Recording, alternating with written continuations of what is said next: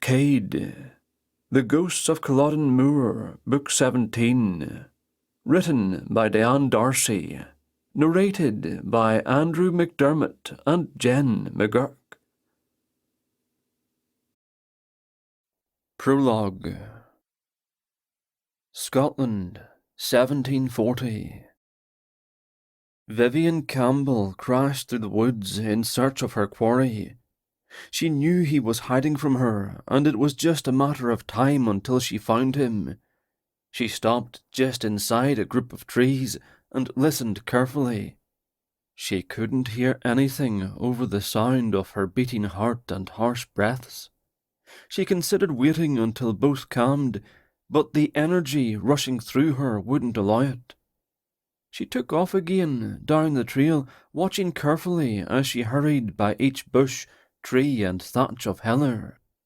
She gripped the silver coin tightly within her hand, and it bit into her palm, but not sharply enough to worry about. She was more concerned about losing it.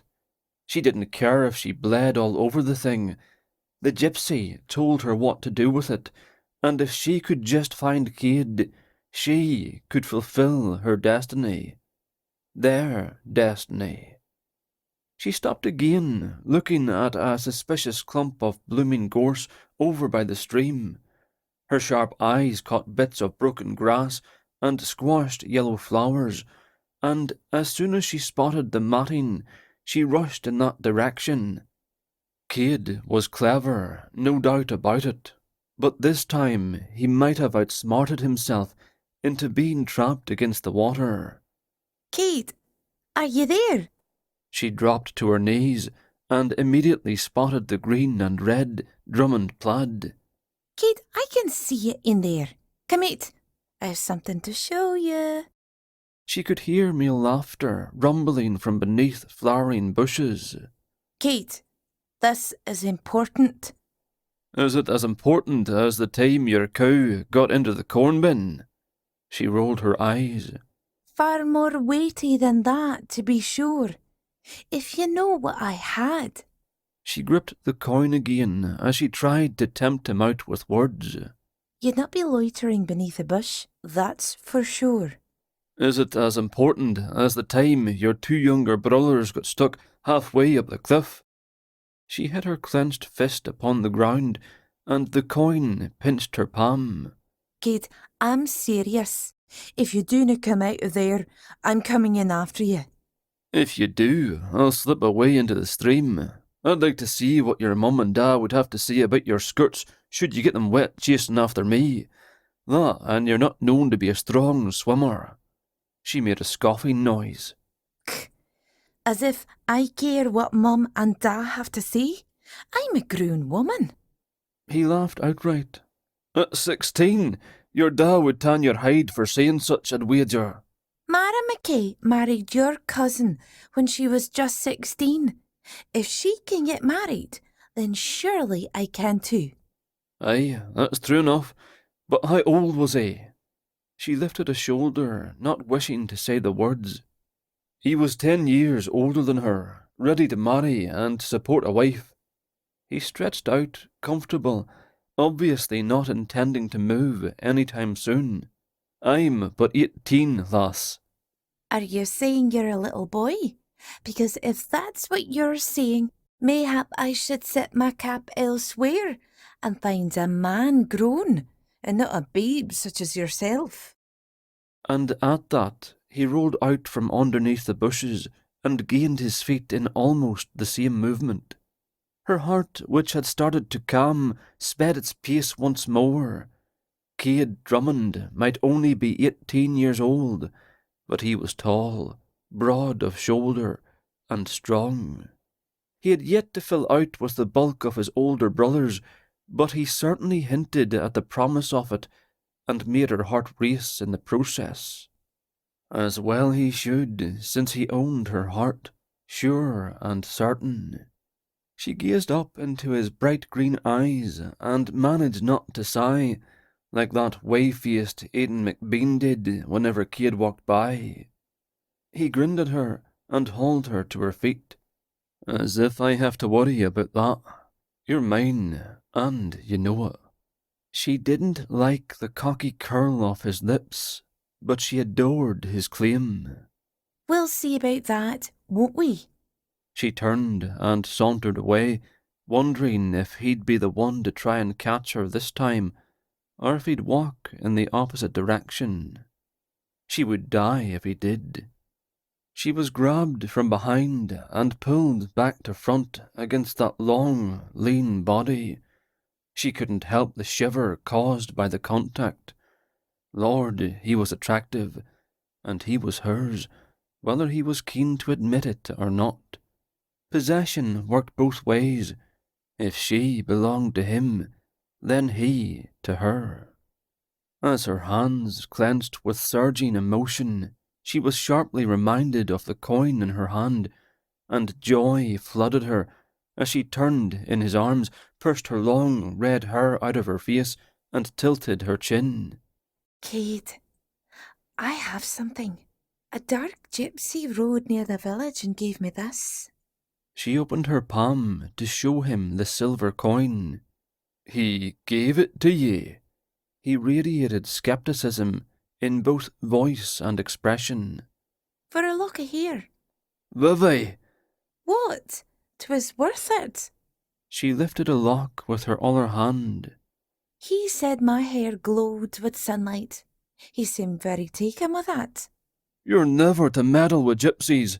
I bet that's not even real silver, and your hand will turn green before sunset. 'Tis. He told me himself. Silver for hair. He laughed, and it sort of hurt her feelings. Didn't he think a lock of her hair was worth anything? She'd considered braiding a length for him to place in his sporran. Now he would do without. Are ye telling tales? There is a gypsy outside of the village, and he did give me this coin. Fine. What are ye to spend it on? The determination she'd felt before rushed back, and love for Cade swelled within her. Did he love her enough for this to work? 'Tis meant to bind us together.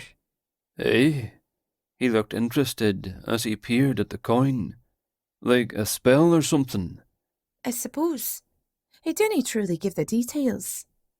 Cade took it from her and studied it for a long while, turning it this way and that, then holding it to the sun where it glimmered. What are these markings? I dunno know.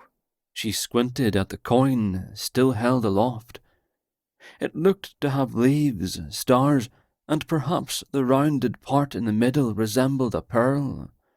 Standing so near Cade did funny things to her insides, and she had a hard time concentrating. He took her hand and pressed the coin to her palm. Well, gypsy or no, I've no intention of binding myself to anyone. At that, her temper rose. Well, then, perhaps if you find love so objectionable, you'll be alone for the rest of your life. I've got plenty of time yet to fall in love. She studied him to see if he was teasing her or not. If she was to take this big a step with him, she needed to be sure he was with her. You just claimed I was yours. I love you, Cade. Are you saying you didn't love me? He hesitated, and it was like a knife in her heart. She turned and stomped away. Fine. Fine. I'll not be wasting my coin on the likes of you, Cade Drummond. His chuckle only inflamed her more. Now, lass, donny be hasty.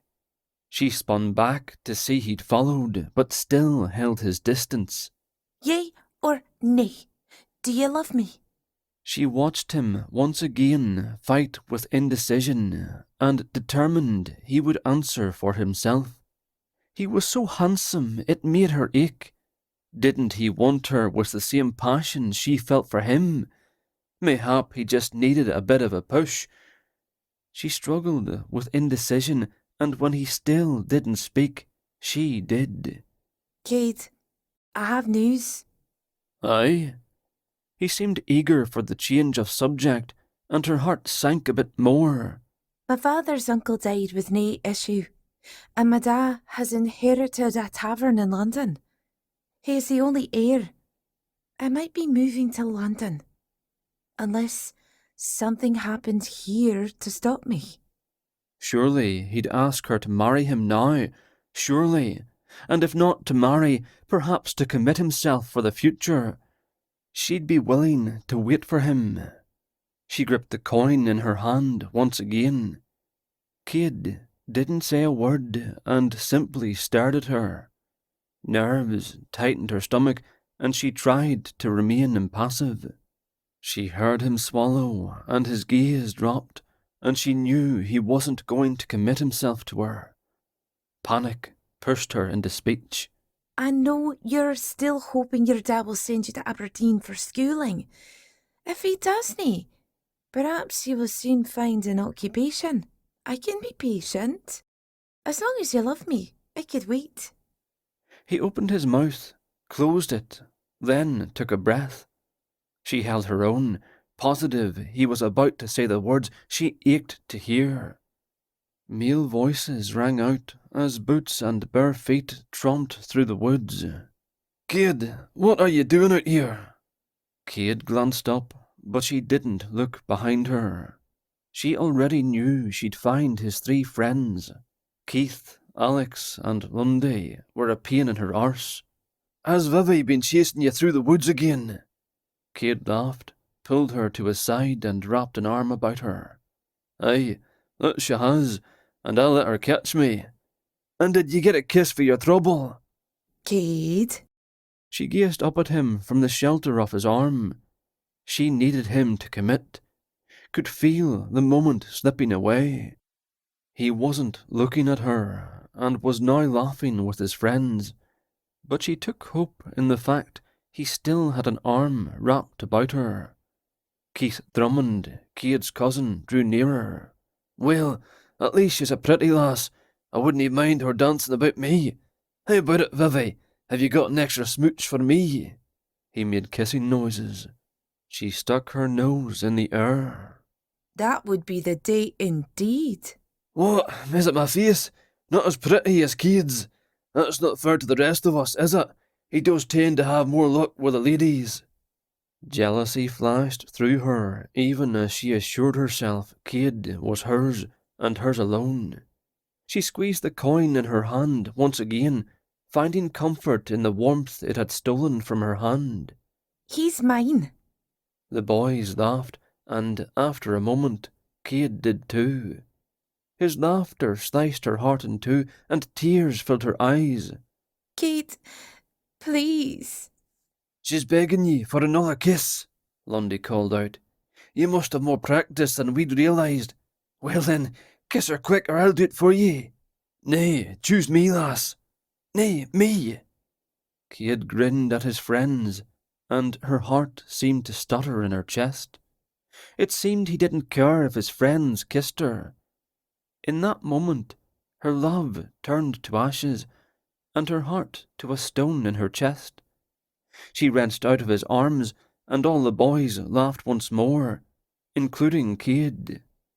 Vivian walked a few paces away, then turned and threw the coin at him. He caught it in his hand. "Vivi." His tone was placating, but she didn't care. Tears filled her eyes as anger filled her gut. "I bind you to me. May you love me always, and never have me." Cade, now walking toward her, stumbled. A pain pierced her heart, and sheer willpower kept her on her feet. She gave one last glare at the man who was responsible for hurting her, and left, making her way through brush and trees. She could still hear his friends' laughter. "She's cursed you, Cade. You've been cursed. Cade the Cursed. Shut your maw, Vivi. Wait." Tears blurred her vision, but she kept moving forward. If he didn't love her, then she wasn't going to love him any more either. She'd move to London with her family and never see his aged face again. With a sob, she lifted her skirts and ran. Chapter 1. 5 years later, December 1745. It was blasted cold to be waiting about like this, and Cade hoped they started marching toward London again soon. He glanced around at his fellow soldiers, crammed together on the road, loaded with weapons and waiting for news. Most shucked their bags to the ground, glad of a chance to lighten the load. "Have you heard anything? Do you see anything?" Cade glanced behind to see Liam McGregor shouldering his way through the crowd. The man wasn't addressing him specifically, but Cade answered anyway. "Nay, we've not. Stuck here in the middle, we're lucky to hear snippets as the men in front pass back any news. Gareth is up front. He'll know what's going on." Cade supposed they'd all know what was going on soon enough. In the distance he could see Charles Stewart upon his horse, arguing with General Murray. The murmuring started up again, and Cade waited patiently for news to be passed from the front. Eventually, Peyton Fitzjames called out, "Someone by the name of Bradstreet came to report." Cade didn't know the man. Men up ahead called back more information, and no one moved as they waited. Finally, Duncan Macpherson turned to call over his shoulder, "The road to London is blocked. There are 9,000 men between us and Henry of Winchester." A chill went up Cade's spine. So much for easy victory. There were only 5,000 of them. "Are we still to fight?" Moody sounded worried. The man definitely liked a good brawl and wouldn't wish to turn back. Cade shrugged. Don't he know? He was taller than most of the men, so he could clearly see Charles Stewart now arguing with his first lieutenant. The men's hands flew as they argued. Were they to go forward or turn back? There didn't seem to be much of a choice. 9,000 men, almost double what they had themselves. Still, they'd fought well at Preston Pans and quite handily against a larger force. They'd killed at least 1,400 of the government army and taken losses of only 400 themselves. A decisive win, though Cade had lost a good friend in Archie Morrison and mourned him still. But given the chance, Cade would say most were ready to fight and be done. If he had a vote, he'd be all for pressing to London. He wished to see Vivi. Was she married? To an Englishman? Did she have children? Did she regret half as much as him? Did she so much as remember his name? He'd wanted to write to her over the years, but with the war continuing, didn't want to place her or her family in danger. "I'll see what's going on." Liam took off, pushing his way through the crowd again. He needn't have bothered. Word moved quickly through the rippling crowd as those in front seemed to awaken, gesturing and shouting, until Liam was heard to shout, "We're to turn back!" Cade blew out a long breath as those around him erupted into shouts of fury, gesturing and calling out opinions, until it seemed every man one of them spoke his piece. "We've come so far. We could win this. Nay, 'tis better we turn back. Do you wish to be slaughtered, man?" Cade knew he should probably be happy about the decision. He didn't wish to die this day, but this surely blew his plan to pieces, didn't it? He had fantasies of them storming into town, taking the city, and when that was done, slipping off to see Vivian. Vivi. It had been 5 years since he'd seen her face, 5 years to regret.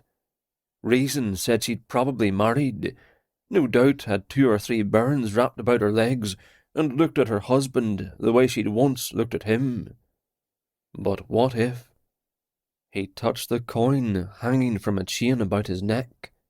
He'd carried it with him since the day she'd thrown it at him, since the day he'd lost her. What a fool he'd been. Worried about what his friends thought. It seemed so ridiculous now. Though they'd been young, He should have gathered her up, kissed her and pledged his life to hers. What had he been waiting for? Someone better? No such thing. She'd cursed him to love her that day with her silly little coin, but she needn't have bothered. He'd already been hers. He often thought about how she'd looked that day as she begged him to commit, her red hair shining in the sun and her flashing blue eyes yearning and hopeful. Where were the laughing friends he'd wished to impress? Where was the university education? Scattered to the winds, much like Vivi herself. Mayhap she did curse him that day. He'd certainly never let her go in his heart. She was that girl for him. The one who got away. The woman he should have married. Marching toward London was the easiest walking he'd ever done in his life, as thoughts of seeing her again fueled his every movement. He ached to see her again. He needed to know if she was unclaimed, and if not, see if she'd give him a second chance. He considered deserting, hanging back and sneaking past the guard at the rear, but to what purpose? To encounter 9,000 men? To be killed or pressed into the service of the king? This war wasn't over yet. Who knew, with their leaders, which way they'd go from one day to the next? The war would end eventually, and if he stayed alive, he'd still have a chance at seeing her. If not now, then perhaps in the next year. A loud whistle jerked Cade from his thoughts. He watched as bonny Prince Charlie circled his hand, and the men at the rear started back the way they'd come. After a long wait, the soldiers in front of him eventually started to move. On legs that had been light only hours before, Cade slowly moved on laden feet with the rest of the men to march north.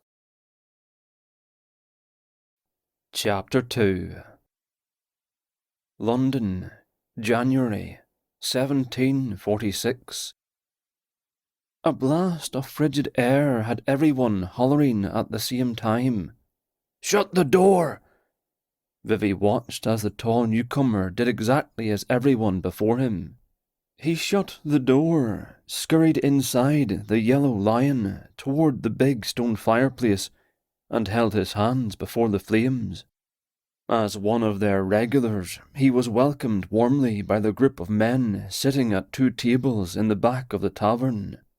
The gentlemen soon went back to their favourite topic, the Jacobite army fleeing with its tails between its legs. The month before, all of London held its collective breath as they'd waited for the Jacobite forces to storm the city, along with the French invasion fleet ready to attack from the west. No one was quite sure what happened to turn the army around, but the close call was still the cause of much speculation in the tavern. Was Cade with the army? That was what she most wanted to know. Vivi scrubbed a table and found herself once again thinking about the man. She could still feel embarrassment 5 years on about the way she'd thrown herself at him. Whatever had possessed her to pressure the man, or rather the boy? She'd thrown that gypsy coin and tried to curse him with every passionate beat of her young heart when she hadn't received the response she'd wanted, as if anyone could force love. Mayhap the curse had rebounded. She'd certainly never married. Was there a part of her still waiting for him? Ridiculous. Of course not. The only reason she thought about him lately was because London was on edge, tense, worried about the Jacobites and what might happen if they returned and marched on London after all. And Drummonds supported the cause. Everyone knew that. Of course, London was better prepared now. Everyone said so. 6,000 infantry protected London. The French had retreated, and the Jacobites had lost their opportunity. The Duke of Cumberland was on their trail and determined to crush the rebellion. It was talked about most every night as she served ale and helped her parents run the tavern.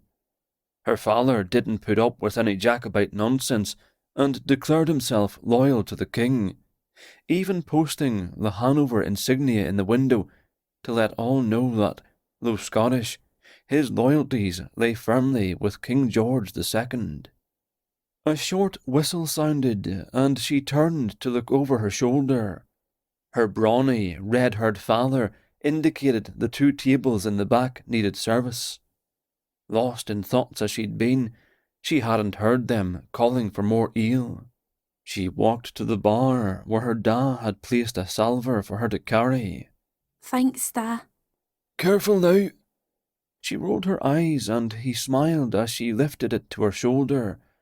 It had been years since she'd spilled ale or broken tankards.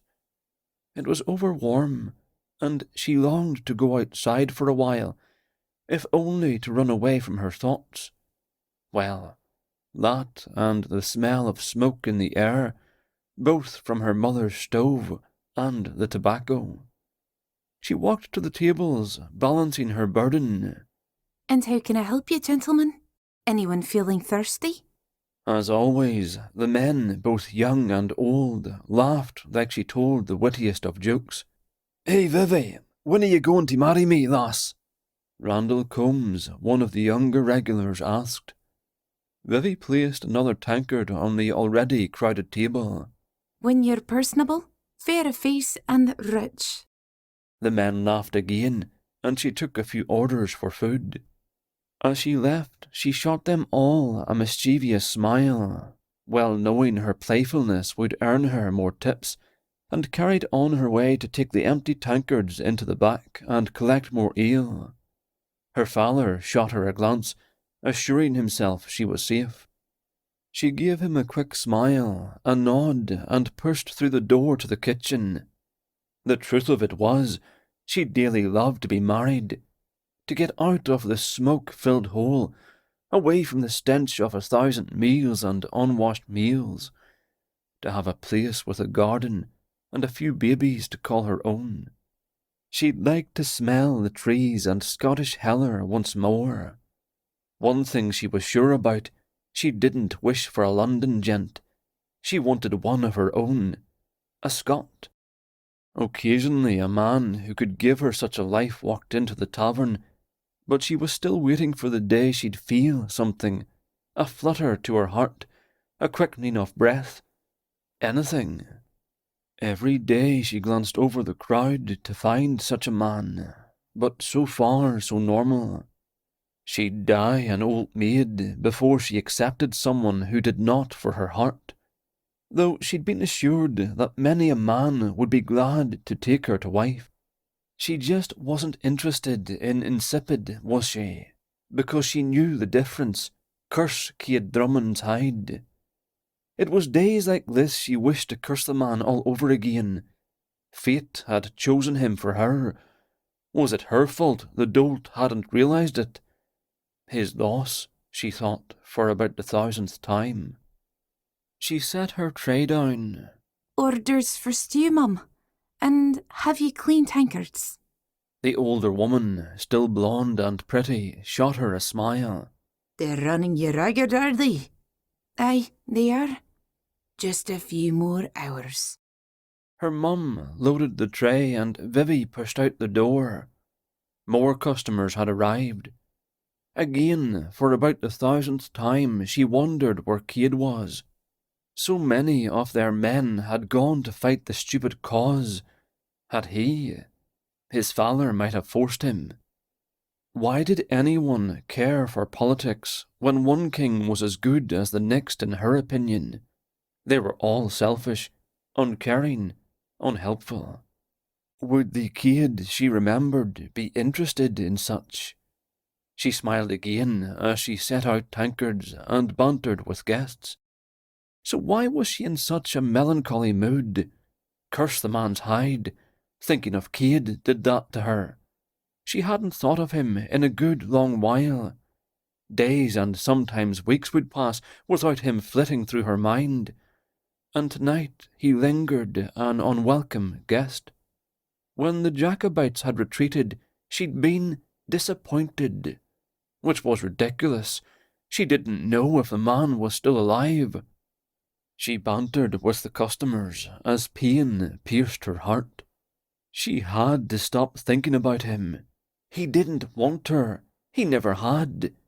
She had to stop looking for him when the door of the tavern opened. Cade Drummond hadn't wanted her, so why couldn't she let him go? She could, and she would. She just had to put her mind to it. Chapter 3. Culloden Moor, April 16th, 1746. He'd been a fool. Dying, gasping, all he could think about was Vivi. He should have told her he loved her. He should have married her. If he'd taken vows with her, she'd have been his. He'd be thinking about his wife right now, instead of a girl he'd once known. A girl who'd once loved him. A boot stomped hard on his chest as a soldier used him for leverage against an enemy as swords struck. A musket fired loudly at close range, and another man dropped nearby, groaning, and the battle raged on. Cade could no longer feel the arrow sticking out of his leg. He seemed to be numb from the waist down, and it was too much of a bother to try and remove the arrow sticking out of his stomach. In fact, he couldn't seem to move his arms anyway. He lay, gasping for air as blood gurgled from his mouth. He'd just turned 24. That meant Vivi was 22. He wished to grasp the coin hanging from a chain about his neck, but could do naught but await death as regret tore through him. The sky was grey, and he could no longer sense cold or wind as sleet wet his face. He looked at the sky, could see her as she'd been that day, red hair shining, sky blue eyes glistening, the look in them as she begged for his love. She'd always had it. She always would. If only things could have been different. If they could have married, had a place of their own in the woods. If he could have raised a family with her at his side. The vision of it awed him for a moment, but that would never happen now. Mayhap she would recognize him in heaven, if he should go there. What with the blood of both English and Scots staining his soul, he had his doubts. If only he'd been able to see her in London, if only they hadn't turned back. He choked on blood and released his last breath. Aye, he'd been a fool. Chapter 4. London, April 16th, 1746. It was dreary inside and out, and rain pounded the windows. Vivi balanced tankards of ale, one in each hand, as she made her way to one of the smaller tables. A nagging feeling had plagued her the entire day, and she finally realized what it was. Dread. Something was wrong, but she didn't know what. She gave two gentlemen, regulars, drinks and smiles. As usual, she chatted for a few moments, but couldn't keep the thread of the conversation going, couldn't concentrate. It was like she worried about something but couldn't remember what. She checked the kitchen, but everything was in order. No food left burning or anything like that. The same with their upstairs home. She said hello to her brother, resting after working at the cabinetry shop, looked around, determined that if she stood there long enough, she'd discover something forgotten. Downstairs again, she wiped the bar, determined to stay busy out front, so if something happened, she'd be the first to know. "Vivi," Fowler asked, "is everything all right?" She smiled at him. He'd always tell them naught was the matter, but if she didn't know herself, how was she supposed to take the advice? Vivi started to rub her chest. "I'm fine." And then, suddenly, she wasn't. A sharp pain between her breasts drove her to her knees. She vaguely heard her father's shout and her mother's scream. She fell to the floor as her da reached for her, shook her, asked questions she could no longer answer. Her mother was wailing now, and though she worried about her parents, her last thoughts were of Cade. Chapter 5. Culloden Moor, present day. Number 46. Cade? Come forward, laddie. Cade appreciated that Sonny refrained from calling him Cade the Cursed. The moniker he'd gained in life had followed him in death. Some here might not remember their own names, but they never seemed to forget his. He'd watched the others go, and was glad it was finally his turn. Besides wanting to settle the score with a certain ineffective prince, he'd hoped to find a certain someone waiting for him on the other side. His friends, Alex and Lundy, stood next to him. Well, floated next to him.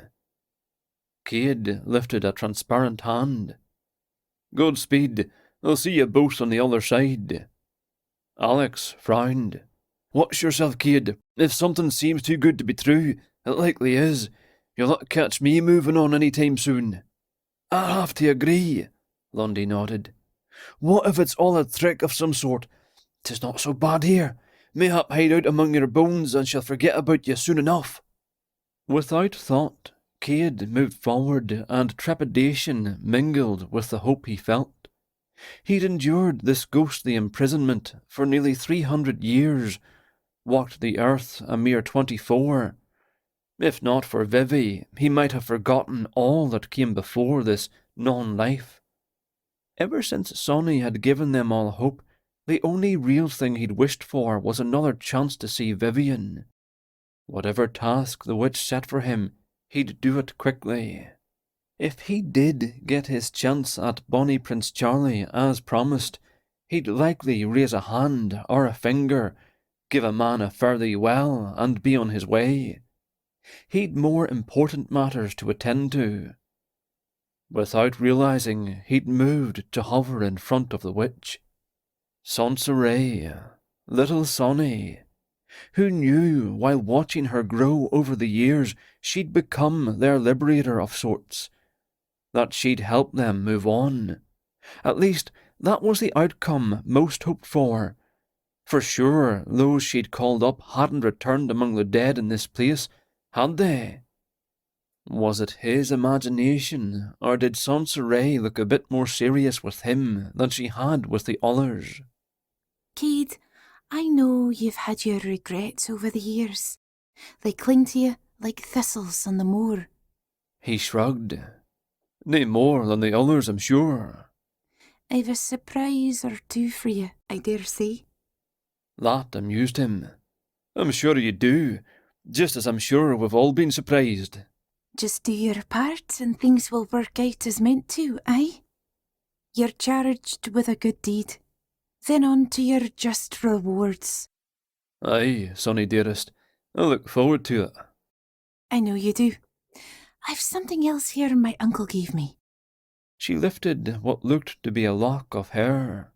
Red hair with a bit of twine wrapped about it.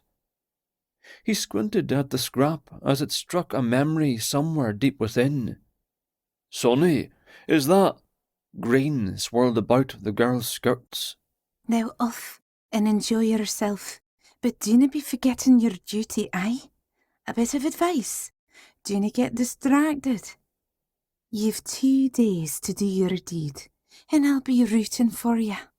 "But—" He grew dizzy, seemed to melt away, tumble upon the wind. And Cade, Her voice echoed upon the wind. say hello to Vivi for me, will ya? "What?" His lethargy disappeared, and he fought against her influence, tried to find her once more. "Sonny, what did you say, lass?" But the words only echoed in his mind as the whirlwind captured him, spun him away, and sent him off to who knew where. Chapter 6. Maine, July, present day. Vivi awoke. Above her, tall trees waved, and the bright blue sky beyond burned her eyes with tears. She sucked in a breath and sat up. It was warm. The green grass she lay upon and the lush trees surrounding her indicated summertime. There was a gentle breeze, and in the distance she could see water. A lot of water. The River Thames? Somehow she didn't think so. She blinked rapidly as she glanced around. So if not London, where was she? Where was winter and the tavern? She breathed deeply of the fresh, summer-scented air. After the smoke of the tavern, she could almost taste the crispness of the breeze. Everything around her was so beautiful. Just moments ago, she was with her parents and customers. She sniffed her sleeve, expecting to smell of wood smoke and the bread her mother baked that morning. Instead, a crisp, clean scent filled her nose. She rubbed her chest, remembering the pain. She'd been thinking about Cade and... Vivi. She looked over her shoulder to see Cade walking toward her, and her mouth parted. He looked different, filled out and more muscular than he'd been in the 5 years since she'd seen him. Was she dreaming? Cade? He fell to his knees, reached for her, captured her hands and brought them to his mouth to kiss the backs one at a time. He gazed into her eyes. You look beautiful, just like I remembered ye, only better, so much better. What's happening? I'm not sure how to explain this to ye. Cade, kissing her, calling her beautiful, must be heaven then. Am I dead? I don't think so, at least not any longer. Any longer? Once more she gazed at the trees, the grass, the rocks. She rubbed her chest again. I think I died. Did you die too? Is this heaven? And if it was telling her he was the one to show up for her. Her heart, hardened against him for so long, softened. She'd been right when 16. She loved him with everything in her. They'd been meant for each other. Much good it had done her. I dunna ken any of this. He clutched her hands tightly enough she could feel the pain of it, and she glanced down confused. How could she feel pain in heaven? What do you remember? Your life? Your husband? I remember everything. I'm not married. I never married. Emotion flashed over his face and he exhaled. When did you die? She yanked her hands from his. I thought you said I wasn't dead. Not now. He grabbed her by the shoulders, held her immobile, and the warmth of his hands seeped into her skin. Pleasure at his touch. His nearness spiked her temper, and she tried to move away. What are you doing? Vivi, listen to me. What year is it? Are you insane? He gave her shoulders a gentle shake. Just answer the question. 1746. He released her and sank back on his heels. He inhaled and let out his breath slowly. She leaned back on her hands and arched a brow. Care to share what you're thinking about? I died almost 300 years ago in April of 1746. A flash of fear rippled down her spine and her eyes narrowed. It is April of 1746. Feeling vulnerable, she scrambled to her feet as he slowly stood. They faced each other, and having him before her brought back feelings of pain, loneliness and humiliation. She turned sharply away and started to walk. Just stay away from me. He was right behind her, keeping pace. How can I? I have information you don't. You need me. I've been hanging about for almost 300 years. Things have changed, Vivi, quite a bit. She stopped and once more glanced around at the unfamiliar landscape. She pinched herself on the tender skin of her arm, and it hurt. She wanted to keep walking away from him, just as she'd done 5 years ago, but this time she wasn't going anywhere until she had some answers. She turned to face him. Explain. He licked his lips. Vivi, do you remember Dragonfire Moor? Of course. Do you think me daft? 'Tis outside Inverness. Most simply call it Culloden now, for the battle fought there. Brows pulling together, she shook her head. Tell it quick. What are you trying to say? He turned away and rubbed the back of his neck, then swivelled to face her. You'll not believe me, but here it is. Mad died in 1746 on Culloden Moor, almost 300 years ago. I've been haunting the moor with 78 others, and a wee witch has given us a second chance to prove ourselves and to move on. His gaze softened as he looked at her once more. And perhaps I'm to have a second chance with ye as well. She could feel her heart pounding as she let his words sink in. She glanced around, wanting to reject his tidings, but here it was, summer instead of winter, forest instead of city. Her hand touched her chest in the exact spot she'd been downed by pain. I had a sharp pain in my chest just now. I fell to the stone floor as my parents wailed in grief. She glanced up. I died too? Cade shrugged. It sounds as if, but I don't know. He stood before her, handsome and stronger than ever. A second chance? I'm charged with doing a good deed. We're to do a good deed in the next 2 days. For who? It was his turn to glance around. I don't know. He held out his arms and looked at them. I'd not remembered what having a body felt like. Where have I been? He shook his head. Mayhap heaven. Why can't I remember? He shrugged. Mayhap you're not meant to. Why send me back? He reached around his neck and pulled out a chain. On the end, a coin dangled. I think you bound us that day, lass. I've always felt so. Mayhap when I died, ye did as well.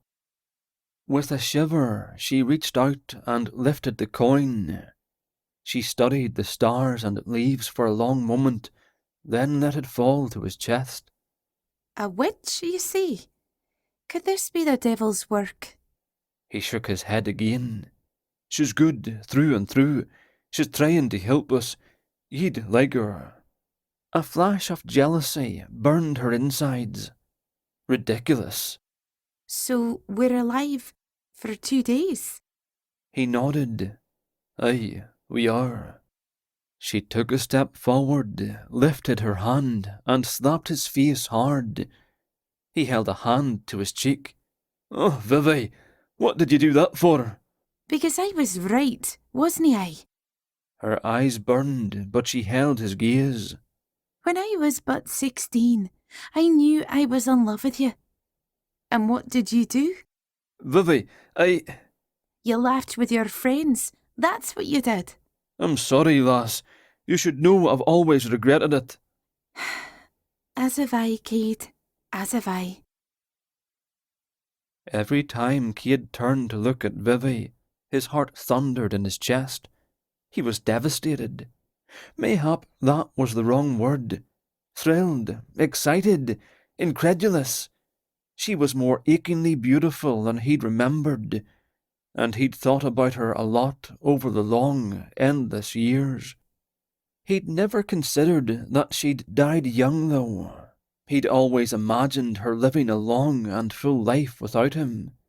He tended to think of her when it rained. When she'd have been 70, he'd mourned her passing, not knowing a soul who'd lived beyond that age. Mayhap he shouldn't have kept the coin she'd thrown all those years ago. Mayhap if he hadn't had it with him when he died, she'd have lived the life he'd envisioned for her. But she was here, now, alive, his version of heaven. Was he truly being given another chance with her? 2 days? An eternity if they got it right? Tears of gratitude welled up as he remembered Sonny's parting words. He'd thought he'd misunderstood when she'd said, "Say hello to Vivi for me." Apparently not. When the witch gave them another chance, she meant it. He ran a hand over his face and looked at her once more. She'd taken the news better than he might have in the same situation. So we have 2 days to do something. He liked the sound of that. He nodded. She looked so confused. Where do we find this task? He shook his head, resisting the inclination to pull her into his arms. I don't know. A scream rang out into the air. Eyes widening, they looked at each other, and then both ran in the direction of the next blood-curdling scream. It sounded as if murder took place at the very least. Vivi couldn't help but wonder if this was it, the good deed they were to perform. She'd ask Cade, but he was ahead of her, the distance between them lengthening by the moment. When she broke through the tree line, Vivi stopped in amazement. A city lay below, a harbour dotted with boats and ships, the place unlike any she'd seen. Quaint and colourful houses and buildings surrounded by trees flourished on the hillside. An ocean extended into the distance with islands scattered across the water. Cade said it was different now, that she'd need his help adjusting. He wasn't joking. Another shriek yanked her from her reverie, and she ran down the hill. By the time she arrived, Cade had a thin, swarthy man by the front of his shirt and pulled back a fist to strike him in the jaw. When Cade's hard blow landed, the man spun around and crumpled in a heap on the ground. Cade turned to help a woman to her feet, and Vivi just stared. The lady was the most beautiful Vivi had ever seen, and shamefully, her legs fully exposed by the very short breeches she wore. "Are you all right?" Another man rushed through the trees and stopped, breathing hard. "What's going on here?" What was going on, indeed? The newcomer, tall, blonde, and fair of face, was eerily handsome, bringing fairy tales and heroes of old to mind. A perfect match for the woman clinging to Cade. The lady lifted moist eyes to look at the newcomer. I was attacked. A sob escaped, and even that was done prettily. She pointed. By him. Her attacker staggered to his feet, started to run, his gait awkward, but fast for all that. Cade started after him. Please. The woman voiced faintly. Please don't leave me. Cade's steps faltered. But he's getting away. Please. She held a hand out to Cade, so beautiful with her shining blonde locks and subtly painted face. Her form-hugging clothing so exotic, Vivi couldn't help but look down at her own shapeless homespun, which was plain and cumbersome in comparison. The lady was even more beautiful than Eppie Hughes, a beauty from a nearby village who'd followed Cade about. Vivi hated that girl, and to be honest, didn't feel any soft feelings for the one before her either. Cade, poised for the chase, released a sigh and turned back to the helpless woman. He took one of her hands in his, rubbing it as if for warmth, though it was a sunny day. A hot stab of jealousy flared through her, which in turn made her feel bad. This is what they were there for. Cade, ever competent, had done the task quickly and efficiently. Not content with Cade's attention, the woman held her hand out to the other man as well, and after a short pause, he strolled forward and took it. Face to face, both so blonde, expensively dressed, and perfect they seemed a matched set. It was so horrible. If you hadn't come along. She released Cade and pressed her face to the other man's chest, which Vivi appreciated, though the other man had done not. Thank you. Thank you so much. Odd speech that. Flat tones, but comprehensible. Vivi met Cade's gaze, and he lifted a brow, amusement lurking. She smiled. She'd always liked his sense of humour, and he could always make her laugh in the strangest of situations. And if this wasn't strange, she didn't know what was. Glancing at the path the villain fled, Cade moved to join Vivi, and they watched the lady now completely leaning upon the other man. More moneyed people walked into the clearing to ask what was happening, and they almost didn't seem real to her. Perfectly plucked and painted brows, subtle face paint that made them look smooth and polished, men and women alike. The females wore breeches every bit as brief, exposing the whole of their legs.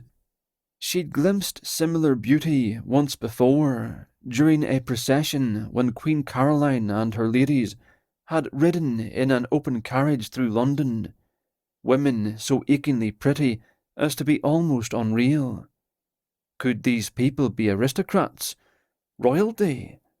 What a strange city, where the wealthy wore so little clothing and found exposing their bodies fashionable. The blonde man explained to his friends what had happened before turning to Cade. Good thing you were so close. Slightly aloof, he disentangled himself from the clinging girl. I heard the screaming, but you beat me here. Cade nodded. Who attacked ye? Did you know him? The lady shook her head and shuddered. He was no doubt a thief. The tall blonde placed his hands on his hips. It's common enough in tourist towns, but I wouldn't have thought a port in Maine would be so bad. He shrugged. It just goes to show you never know. He held out a hand to Cade. I'm William Richards, by the way. The men shook hands. Call me William. He looked at Vivi with interest.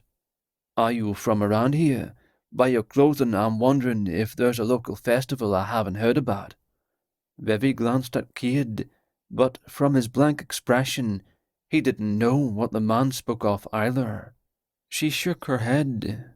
Nae festival. Ah, from Scotland, are you? I didn't realise people still dress traditionally on a regular basis, but what do I know? William smiled. Though I do have a place in Scotland, a big honking property, I guess I'd better spend some time there. Ah, a landowner. So her impression had been correct. Aristocrats. You know, you two ought to come and hang out with us. We were just hiking and then headed to breakfast in town. I have a yacht out in the harbour, and we'll be leaving soon, but I'd love to get to know you better. My treat. Cade looked at the blonde woman. We can't leave this girl. We'll make sure she's safely returned to her people, and the villain wishing harm doesn't come for her again.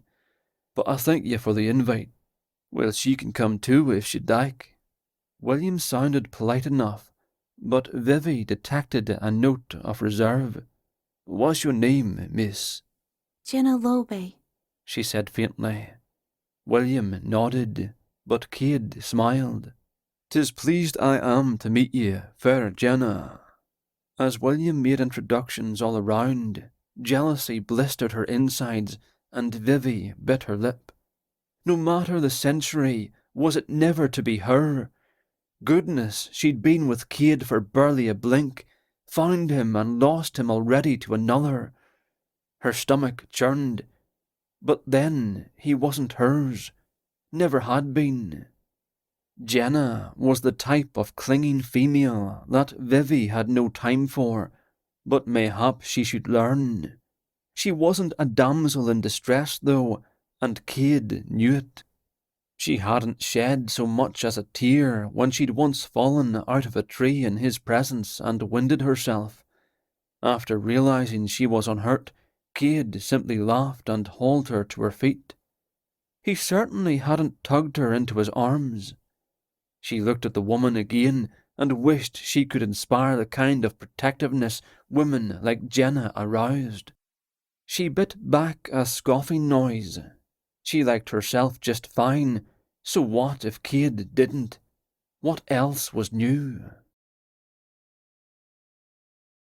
Chapter 7. Cade could tell Vivi was seriously spooked. This, in turn, spooked him. She'd left him before, hadn't she? Gone to London, never to return.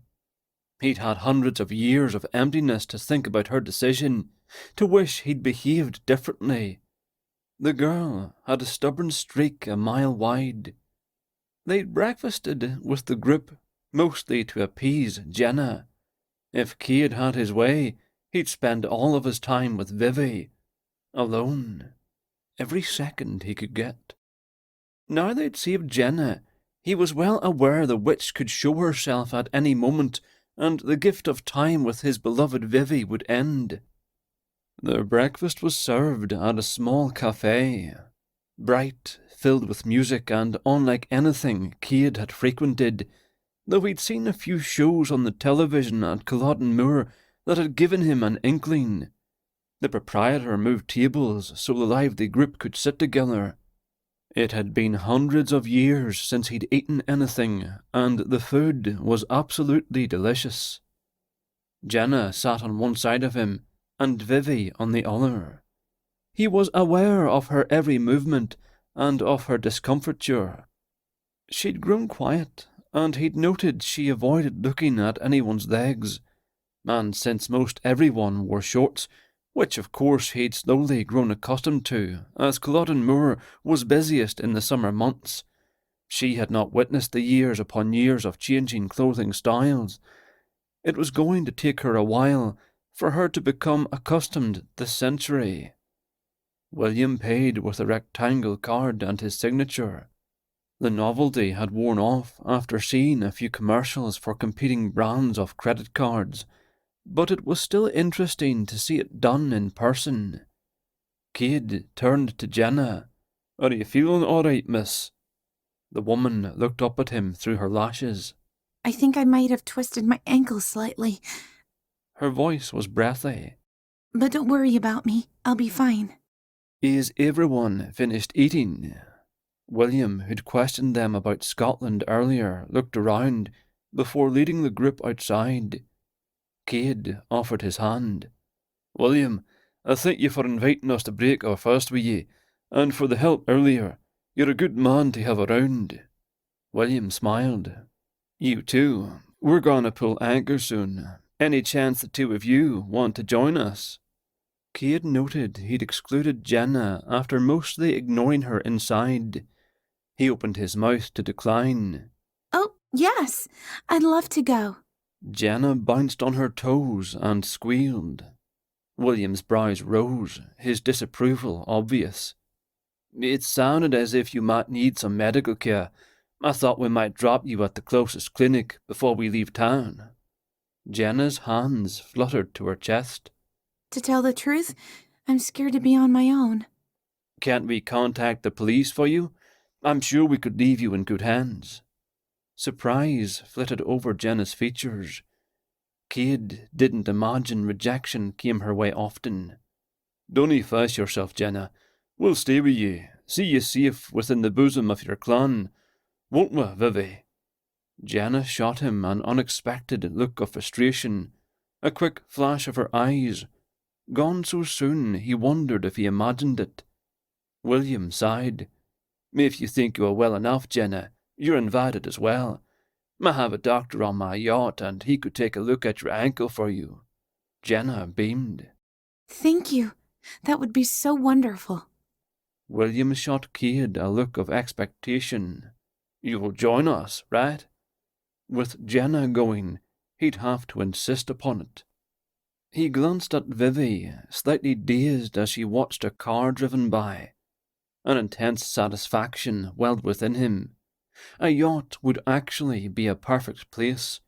Not only could they keep Jenna close by, but this would ensure Vivi remained near as well. She was stubborn enough to decide to flee if she took it into her head to do so, and it would be harder for an assailant to get on board a boat. His chest ached at remembered desertion. She'd left him once. She could do it again. This time, he was going to make sure that didn't happen. She wouldn't be able to run off without him now, would she?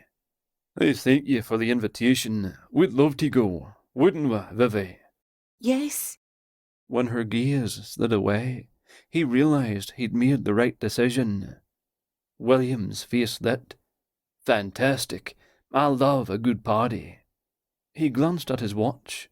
Let me give you the details, and we'll leave port in 1 hour. Does that suit you? Cade still watched Vivi. Aye, that suits me fine. A small boat ferried them out to the yacht. It was probably a good thing they rowed in the second of 2 trips, because when they arrived, if Vivi had a choice, she might have turned around and run in the other direction. The place was worse than a den of iniquity. Not that she'd seen one before, but if she had, this was what it would have looked like. Jenna headed straight for a man holding a tray of drinks. Vivi bumped Cade with her shoulder as her face heated. Are you sure Jenna's the one we're supposed to watch over? Aye. And you are sure and certain you want to watch over her here?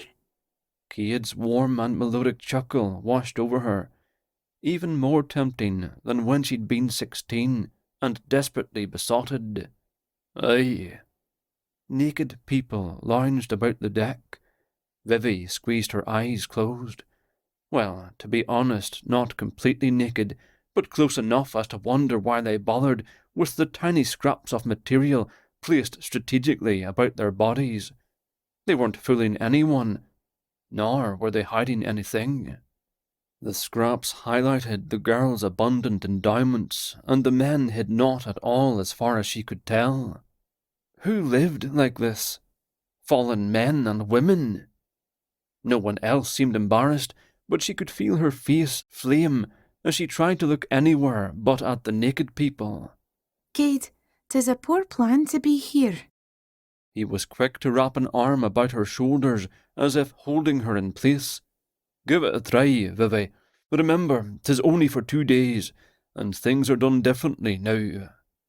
That was an understatement. You said 300 years have passed. Almost. There truly was no denying it, was there? She'd lived in London the past 5 years, that she could recall anyway.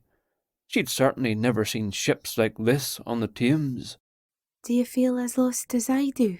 Vivi asked quietly. Cade's arm tightened again, and she was glad for the comfort, though it came years too late. Hush now, all will be well. She almost trusted him. She wanted to trust him, and therein lay the greatest temptation of all upon this seafaring vessel. William spotted them and spread his arms wide. Welcome, I'm glad you made it. Jenna set her drink down, hurried forward, and startled the man by wrapping her arms around him. Thank you, she gushed. Vivi widened her eyes, stunned anew at Jenna's shameless flirting. Women of her profession were forbidden to ply their trade in the Yellow Lion, but she'd seen doxies aplenty on London streets. William chuckled and patted the girl on the back. He disengaged himself and moved forward once more, evidently comprehending what Jenna wanted from him and kindly refusing. Mayhap William wasn't an easy mark. Good, good, William said. Let's get you situated and settled into your rooms. We had to do some rearranging, but Karen will go with you to help get what you need, because the clothes you're wearing, while awesome, look hot, and not in a good way. William chuckled. A joke Vivi didn't understand, but Cade's smile indicated he had. Karen! One of the mostly naked women slipped free from a group. Short blonde hair, kind brown eyes, and petite frame. The young woman smiled widely. Hey, it's my job to help you out, and I'm glad to do it. It'll be fun to get to know new people. Vivi stood frozen, her face heating like fire. She could see, well, Karen's every secret. Up close it was even more embarrassing. Vivi glanced out at the ocean and concentrated on a couple of white birds floating in the water. Then, with sudden suspicion, darted her attention directly to Cade. He'd better not be exploring Karen's secrets. But she found Cade's gaze fastened to her own. His eyes twinkled with comprehension, and her embarrassment doubled. Clueless, Karen smiled. Follow me, y'all. Cade urged Jenna forward. Then, with the briefest of touches of his fingertips to Vivi's lower back, nudged her to follow. Cade's attention was drawn by the textures of the walls, doors, the sights and smells, as if the centuries he'd spent without corporeal senses had left him starving for touch and scent and flavours. The man wasn't remotely affected by Karen's nakedness, or at least it seemed so. How could that be? Another glance at the bright red scraps of material as they followed Karen, and Vivi noted the crack of Karen's behind was showing a bit. Feeling faint, Vivi refrained from looking at the other girl or any of the people they passed. It was easier to keep her attention on the floor and the backs of Jenna's fancy shoes and her odd travelling case rolling on little wheels. She'd brought 3 of the matching trunks on board with her, but had quickly found a servant to take 2 to her room, as if she were a visiting duchess. Vivi was grateful when they headed down a staircase. The ship was incredibly luxurious. Carpets, hardwood floors, darkened windows. They walked past doors and stopped at the end. It's Vivi, Cade, and Jenna, correct? Aye, Cade said. All right, Jenna. You'll be in here with 3 other girls. Karen knocked, waited mere seconds, then slipped a stiff rectangle into a slot and pushed open the door, revealing a darkened chamber beyond. Cade and Vivi, you're in here. She indicated the room next door. Sorry, it's the smallest room we have, but William said to put you together. She winked at them. Jenna made an unhappy noise. You don't have a room I can have to myself? No, sorry. Like I said, we had to shuffle people around to accommodate the 3 of you. Jenna looked disgruntled. Karen's chin tilted. If it's unacceptable, I think there's still time to call for a boat to return you to shore. Jenna snatched the shiny white rectangle, a key, from Karen's fingertips. It's fine. Jenna entered the room. The door banged shut behind her. A boat ride to shore sounded a fine idea.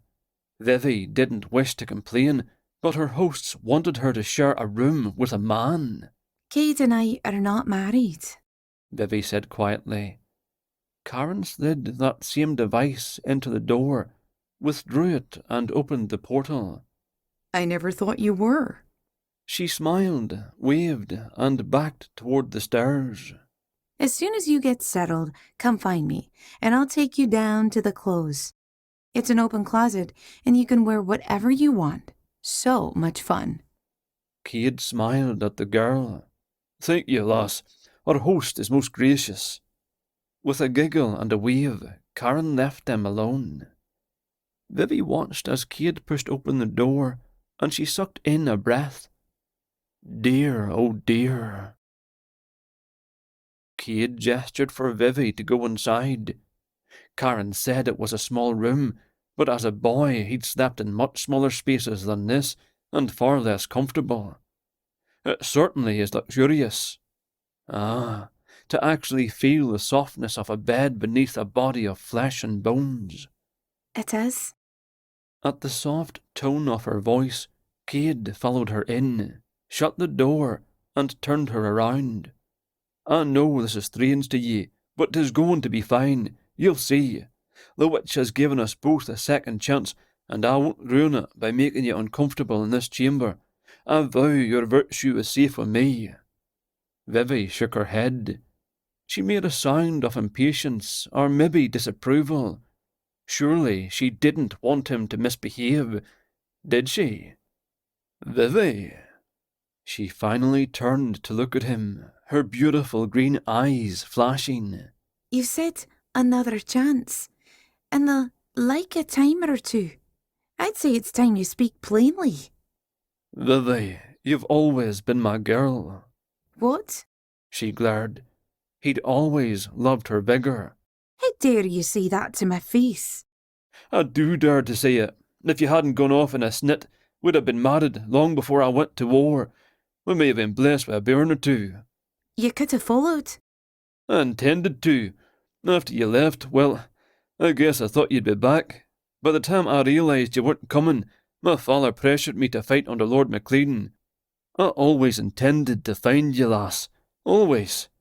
When we marched toward London, you were heavy on my mind, and wondered if you'd married."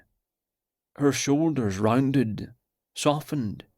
He'd taken the wind out of her sails, calmed her waters, so to speak.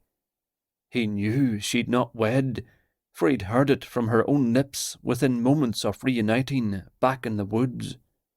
He wanted to ask if she'd not wed because she waited for him, but didn't quite dare. "I'd have come for you, lass. I died before I had the chance. Nothing grieved me more." Vivi shook her head. She lifted a hand as if to wipe the conversation from the air. We're here for 2 days. To do a good deed, you said. There's no need for all this. She gestured roughly between the two of them.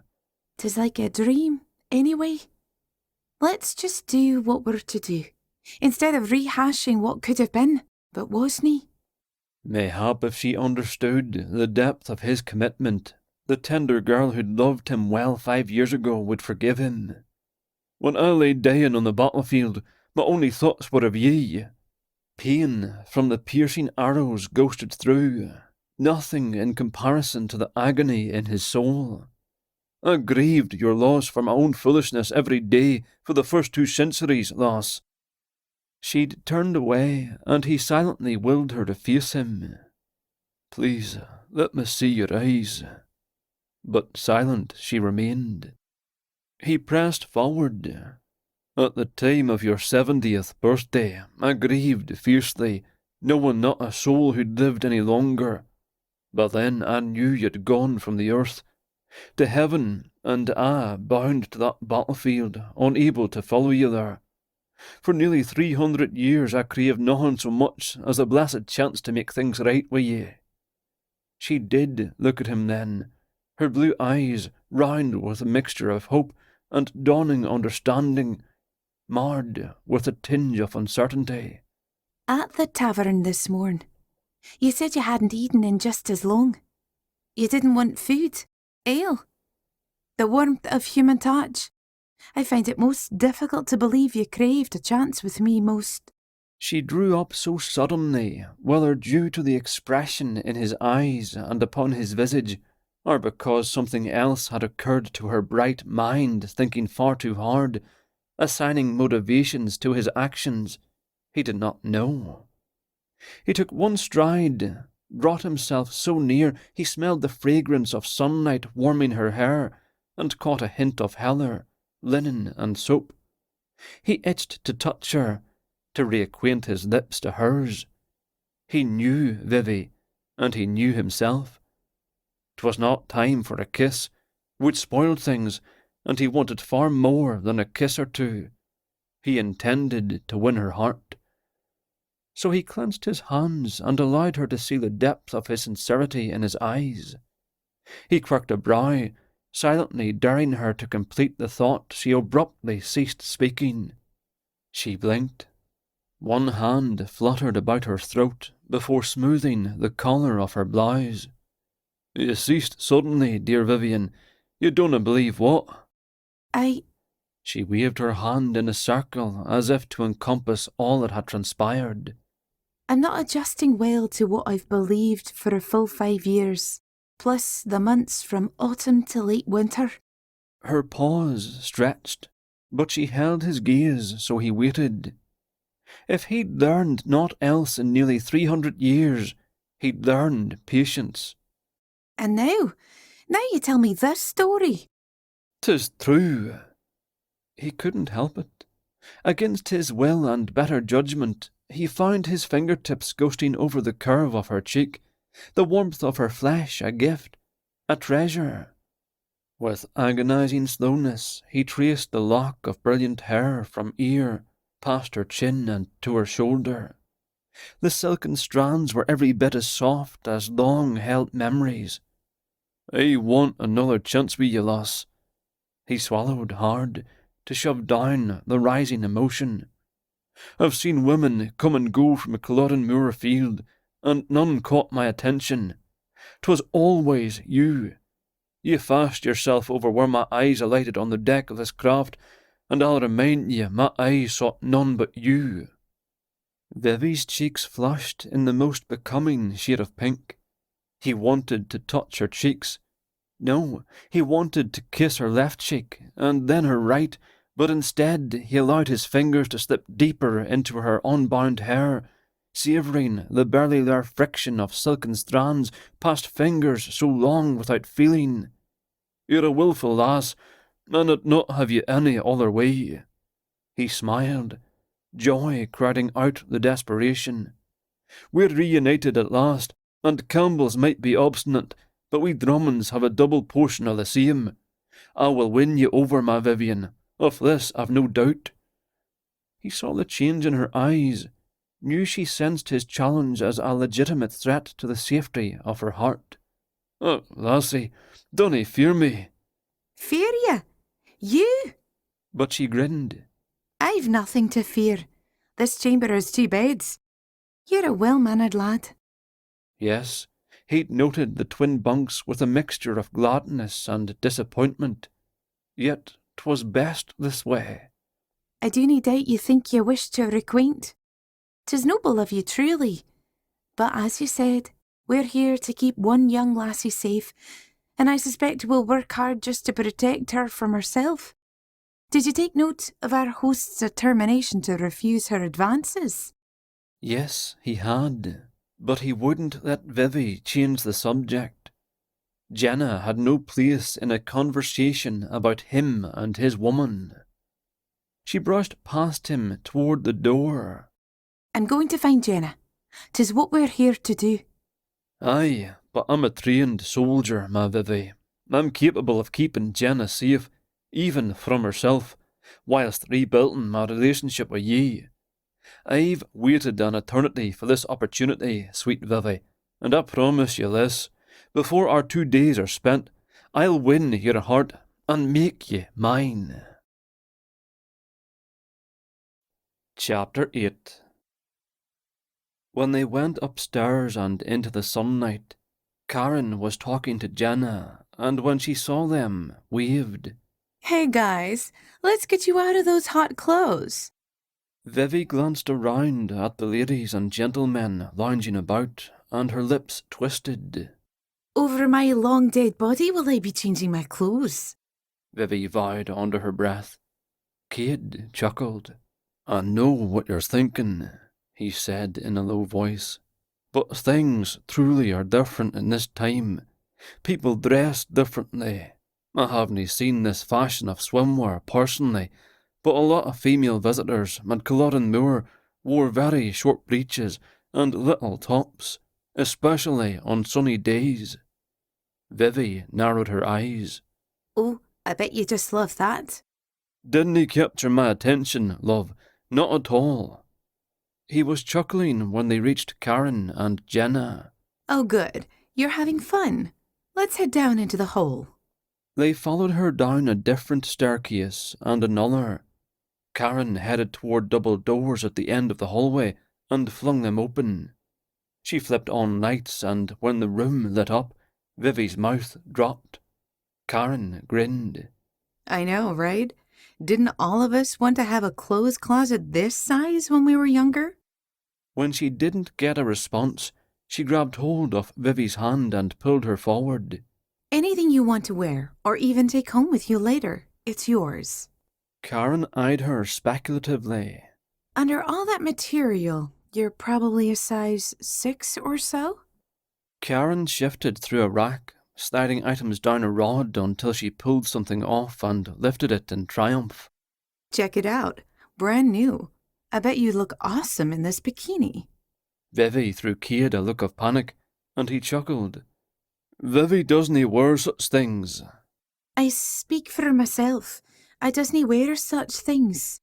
Vivi crossed her arms over her chest, daring Cade to make an issue of her speaking the same words. Oh, I didn't know Scottish folks were so modest. I mean, what with kilts and all. Karen winked at Cade, and he chuckled again. We've got some nice one-piece swimsuits over there, and next to them are the cover-ups. And if you like dresses, check those out right over there.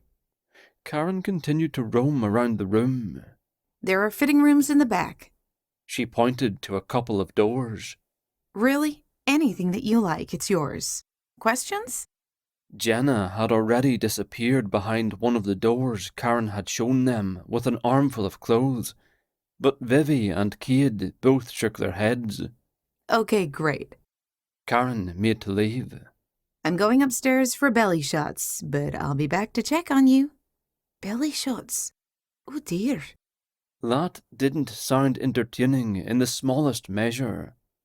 What think you, lass? Do you see anything you like? She glanced around, wondering where to start, only to find Cade watching her closely. What? What's your age? 22. Why? Have I changed so much then? You've grown from a girl to a woman, and you're even more beautiful. Do I look any different to ye? She turned to study him, to truly look at him rather than just glancing, then away again. Her heart sped in her chest exactly as she knew it would, especially after he'd informed her of his intentions in the chamber they were to share. She felt slightly breathless. You're bigger, that's for sure. More muscular. You've the face of a man rather than a boy. I'd have thought you'd have more scars, as you were off to war. Perhaps beneath his linen shirt he did have scars. Not that she was anxious to see his chest or arms or legs. He rubbed his square jaw. Just lucky, I guess. She had to look away. Are you to try anything on? Aye. He went to the section with men's clothing and lifted up a scrap of red material. Have my eye on this. What do you think? Will this look becoming on me? She grinned just to taunt him, as 'twould barely cover his loins. Your choice, but I'm afraid once I start laughing I'll not stop. He put the wee item back and picked up some short breeches. How about this? She tilted her head. It covers the same as your kilt, so I suppose you'd be decent enough. He grabbed a white shirt off the rack as well. All right, let me help ye. Jenna came out from behind the door and posed before a shockingly clear mirror. She turned this way and that, then headed back into the fitting room. The woman seemed a bit on the cold side, but perhaps she was shy. Vivi searched through the dresses. You won't be choosing my clothing for me? Why not? I've had experience in seeing passing fashions over the years. Let me find you something. He held up a long dress that looked like it would end at her knees and bare the entire length of her arms. She immediately shook her head. I'll not wear that. Believe it or not, this is considered very modest in these times. Oh, I'll not be doubting you. I'll just not be wearing it. She found a blue dress that hung to the ground, but the material was much thinner than anything she'd worn, though the silkiness appealed. This? Nice. All right, I'll try it. Jenna came out of her fitting room again dressed in a completely new outfit and headed for the door. Apparently, the woman had no issue leaving behind mounds of work for whoever had to clean up behind her. "Where are you going?" Cade asked. Up on deck to find William. "All right, we'll be up in just a moment." Cade leaned in to share an observation with Vivi alone. "For having just met the man, Jenna seems quite taken with William." Vivi's insides warmed at Cade's nearness, the confidence. Aye. Jenna's bold behaviour reminded Vivian of the lassies that sighed over Cade, followed him about, forthright as could be. Karen came in again just as Jenna was leaving. Have you found anything? Cade held up the outfit he'd chosen. Those are nice. We have swimsuits of a similar length in the event you want to swim. Cade nodded and let her choose, then went into the fitting room Jenna had vacated as Vivi entered the other. After a moment, Karen knocked on Vivi's door. You okay in there? Do you need some help? Holding the dress against her body, Vivi gazed at herself in the mirror, the proper wearing of such a garment eluding her. She opened the door. I'm not sure. Let me in and I'll help you. You just slip it over your head like this. Karen demonstrated. Let me get you a swimsuit to wear underneath and you'll be good as gold. Karen left and came back a moment later with a swimming suit that matched the dress. Thank you. Here, put this on first, then the dress over the top of it. Karen waited expectantly. Vivi didn't move. Oh, that's right. You're shy. I'll be right outside. Vivi made sure the door was locked, then slowly discarded her thick winter clothing. She hurriedly put the swimming suit on and slid the dress over the top before looking at herself in the mirror. She had to admit the silky clothing was beautiful. The swimsuit underneath felt tight and form-fitting, almost like a corset.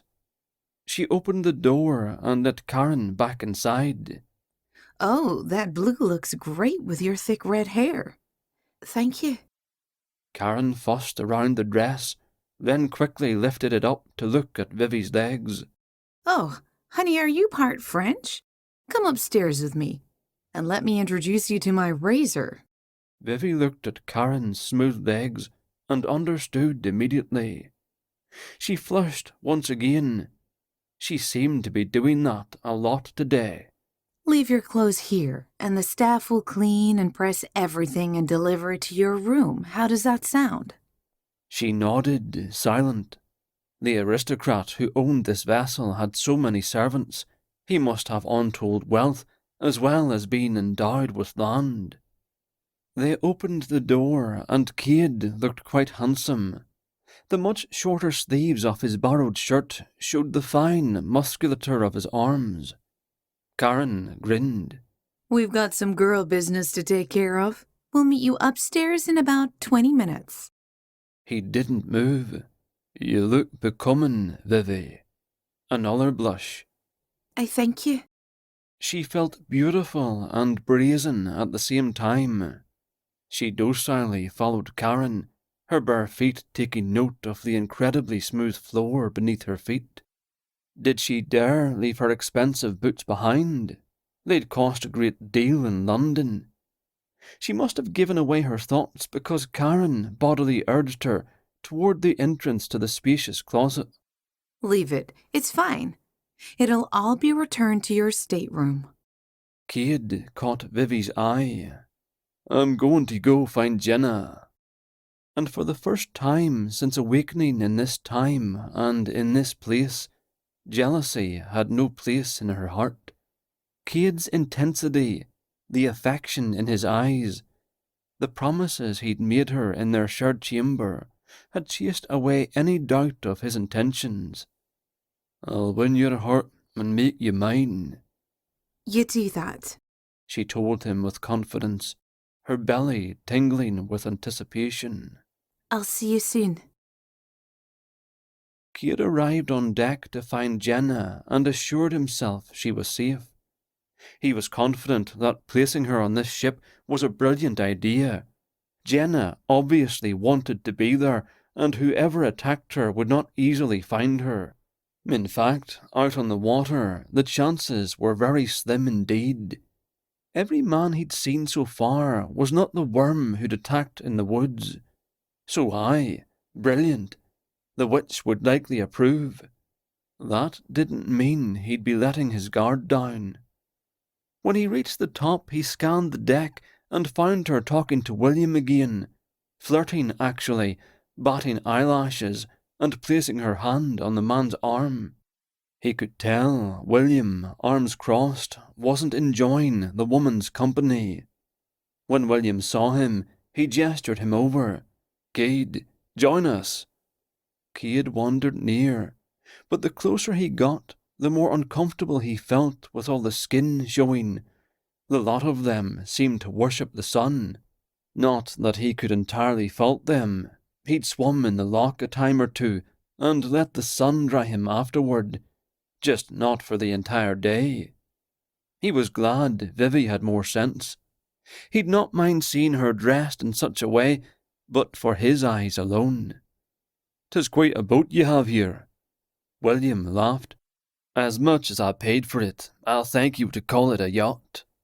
"I'd love," Cade grinned, "to see the engine on your yacht." William's smile seemed genuine and heartfelt. "That's better. We'll check it out after lunch." On the moor, there was much speculation over cars and airplanes and anything with a motor. Even the lawnmower had been a source of fascination. Cade, more than most, always wanted to know how things worked. The two men chatted a while, Jenna hanging on William's every word. Soon, two girls rose from their loungers and strolled over, barefoot and bare. A redhead with colour less brilliant than Vivi's smiled. "I love your accent." "Who doesn't?" The other girl, a dark-haired beauty, placed her hands on her hips, bringing uncomfortable attention to her curves and hollows. Cade grinned, affixing his gaze to her eyes.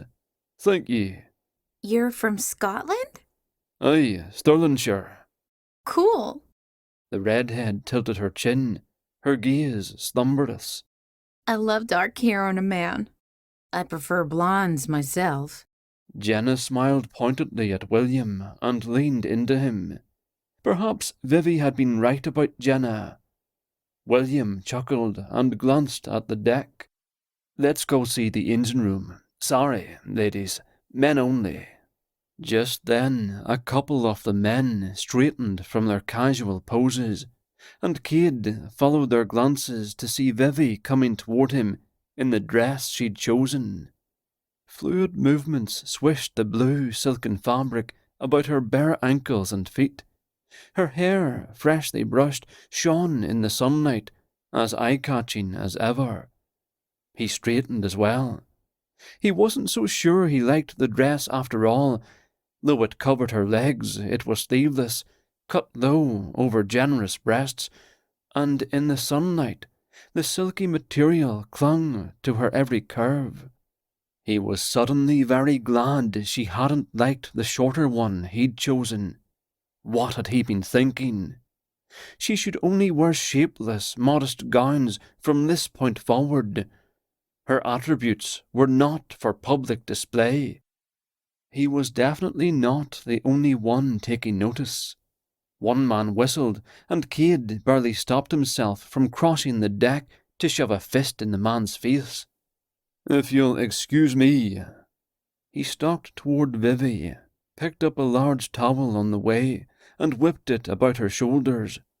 "I think you'll be more comfortable with this on. The sun will burn your fair skin." Karen laughed. "Back off. She's gorgeous." "Wear the towel, Vivi." Surprise lit her features, but she gripped it as two men came over to introduce themselves. Arms crossed, Cade stood close enough that their shoulders brushed. She was his. She'd always been his. Covered or no, he didn't like men looking at her. He supposed he should be grateful for the dress as compared to what the other women wore. He was barely keeping himself from locking her in their room as it was. One thing was certain, he wasn't leaving her alone. Vivi was stiff as a board, and her eyeballs burned as she tried not to look at the male nakedness surrounding her. A bell rang, and William lifted a hand in the air. "Lunchtime. It's casual, but everyone throws something on." "Can I sit next to you, Vivi?" an almost nude man asked. "I'll get the other side," said an equally unclad, handsome blonde. Vivi sent Cade a panicked look. She wasn't sure she could eat a bite if she had to sit between two naked men. "Apologies, gentlemen, but she's with me." Cade's voice was uncompromising, a warning as he banded an arm about her shoulders. "There'll not be a spare seat for ye anywhere in her vicinity." Both men laughed like he'd told the best of jokes. "We see how it is," the blonde said. "Not the type to share, eh?" said the other, and they walked off, hopefully in search of clothing. Cade had actually sounded jealous. Was he? No doubt he'd simply been offering assistance. Thank you. He kissed her forehead, kept his arm about her. "Come on, let's get seated." Blood rushing at the unexpected gesture, she let him lead the way inside a dining room. He seated her at one of the long, linen-covered tables and sank down beside her. She glanced at the lovely red flower, the glowing candle, and the ocean view. It was elegant, beautiful, and somehow even the air was cool inside. They were alone for the moment, presumably as the others went in search of coverings. Rolls and butter had already been brought to the table, and there were crystal goblets, fine china, and silver forks and spoons set out. This whole thing was surreal, really, considering yesterday she'd been serving rough and tumble workers in a London tavern, midwinter, in 1746. Cade glanced out at the ocean. "This is nice. Fancier than I've had coal for in a long while." I've never had a call for anything like this. He laughed. "'Tis true." At least your family entertained royalty upon occasion. I've not seen the like. In fact, she doubted even the king and queen had been treated to such sights. He sighed. "I should have married you, Vivi." She didn't know how to respond to such. A goodly part of her still felt as if she dreamed, that momentarily she'd wake when her father called from the bottom of the stairs. "'Tis time to break your fast, Vivi." "You seem to have accepted this rather quickly." She chuckled. Actually, I was just thinking it felt like a dream. "'Tis not." His expression turned serious, and he searched her gaze. "'Tis a second chance." She sighed. I've always believed in the magic around us. Always. "I know." He pulled the coin out, kissed it, and tucked it back inside his shirt. She was surprised he'd kept it on him after he'd changed. Do you always wear that? "From the day you gave it to me." William pulled out a chair at the head of the table Cade had chosen. "I'll sit with the two of you, and it'll give me a chance to get to know you better." William looked at Vivi. "And, Vivi, tonight we stop at Port for dinner and shopping. Will you accompany me, or are you two a couple?" Jenna, sinking onto the chair between her and William, shot her a vicious look. Vivi shrugged, not sure what Jenna had against the thought of she and Cade being a couple. We're just friends who grew up together. Others filed in, selected seats, sat down. Cade scoffed. "Says you." He turned to William. "Was there ever a special girl for you, William? One who left your heart aching with regret? Vivi is that girl for me. So if she's to go with ye tonight, I'll be accompanying ye as well, whether ye wish it or no. What do ye say, Jenna? Do ye wish to come along too? I'll not let you out of my sight on shore either. Yes, thank you. William shot Cade a look of irritation. Vivi sat unmoving as she tried to work out why Cade would say such things. Because they needed to stay together. Because they had a job to do. William looked at Vivi. Tell me about yourself.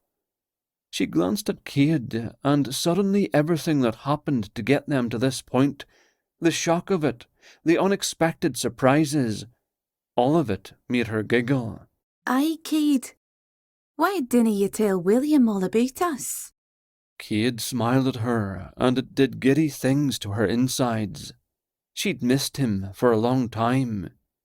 She'd watched for him, always wondering if he'd come through that tavern door, and when he did, if he'd be indifferent or jovial and eager to see her, or if an acquaintance would inform them of his death.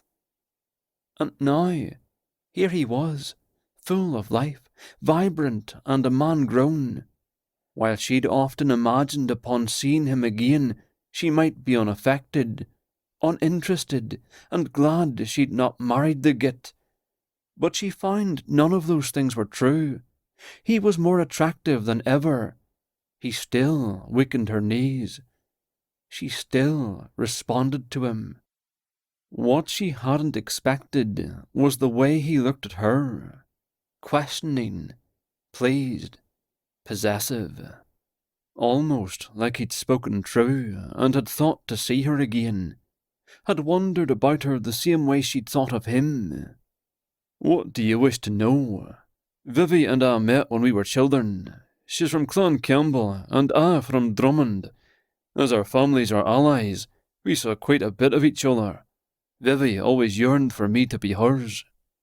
She stopped breathing as a stab of pain pierced her heart. Was he truly to expose her to ridicule in such a way? She set down the roll she'd been about to butter and looked at her plate. She should just get up and leave him to his blithering. Let him protect Jenna and earn the fate they were supposed to meet. She made to rise, but he clamped a hand on her shoulder. What she didn't know was I quite enjoyed the attention, but being a senseless and thoughtless lad, when she gave me a gypsy coin to bind our hearts together, I laughed, as I wanted to look big to my friends. He pulled the coin out from beneath his shirt. I've carried it with me over my heart every day since. The women listening gasped and cooed. She sat stiff and still. She could not believe he was bringing this up, something she'd tried for years to recover from, and he brought it up in a casual conversation among strangers. Vivi looked at the knife beside her plate, round-tipped and dull as a spoon, and considered stabbing him in the leg with it. She made to stand again, but he held her tight. You laughed. William was incredulous. I can't believe she'd ever give you another chance. She felt vindicated and shot William a grateful glance. Just so? Pity me. I spent the next 5 years without her because of it. I went off to war, and my friends scattered. There I was left alone with my thoughts and the remembrance I could have held the heart of a sweet Highland lass. I didn't see her again for a very long 5 years. Felt like many lifetimes. William set a half-eaten roll on his plate. You kept the coin. Never took it off since the day she gave it to me. The woman sighed. Surprise held her still. Slowly she turned to look at him, to gauge his sincerity, and was surprised at the piercing honesty in his gaze. I'm determined to reclaim her heart.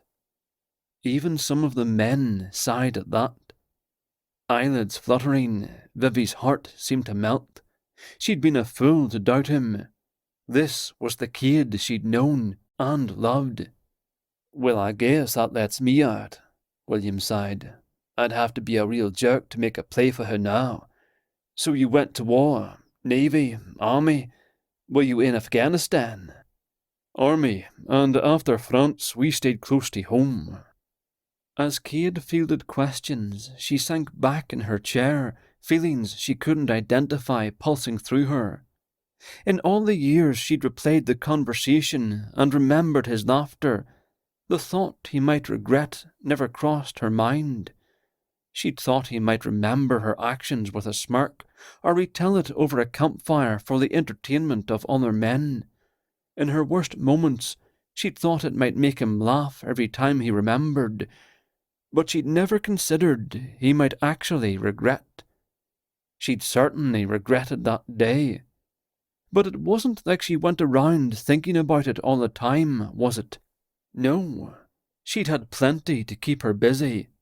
Plenty of other men willing to vie for her attention, offer marriage, and enjoy witty banter. An awful thought occurred, and a chill ran up her spine. She'd bought that coin from a gypsy, cursed Cade, bound him to her. Could she have taken his free will? Surely not. William and Cade continued to talk, and she noticed they'd been served as she'd considered his words. Realizing she hadn't moved, she picked up her spoon and knife and tasted what turned out to be fish, covered in a delicious sauce. She remembered the gypsy's intense gaze, his insistence the coin would work. In ignorance, had she cursed Cade to a miserable existence? Had she forced love upon him? William raised his voice. In case anyone missed the announcement, we'll be dropping anchor after lunch for snorkeling, scuba diving and swimming in the sea. Later tonight we'll stop at the next port. Jenna placed her hand on William's arm. Thank you so much for inviting me. William shrugged. Thank Cade, he set it up. Jenna's smile didn't falter. She truly was a beauty and seemed warm and friendly with William. Maybe now that Jenna knew Cade and Vivi had a past, and William had voiced his acceptance of this and wouldn't be seeking Vivi's company, the woman might relax and maybe they'd become friends. She shot her a smile. It's lovely to have you along. Jenna ignored her. Vivi met Cade's gaze and smiled. The girl was in love, infatuated. She knew what that was like. She had more important things to think about herself. Mayhap she just needed to take Cade's coin away, or just tell him her suspicions, and he could chuck it overboard. So, will you? Cade asked. Will I what? Vivi asked. Have fun with me today. Swimming, shopping tonight, dinner. I've missed you, Vivi. He leaned down to speak closer to her ear, to press his cheek to hers. I've missed you a lot. She shivered, glanced at the coin around his neck, and felt both softer toward him and uneasy. Aye, that sounds a fine idea. It would give her a chance to figure out what to do. Chapter 9. After lunch was over, Karen gathered everyone on deck and had them sit. Vivi sank onto a lounger, and Cade sat next to her, only to vault up, retrieve a towel, and lay it over her legs like a blanket. She raised a brow. I don't want anyone looking at ye but me. She really should scold him, but bit back a smile instead. His possessiveness, new to her, wasn't unwelcome. Karen stood in the middle of the deck. All right, everyone. We're going to play the newlywed game. She infused enthusiasm into her words. Just about everybody laughed, and Vivi glanced around in confusion before finally meeting Cade's gaze. He shrugged. Karen was grinning at everyone. Only, since no one here is married, we're going to call it the couples game. So I want everyone to pair up with someone, and it doesn't have to be boy-girl. It can also be girl-girl or boy-boy, so no excuses. Everyone is playing. Cade reached out and took her hand. Ye can be my newlywed. Would that you'd said so 5 years ago. He grinned at her. 'Tis better late than never. Karen passed out paper and pencils. Now, this is to be a lot more casual than the TV show. I just want everybody to write answers on the paper, and then we'll go around the group and answer. Ready? After everyone was situated, Karen started again. All right, first question. What gift did or would your significant other, for the purposes of this game anyway? A few people chuckled. What gift did your significant other give you that came as a big surprise? My coin. Cade pulled his coin out. The one I'm wearing. Everyone laughed. Karen rolled her eyes. Cade, I don't think you understand the game. You're supposed to write your answer down, and Vivi does the same. And then we'll compare answers and see if you both said the same thing. So hush, no talking. He turned to Vivi. The coin, am I correct? She nodded. It wasn't every day someone received a gypsy coin. He's correct.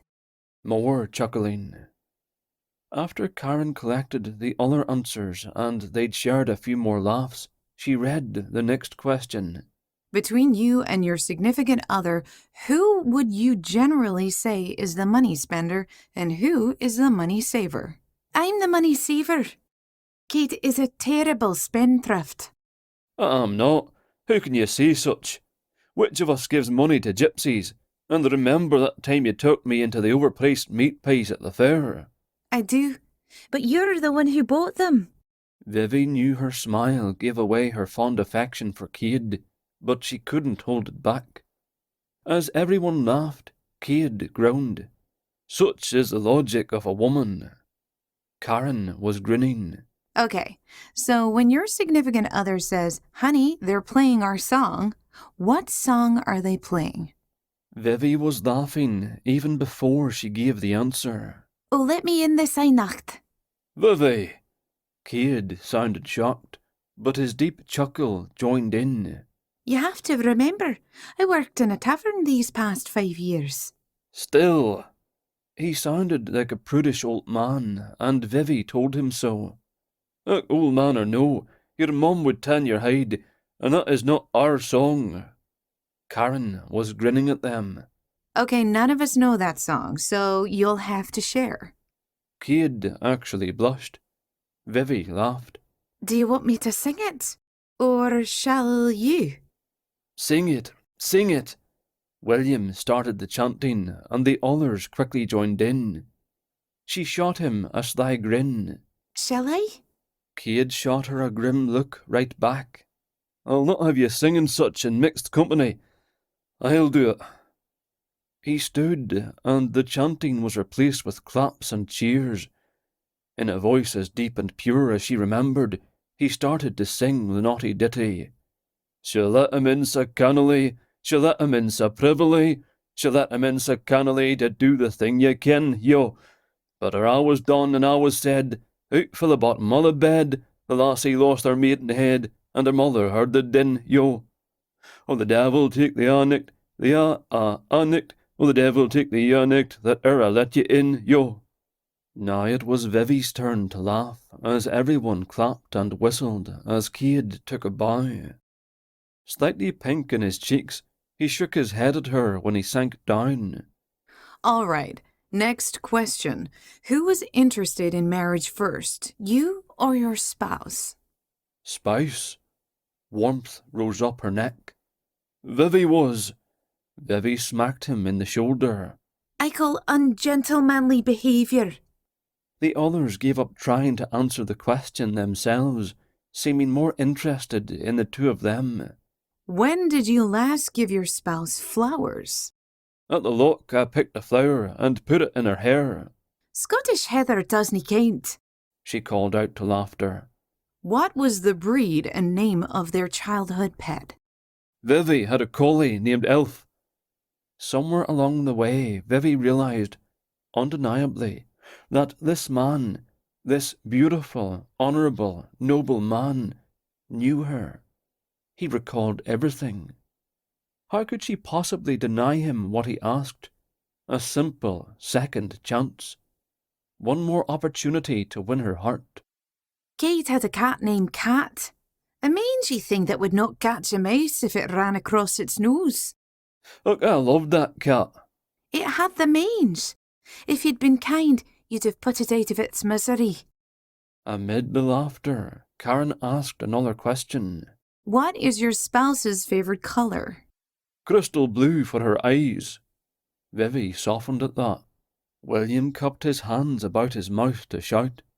Good answer. Who is the better cook? Vivi.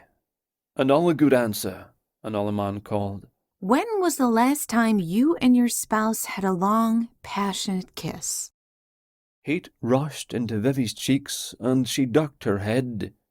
Out of the corner of her eye, she could see Cade looking at her. She'd been 16. It had been scant days before they'd separated forever. No comment. Ah, he does know how to be a gentleman. One of the ladies yelled midst laughter. What is your spouse's most irritating habit? She's stubborn. He's stubborn. They both said the words at the same time, and everyone howled with laughter. After a moment, Karen asked another. What is your spouse's most used cuss word? Cade shook his head decisively. We don't curse. If we did, there'd be a harsh penalty to pay, and our name would go into the church roll and confessional manual. Vivi nodded. Father Breen's quite strict upon the subject.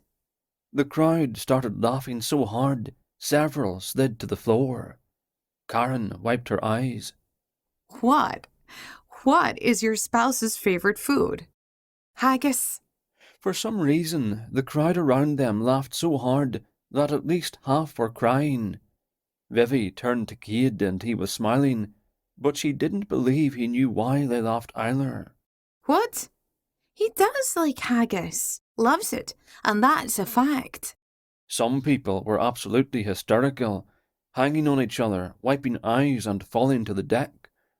William threw his head back to howl at the sky. Vivi shrugged at Cade. These people were so very strange. Still chuckling, Karen asked. Does your partner sleep on your side of the bed? Vivi sucked in a breath.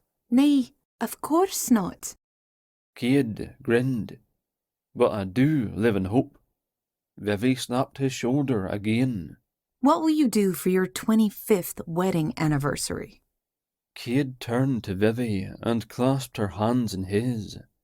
Mayhap I would take her to Culloden Moor. The battlefield? William asked. Aye, the battlefield. By then I might have the nerve to tell her about it. Cade wasn't laughing any more, and Vivi reached a hand and set it upon his knee.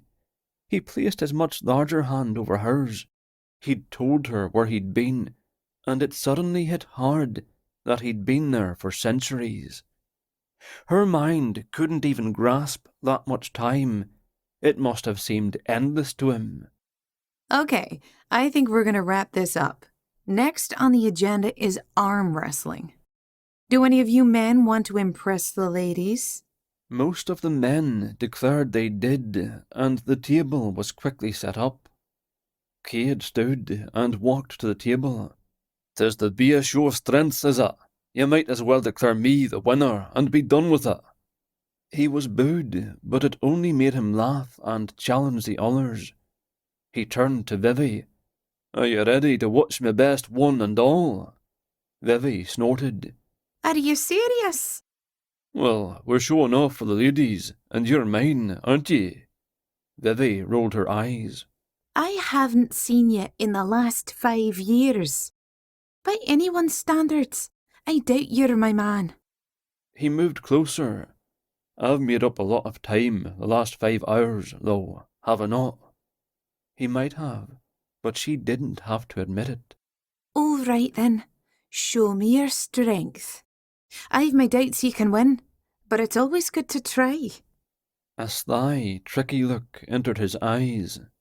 "If I win, are ye my prize?" She wondered if he'd ever made it to London if this was how he'd have acted.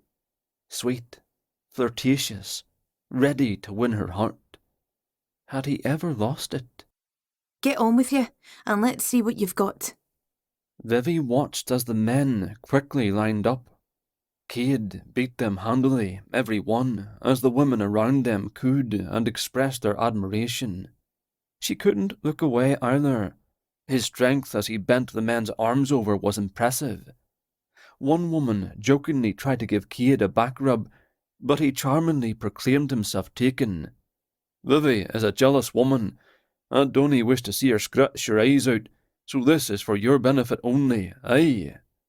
The woman giggled, his charm having its effect even as he turned her away. After he'd no more takers, he stood and headed back to Vivi's side on a lounge chair. "I claim my prize." He said the word softly, for her ears alone. And what might that be? She said, just as softly. "You've forgotten already. A kiss would do me for now, though the thought of it weakens me." The thought of it arrested her. She gazed at his mouth as she considered. She drew her legs up and wrapped her arms about her knees. He sank down beside her. Vivi sought the others, not sure she wanted an audience for this. To her relief, the group had mostly wandered away, into small groups chatting and laughing. Someone had opened a silver cart, bringing out brown bottles with bright labels about their middles. She focused her attention wholly on Cade. You dinna have weaknesses. He arched a brow. "I do. Ye are my weakness. You always have been." At that, anger boiled up fast and virulent. Liar! She hissed as she stood. She'd waited every day for a word or visit from him. Cade tugged her back down. "Vivi, I know you're not wanting to give me your heart. You haven't had the years to think as I have. Would that I could go back and throttle myself at 18 years, but I think you've still feelings for me. I know I have powerful ones for ye." She growled in a most unladylike manner. "Stop fighting it," he urged. "Stop fighting me. I'm sorry for how I hurt ye. I've been sorry for more years than ye can possibly comprehend. You were 16, an age when love can turn to hate in the blink of an eye." She wouldn't look at him, was afraid if she did she'd fall apart. He sighed. "Your feelings may have changed over the years, but mine never did." In that moment, something heavy within her chest shifted, and she knew she'd never be the same. Love for Cade, desperate, deep, life-sustaining, had been buried so deep beneath the anger and betrayal, and now it erupted free to expand and fill the vacant space where her heart had been. There was no denying this man, no denying her heart. He hadn't said it so succinctly, but love her he did. There was no denying that bit of sterling truth at the moment, and the thought of him alone and lonely, haunting the moor while she'd experienced the same 3 centuries in the blink of an eye, the thought broke her heart. She loved him, always had, for as long as she could recall.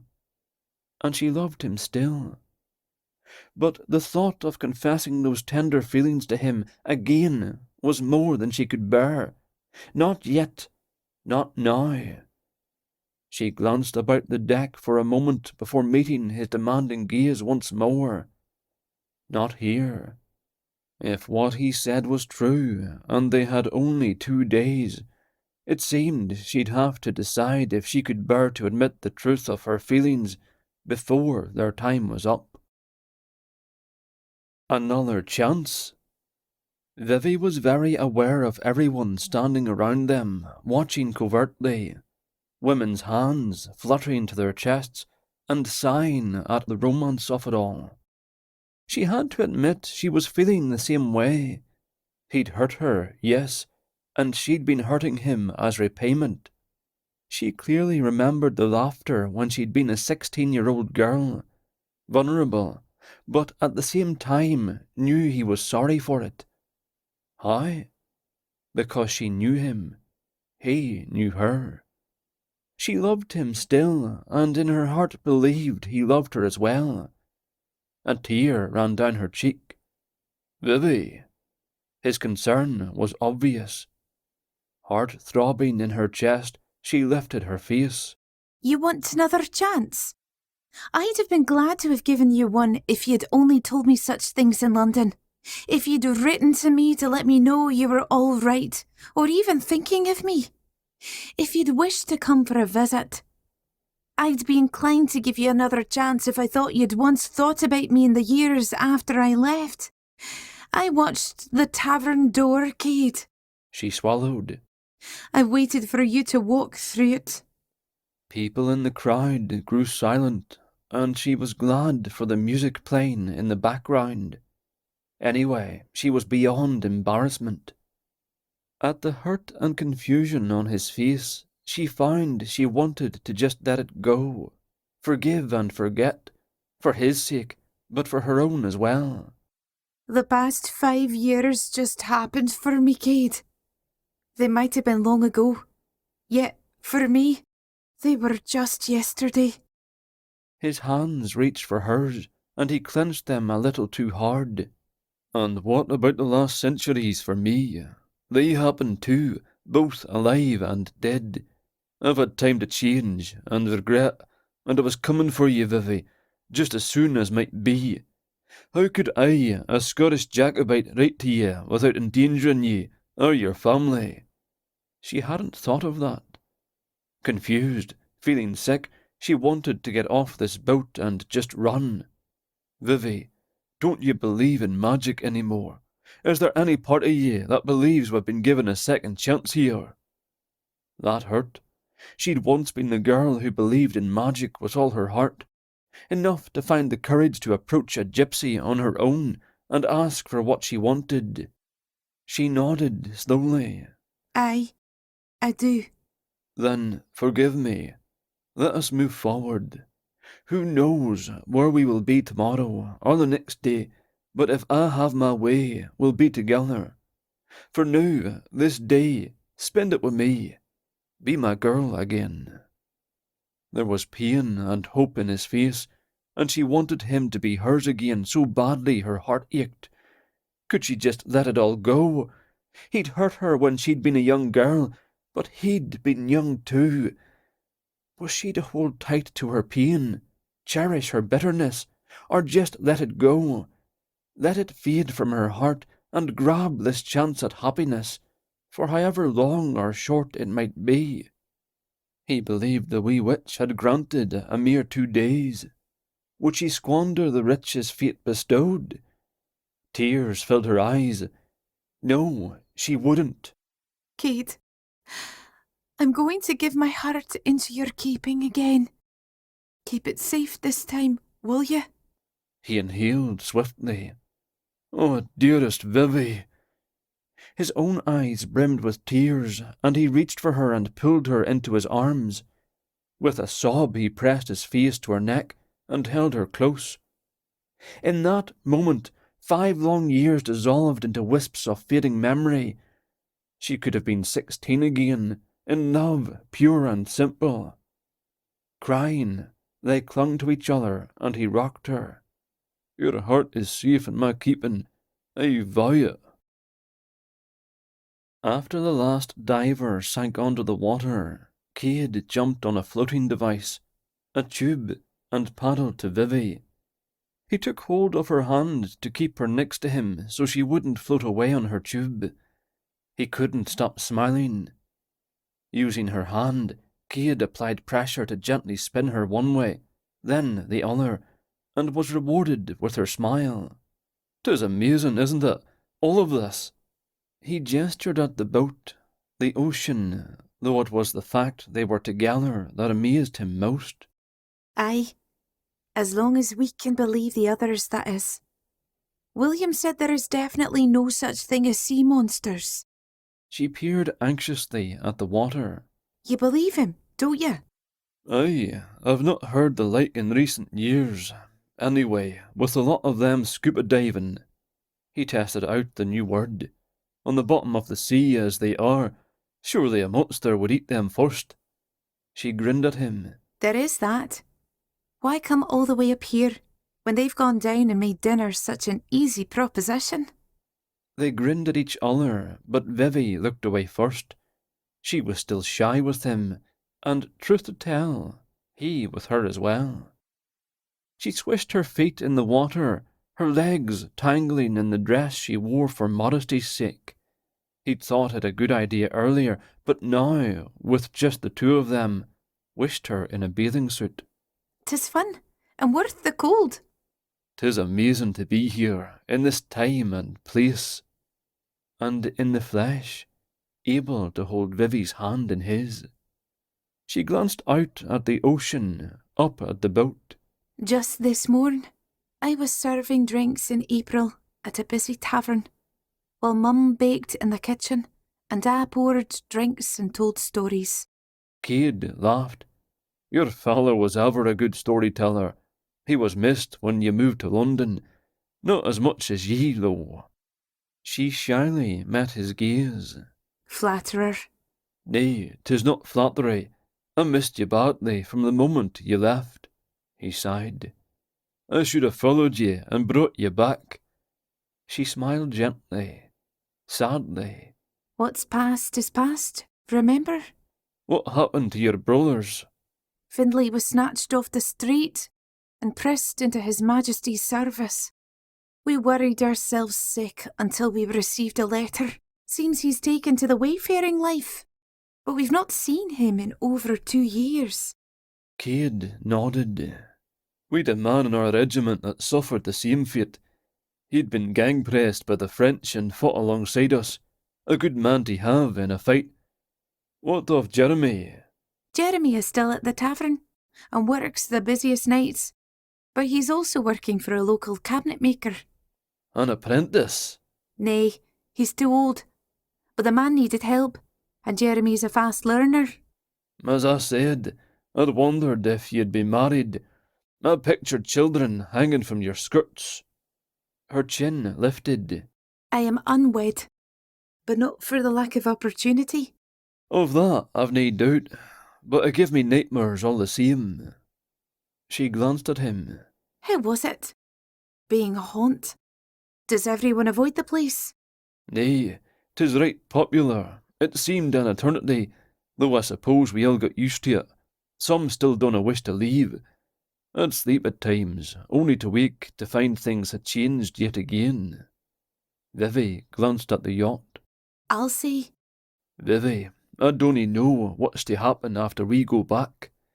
He kissed her hand. We won't have to wait long to find out.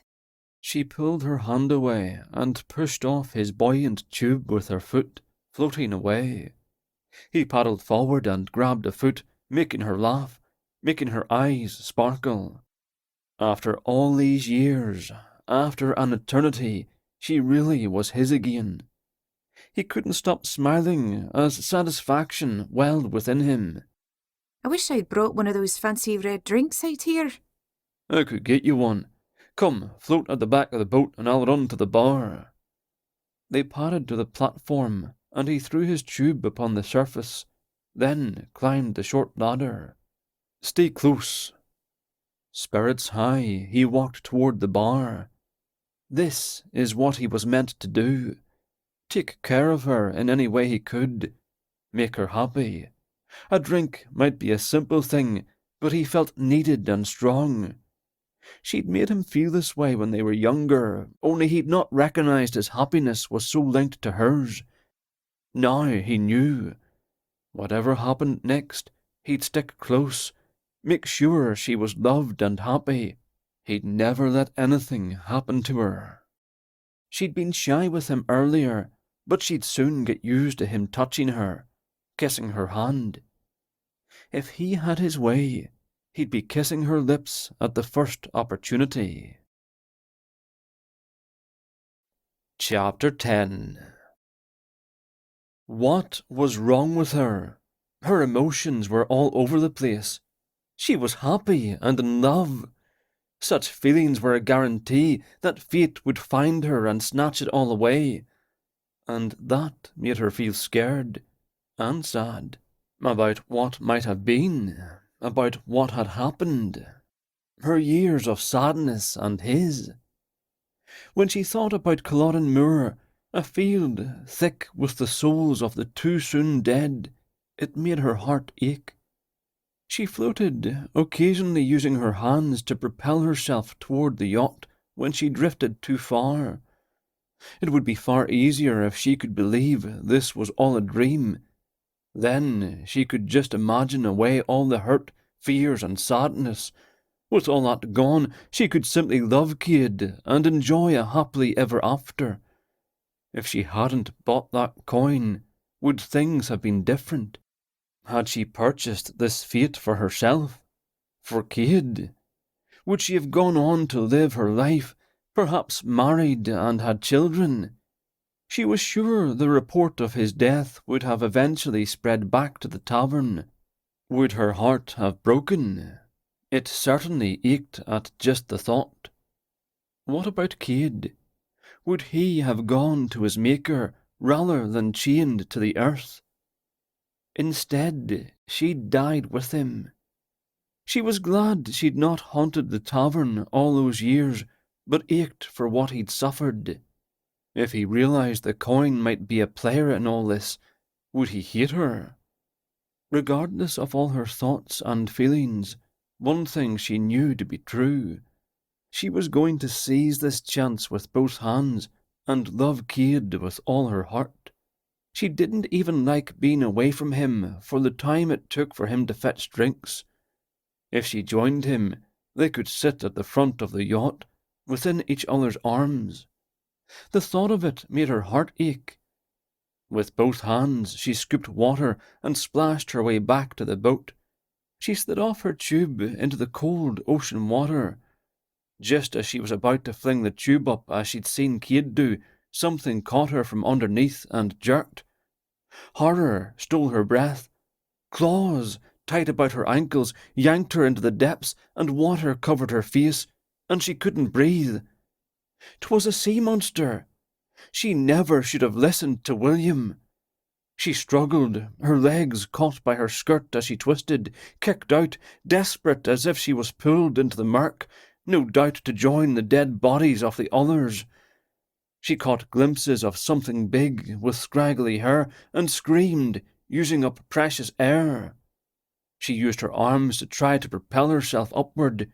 She kicked helplessly as the thing dragged her down, as the light from above grew dimmer. She gasped, and water flooded her mouth, burned painfully into her lungs. The thrashing and kicking became less and less, until her energy was gone, and she finally stopped. She sucked in more water, and it was less painful the second time. She coughed once, twice, her entire body jerking as she breathed salty water. Wasn't this just her luck? She'd barely found out she'd died young, only to do it a second time. Was this her punishment for not grabbing hold of Cade with both hands? Or for the cursed coin? Or for daring to bind Cade to her, demand love that he hadn't freely given? Fate was punishing her. Best she accept it. Her body went limp. Her arms floated uselessly above her, entangling with her own red hair. For the second time in death, her last thought was of Cade. As Cade waited for the bartender to fill his order, he turned away to look out over the ocean and tried to stop grinning like a fool. Optimism. That was what he was feeling. After years of the opposite, he meant to enjoy every moment of it. Sansoray would have not sent him here with Vivi for any other reason than she knew they were meant to be together. For just 2 days? He didn't think so. He was hers, and she his. He knew it in his heart, So that meant they must be going somewhere together. So he couldn't help but grin. As further proof, after they'd rescued Jenna, the witch should have shown up to grant his boon. But she didn't, did she? She was giving them a chance. Vivi was to be his boon, wasn't she? Sonny could reserve Bonnie Prince Charlie for the others. Cade wanted nothing to do with that business. With his own forgiveness so fresh on his mind, he'd not stand judge and jury over another. Vivi was all he wanted. In whatever form that took, today, tomorrow, and in whatever the future held, she was all he desired. How does this look? Cade turned to study the 2 drinks the brawny bartender set on the counter.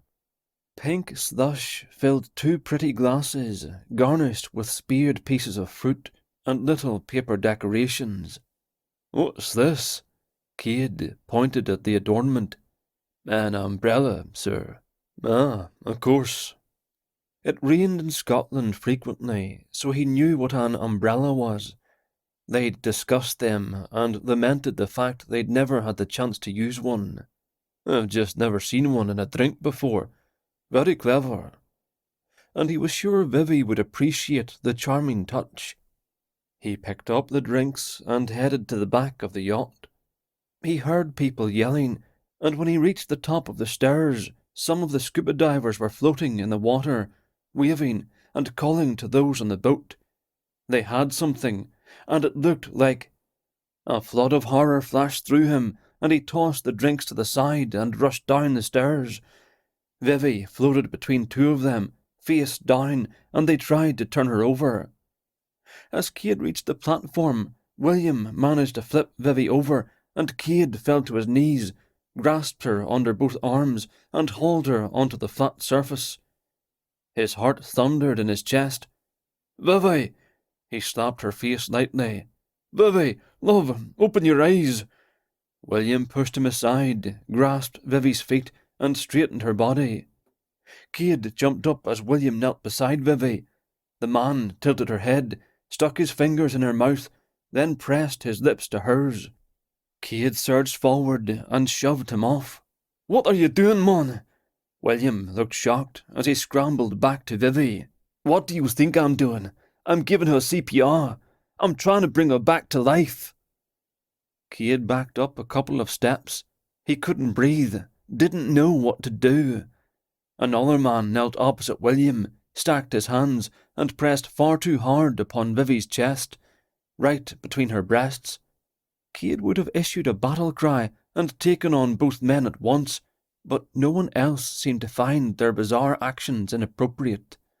William counted in time to the other fellow's shoves. Cade grabbed his hair with both hands and pulled. William's mouth was on Vivi's again, blowing into her mouth, giving her the air she needed. Cade paced back and forth.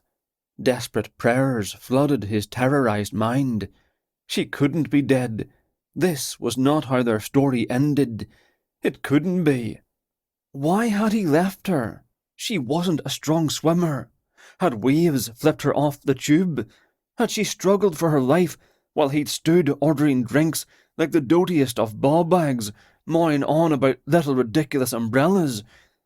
The horror of the moment pulsed through him as he turned away, then back again as William breathed for her. Vivi coughed. Cade sank to his knees. "Vivi!" William turned her head away, and she coughed and gagged and vomited seawater. Cade sucked in air as if he could help her breathe. She opened her eyes, and Cade gently drew her into his arms. "Vivi! Vivi, my love!" Vivi glanced around in confusion, then her face crumpled, and she started to sob. Cade pulled her into his arms. "Vivi, are you all right, love?" Another sob, and she choked out. What happened? "You drowned. William and this man." Cade's voice constricted with gratitude too great to bear. "Brought you back." She struggled to sit up and glanced fearfully at the nearby ocean. Nay, 'twas a sea monster. It pulled me into the deep. She clung to Cade, sobbed once more. Cade embraced her closer, held her tighter, and exchanged a look with William. He glanced at the water, then back to William, silently asking if a monster could prowl within. The other man shook his head, but something a lot like a question lurked behind the answer. Something had happened in the sea. Cade lifted Vivi into his arms, tucked her head against his neck, and started toward the stairs. He never should have left her, would never leave her again. She would be within his sight at all times.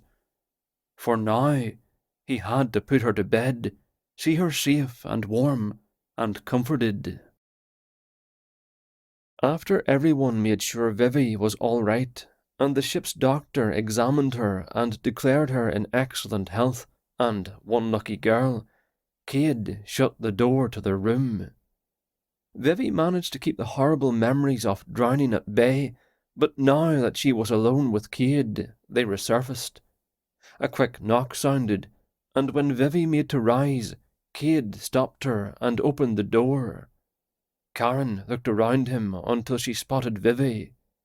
Hey, Vivi. I thought you might want a change of clothes. I've got some casual stuff here, and something a bit fancier for tonight, in case you feel up to it. It's all modest and everything, so you don't have to worry about that. Underwear, and my best guess of bra size, too. Oh, plus, I have some pajamas, so you can take a nap in comfort, if not style. Pajamas? Sleepwear. Karen held up a white, floor-length nightgown that sported pretty ribbons at the neck. Seriously, I don't even know where we got this. My guess would be William's grandmother left it behind last Thanksgiving. It's beautiful. I thank you. She'd slipped back into her familiar homespun skirt and blouse the moment she'd been able. It had been the one thing available when they'd reached their room. You bet. I'm so relieved to hear you're okay. I'm actually feeling fit and hale. Mayhap we should go back upstairs. You'll take a nap first, and then we'll see, Cade insisted. After Karen was gone, Cade gently ushered her into the bathroom with the gown. She looked at herself in the mirror, half expecting a sickly, pale reflection, but surprisingly she looked to be herself. She hurriedly changed clothes and brushed her hair. She and Cade had explored the miracle of this little room upon their return to the chamber, when she'd first needed to change out of her wet clothing. Imagine the comfort and ease of sanitary indoor facilities. There was a tap on the bathroom door. "Lass, are you dressed?" The moment she opened the door, Cade pulled her into his arms again. "How do you feel?" "'Tis amazing, but I feel just fine." He exhaled. "I wish I could say the same." Vivi could feel his slight trembling. Are you? Cade's mouth covered hers in a swift kiss. The shock of it was quickly overrun by the pleasure, but she still pushed him away. What are you doing? Shh, shh. He raised a hand to cup her cheek. "Easy now, I'll die if I don't kiss ye." She might too. She gazed up into his amber eyes, tugged him closer and willed him to continue. He didn't disappoint. He cupped the back of her neck and gathered her into his arms and took her mouth with his. The contact rocked her, his lips soft and fierce against her own. Her fingers reached to twine in his hair. He pulled back. "I'm sorry, Vivi. I just—" He buried his face into her neck and pulled in a shuddering breath. "I can't lose you again. I need to know you're here, safe and mine." Secure in his arms, she held him close and stroked his hair. I'm hale and hearty, and I'm yours. Tenderness swamped her. His concern and kisses might leave her light-headed, but safe and secure. After another shuddering breath, he finally lifted his head and walked her backward toward the bed he'd made hers. He placed her upon it. I think I'm... Hush, just for now, hush. He followed her down onto the bed and pulled her into his arms. She stiffened. Cade, I dinna think...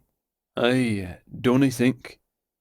After a moment, she relaxed against his chest, her head cradled on his bicep, their bodies flush.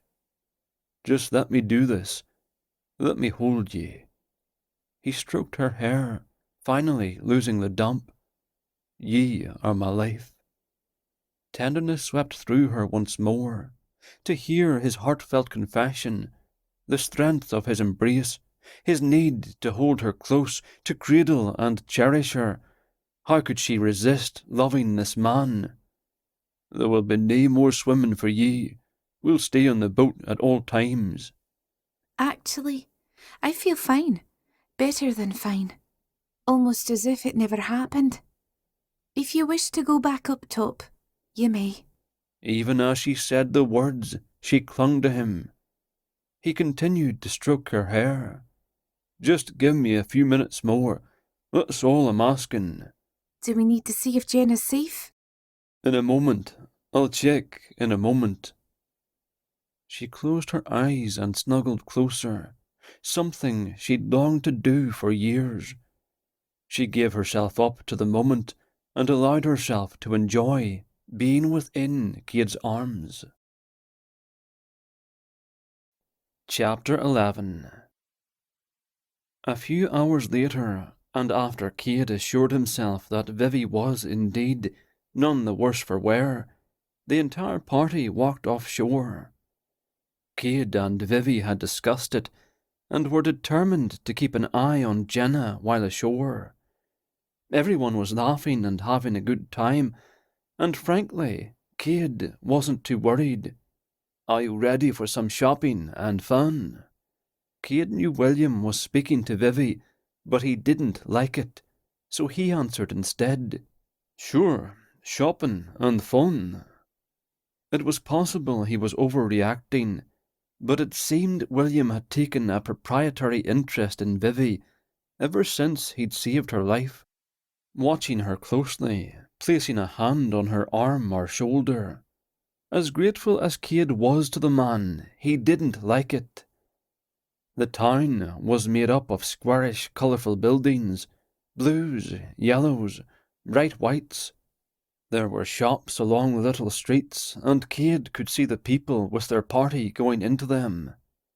Everybody charges everything to my account, so enjoy yourselves. They followed William, with Jenna clinging to one arm, and Karen to his other, into one of the many tourist shops. 2 other ladies and 2 other men followed as well, and there was a lot of chattering and laughing. Cade hated to admit it, but he was still having a problem with seeing William's mouth upon Vivi's. He was a selfish fool, and didn't sit well with him. It did, however, make him want to kiss Vivi senseless at every opportunity, so as to erase any claim the man might think he had on her. He needed to learn CPR. He sighed as he followed Vivi through the colourful shop and watched her touch the wares, happiness writ on her face. The man had saved Vivi's life, and he was grateful to him. As long as William kept his distance, that was the last of it. Vivi gazed at the trinkets under the glass counter, and Cade pulled a coin out of his sporran and handed it to the man behind the counter. "Shopkeeper, do you take this coinage?" The man took the coin, turned it over, and handed it back. "Sorry, American cash or credit cards only." Vivi smiled. William said he'd buy anything we want. He seems to have plenty of coin. So he did. Cade smiled through gritted teeth. He wanted to buy her anything she wanted. Otherwise, anything purchased for Vivi today might end up at the bottom of the sea. A girl walked by and ran her hand along a display of wind chimes, setting off a melody of beautiful sounds. Vivi turned to look. She smiled at him. Remember the wooden chimes you made me for my birthday? He smiled, gratified that she remembered. I do. I wonder whatever happened to them. I took them with me to London and kept them in my dresser drawer. His mouth parted. She'd kept them. Incredibly touched, he ran his knuckles softly down her cheek. If I ever get a chance, I'll make you some new ones. She smiled, lifted a shoulder, and turned to run her hand along some scarves. No doubt she'd not make him commit to something that might not happen. Cade picked up a few seashells lined up on a shelf. He knew what they were, though he'd not seen many in his lifetime. Culloden Moor sported mortar shells, not seashells, and people came to dig them up occasionally to keep as souvenirs. Some of the girls pulled clothing off racks, and several other purchases were made. Everything went on William's tab, as he'd stated, and the group, laughing and chattering, went outside to head to the next door. As they passed by the alleyway between stores, Cade saw the flash of a knife and acted without thought, blocking the man's wrist and shoving him backward. Blood pumping, he turned to see Jenna, evidently the intended victim, horror-stricken and clinging to William. The man took off running, and, jaw-hardening, Cade was right behind him. He wasn't getting away this time. He chased the villain around the back of the building to a residential section of town, all the while gaining steady ground. The man looked back, squealed, then put on more speed, running handily. Nice try, but Cade was faster. The man rounded another building, Cade only feet behind him. Cade turned the corner and was stabbed in his stomach, all the way to the hilt. He stumbled a few feet until pain and shock stopped him. I'm sorry. The man was running again. I'm sorry. Cade grasped the hilt in his right hand, disbelieving what he saw. Without thought, he slowly pulled the weapon inch by inch from his stomach. Was he to die a second time now? Was he to leave Vivi unprotected? Another stomach wound, though dagger rather than arrow. Flashbacks from his death at Culloden Moor filled his head with images as he looked at the steel he'd pulled from his stomach. Pain subsided as it had done once before, hundreds of years ago. Curiously, the knife had no blood upon it. He glanced down, nor did his shirt. He pulled up his shirt to see his stomach unharmed, and noted that he was no longer in any pain at all. What had just happened? Was he delusional? Gripping the knife, he took off running again, but the man was lost to him.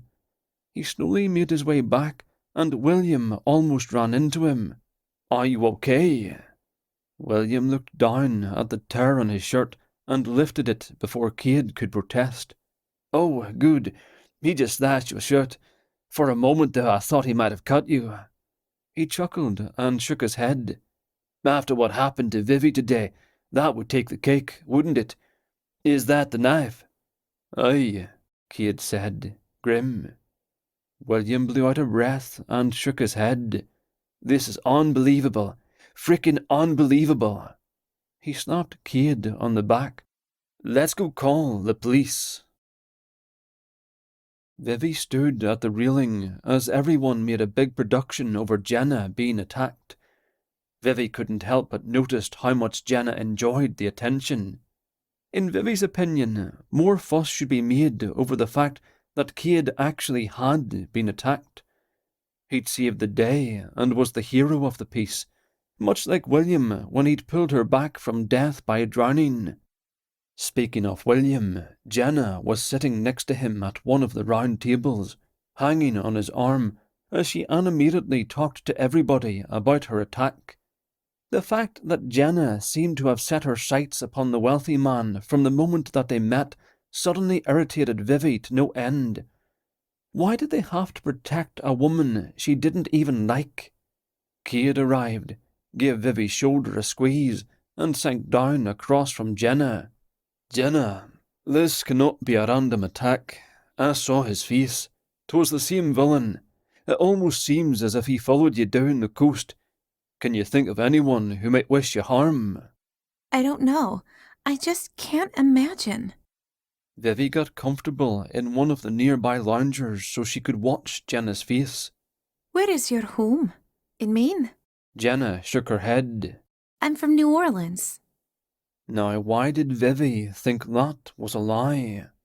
Was it the way the girl's eyes widened, feigning innocence, or the way her tone had risen? William rested his hand over Jenna's, his expression one of concern. "Jenna, if you know something, you need to tell us. We can protect you."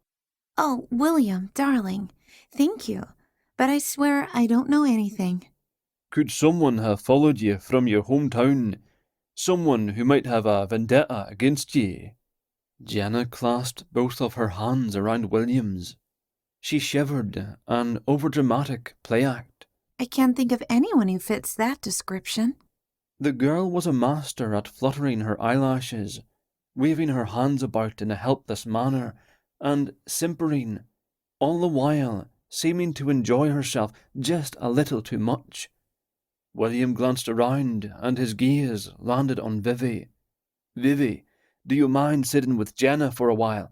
After all she's gone through tonight, her nerves are shot, and I don't want her sitting here alone."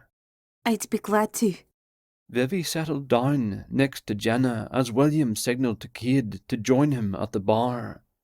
Cade brought Jenna a towel and set it around her shoulders, which sort of irked Vivi.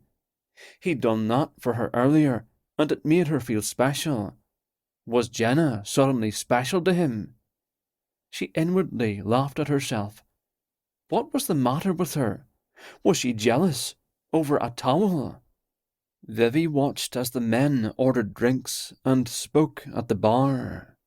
She glanced at Jenna and found the girl watching her. Are you in love with him? Was that Jenna's source of bitterness? Did she suspect Vivi wanted William? Who? Jenna laughed. Cade, of course. Am I that transparent? The idea dismayed her.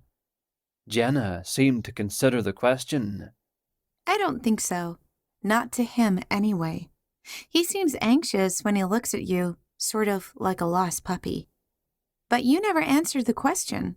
How do you feel? Are you in love with him? She didn't wish to be telling Jenna all of her secrets. Why do you wish to know? You are, I can tell. And why not? Isn't that the ideal? Isn't love what everyone is searching for? As it turns out, I'm not the type to inspire lasting affection. Even as she said the words, Vivi was surprised and saddened by them. She'd never thought such before, and certainly never said it aloud. But was that how she felt?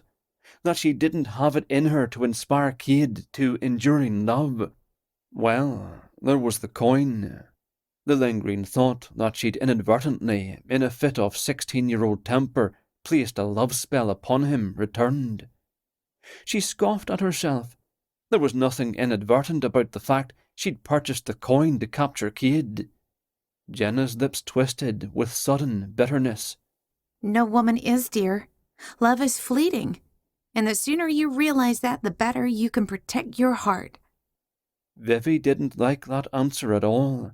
Love was supposed to be true, eternal, everlasting. Cade's earnestness when he declared his intention to win her heart, citing 3 centuries of regret and long-lasting affection for her, and her alone, resurfaced. Maybe she was a fool to doubt him. The sour expression on your face is priceless. She shook her head. But you'll learn, dear. Eventually we all do. Vivi realized she truly didn't like Jenna very much. She'd thought so when Jenna had been silent, brooding, and ignored Vivi. Now that the girl actually spoke to her, the suspicion was confirmed. She did not like Jenna.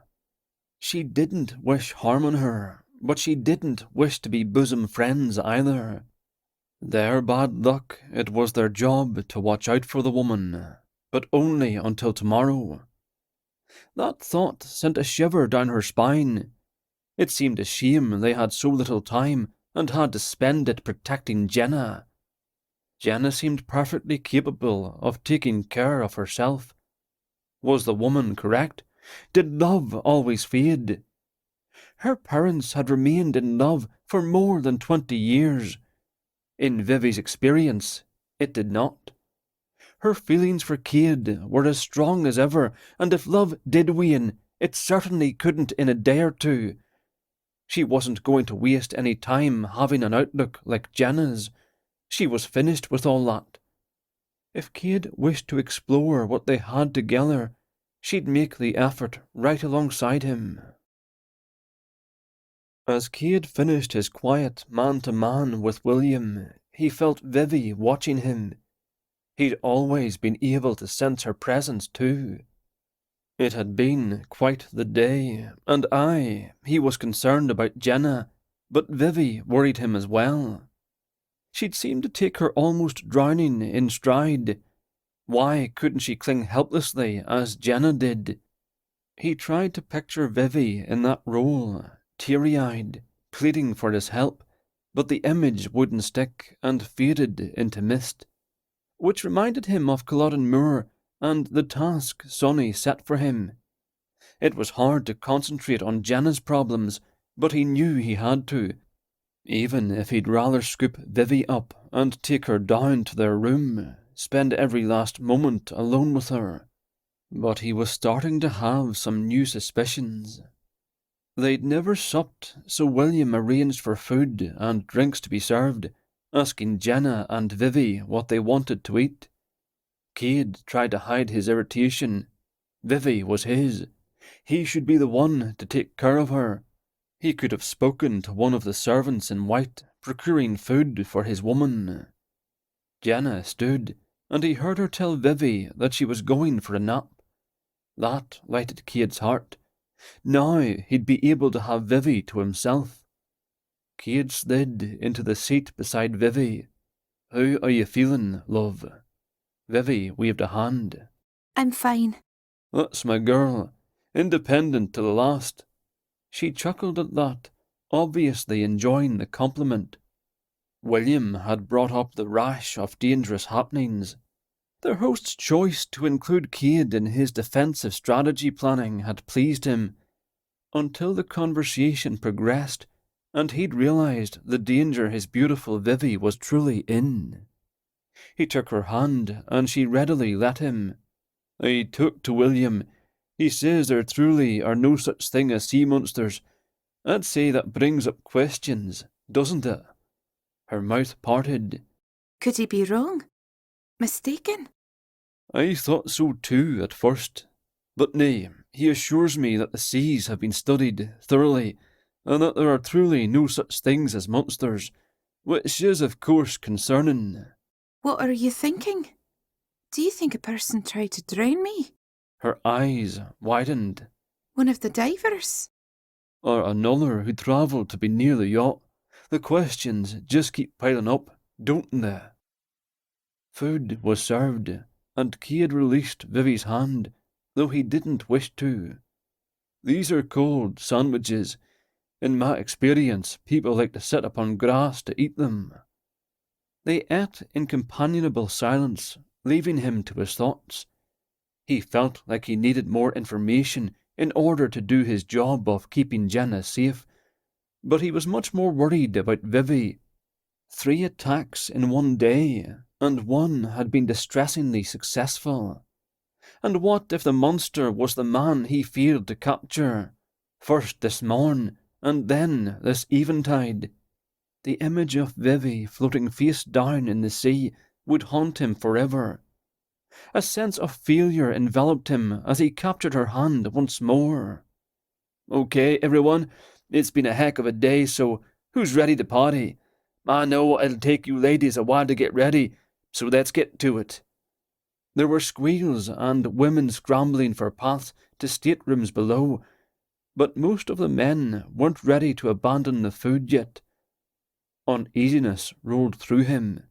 What think ye? Any chance Jenna will decide she's had enough and stay in her room tonight? Then we could retire and obtain much-needed sleep. Vivi chuckled. Oh dear, you had me fooled. And here I thought you were a young gentleman, ready to have some fun. He could see her plan forming. Apparently she wouldn't allow him to barricade her in the room while he guarded the door, so he forced a smile. I'll show you fun. There was that bright, vibrant zest for life he'd always associated with his Vivi. You're on. Go downstairs, get dressed, and I'll be down in a moment. He watched her go. Until he had answers, until he at least had a suspect, he'd much rather hide her away and keep her safe. Oh, and Jenna too, of course. Chapter 12. The yacht was lit up, music was blaring, and the party was in full swing. They stood on the upper deck, leaning against the rail and looking down at the dancing crowd below them. It was loud, and Vivi was starting to get a headache. She shook her head. I worked in a tavern for years, but these people know how to put away a whiskey, or whatever it is they're drinking. Cade seemed edgier than usual. She could see that he watched Jenna down below, knew he was simply protecting her, but it didn't stop the burn of jealousy in her gut. She'd never seen anybody dance in quite this fashion before, hurling their bodies about, jumping up and down. She tried it for a while, but decided it wasn't for her. But the view certainly was. The moon lit a trail on the water, and the stars were bright. Of course, the best thing was Cade standing beside her. She might wish his gaze was upon her, however, and not another woman. She might also wish he'd wrap his arms about her, knew he would if she asked, but couldn't quite get herself to do so. Remember Scotland? How bright the stars were. That caught his attention. Aye, as bright and sparkling as little suns. Romantic too. When I lived in London, we rarely went outside at night. The sky was often filled with smoke, so there were no stars to see anyhow. Not only that, but if you went outside, you risked life and limb. You might get abducted, as my brother did. Or worse, I missed the fresh air and sky every day. Scotland is different now. Culloden Moor is a tourist attraction. People come from all over the world to look at the graves. Graves? She shivered. It makes me sad to think of you trapped and alone. He chuckled. I had plenty of company, more in recent years with everyone stomping about. Do you remember the time me and my friends snuck out to go swimming at night, and ye followed? I was always following you. He grinned. I wish you would do the same now. She bumped him with her shoulder. We are in a boat in the middle of the ocean. It's not like I have much choice. He finally wrapped his arm around her. I spent a lot of time thinking about our time together, about how you looked, about how your skin felt, and how your lips tasted. Really? She couldn't help it. She was flattered. Tell me more. Instead, he kissed her, and she kissed him back. It was wonderful. The warmth of his mouth, the way he pulled her close, the smell of him. The conversation she'd had with Jenna intruded, and after a long moment, she pulled away and turned back toward the railing. What's the matter? What was the matter indeed? She didn't wish to tell him she suspected he might be feeling this way because of a coin he wore about his neck. She didn't wish to tell him the mood had been interrupted because of the guilt pounding at her. Maybe she should ask him to take it off, and then fling the wretched thing in the ocean. Vivi, I'm willing to throw my heart on the ground so you can stomp on it if that's what you need to do. But please, don't turn from me. Don't shut me out. She ought to mention her concerns. Would, but for the certainty that he'd... What? Laugh at her? He had no friends about to laugh at her silliness regarding the coin. That fear made no sense at all. Take the coin off? Yes, that fear made plenty of sense. If he took off the coin, his infatuation with her might well evaporate, disappear, leave him without much but a wee bit of fury at her for 300 years of entrapment. No, she couldn't say it. Not yet. She gave him a smile and rubbed a hand on his arm. It wasn't his fault that she carried guilt about like a sack of grain. 'Tis nothing. I'm just tired. He searched her gaze a long while, as if trying to gauge her truthfulness. All right, I'll see you to our room, then come back and watch Jenna.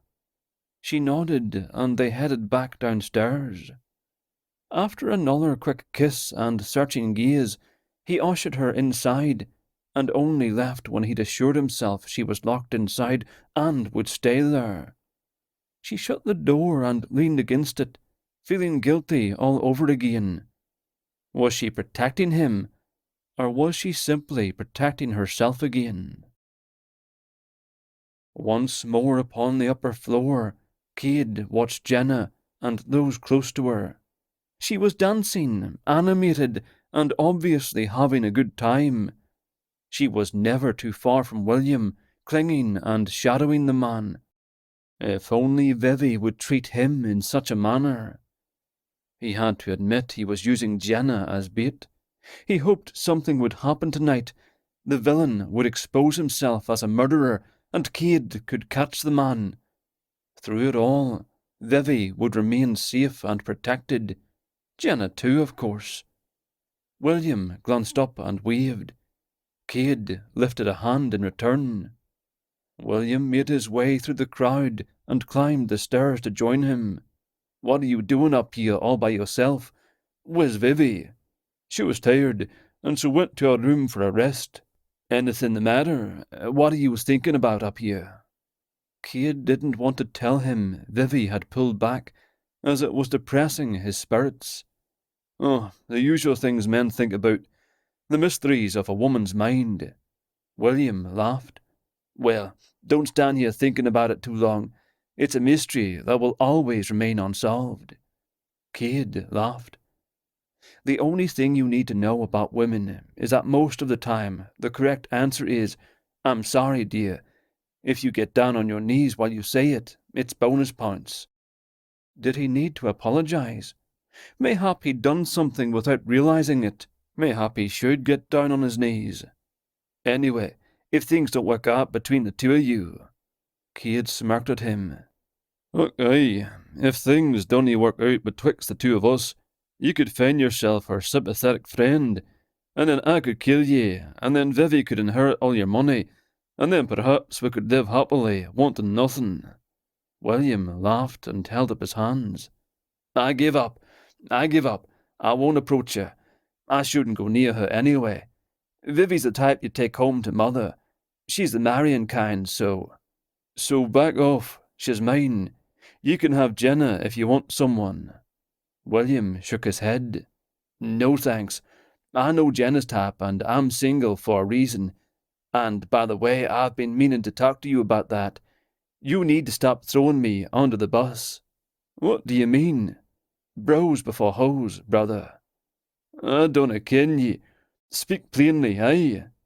I'm just saying that, while you might be in some sort of a bad patch with your girlfriend, there's no reason for you to be shoving Jenna under my nose every time I'm not looking. You invite her along on my yacht, for me, apparently. You invite her along for shopping ashore, for me, apparently. Heaven forbid I might find myself free from Jenna long enough to breathe. The next time you do it, we're going to have some stronger words that will include my fist in your face. Got me? Cade nodded. All right, 'twill not happen again. William held out a fist as if seeking a handshake to seal the bargain. A fist, not an open hand. Cade laughed. He'd seen this bizarre ritual a time or two among visitors at Culloden Moor. He thumped his knuckles against William's, and the tension dissolved. As for Vivi, just apologize for whatever you did. Do it as many times as it takes until she's happy again, and then problem solved. You've tried this? Well, I've never actually tried that myself, but then I've never been in love. I'm surprised no one has told you about this. Women in your country must not have trained the guys very well, but since I sort of like being your advice guru, anything else you need to know, you know where to find me. Cade would take any advice offered. Mayhap the men of this century knew more about it than he did, having had 300 years more to study the conundrum of a female's whims. If Vivi was upset about something, he wanted to know the why of it. They had no time to dilly about. His spirits dropped further. 2 days, and one of them used up. He could still feel her kiss on his mouth, wanted to kiss her again, and soon. So is this a marriage-type deal? Are you planning a wedding in the near future? He'd marry her in a heartbeat if given the opportunity. Because you know, ship's captains have authority to marry couples, and I'm sure Captain Anderson would be glad to marry the two of you, if that's what you're looking for. Cade straightened from the rail. William chuckled.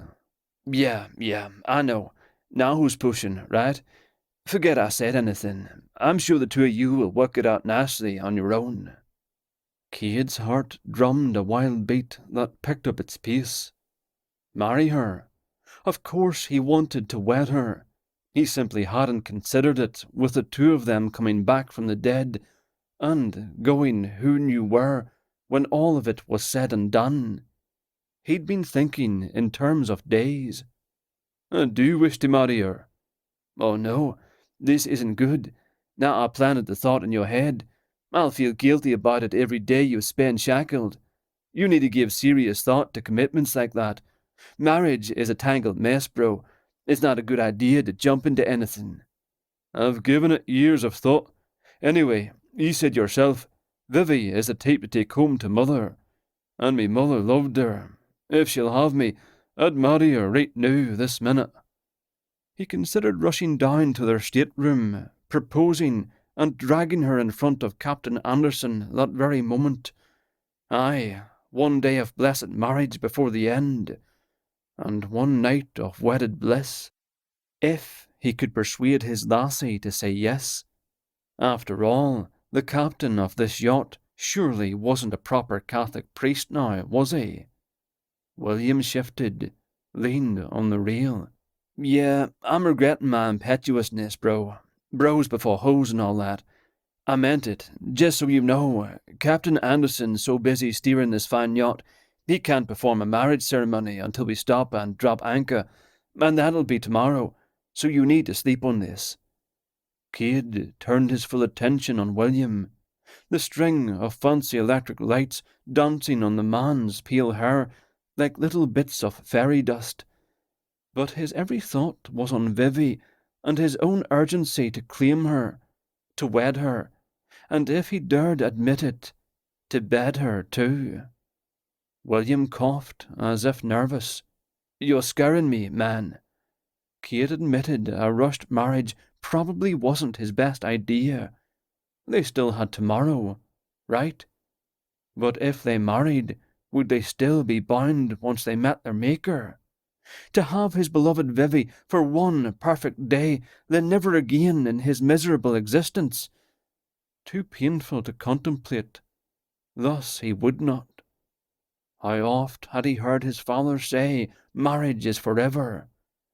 Heaven help him, he wanted forever, with Vivi. So how to get her to accept? He could grovel. He'd not tried that before and suspected it might work well. Or he could compromise her and make her feel she had to get married. That idea had plenty of merit, though the dishonour of it rankled.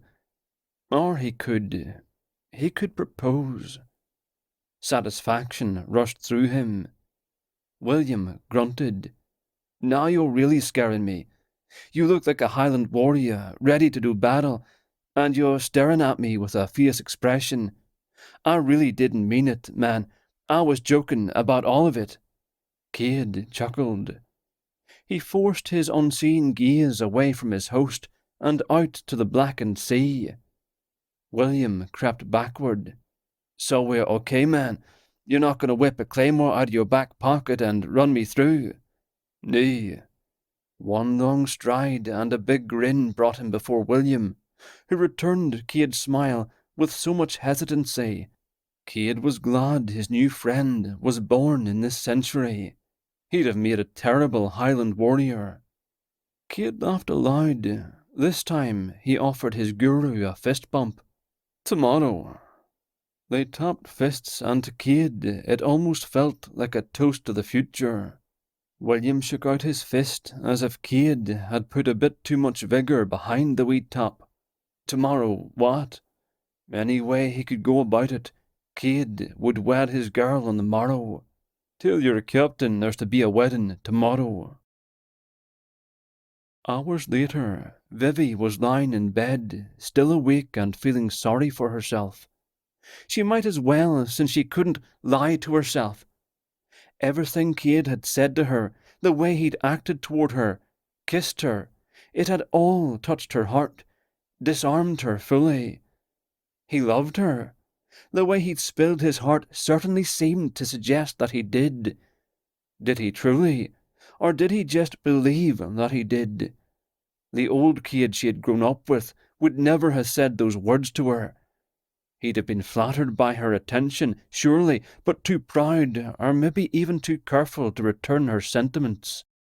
She'd never forget that day in the forest, when she'd confessed her love for him, mere days after that first powerful man-to-woman kiss, and he'd refused to say he loved her in return. Now that was the Cade she'd grown up with, and knew far too well.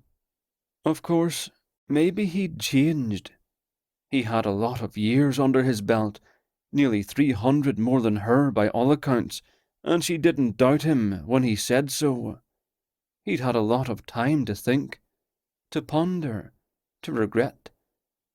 Maybe he meant all he'd said in this very chamber.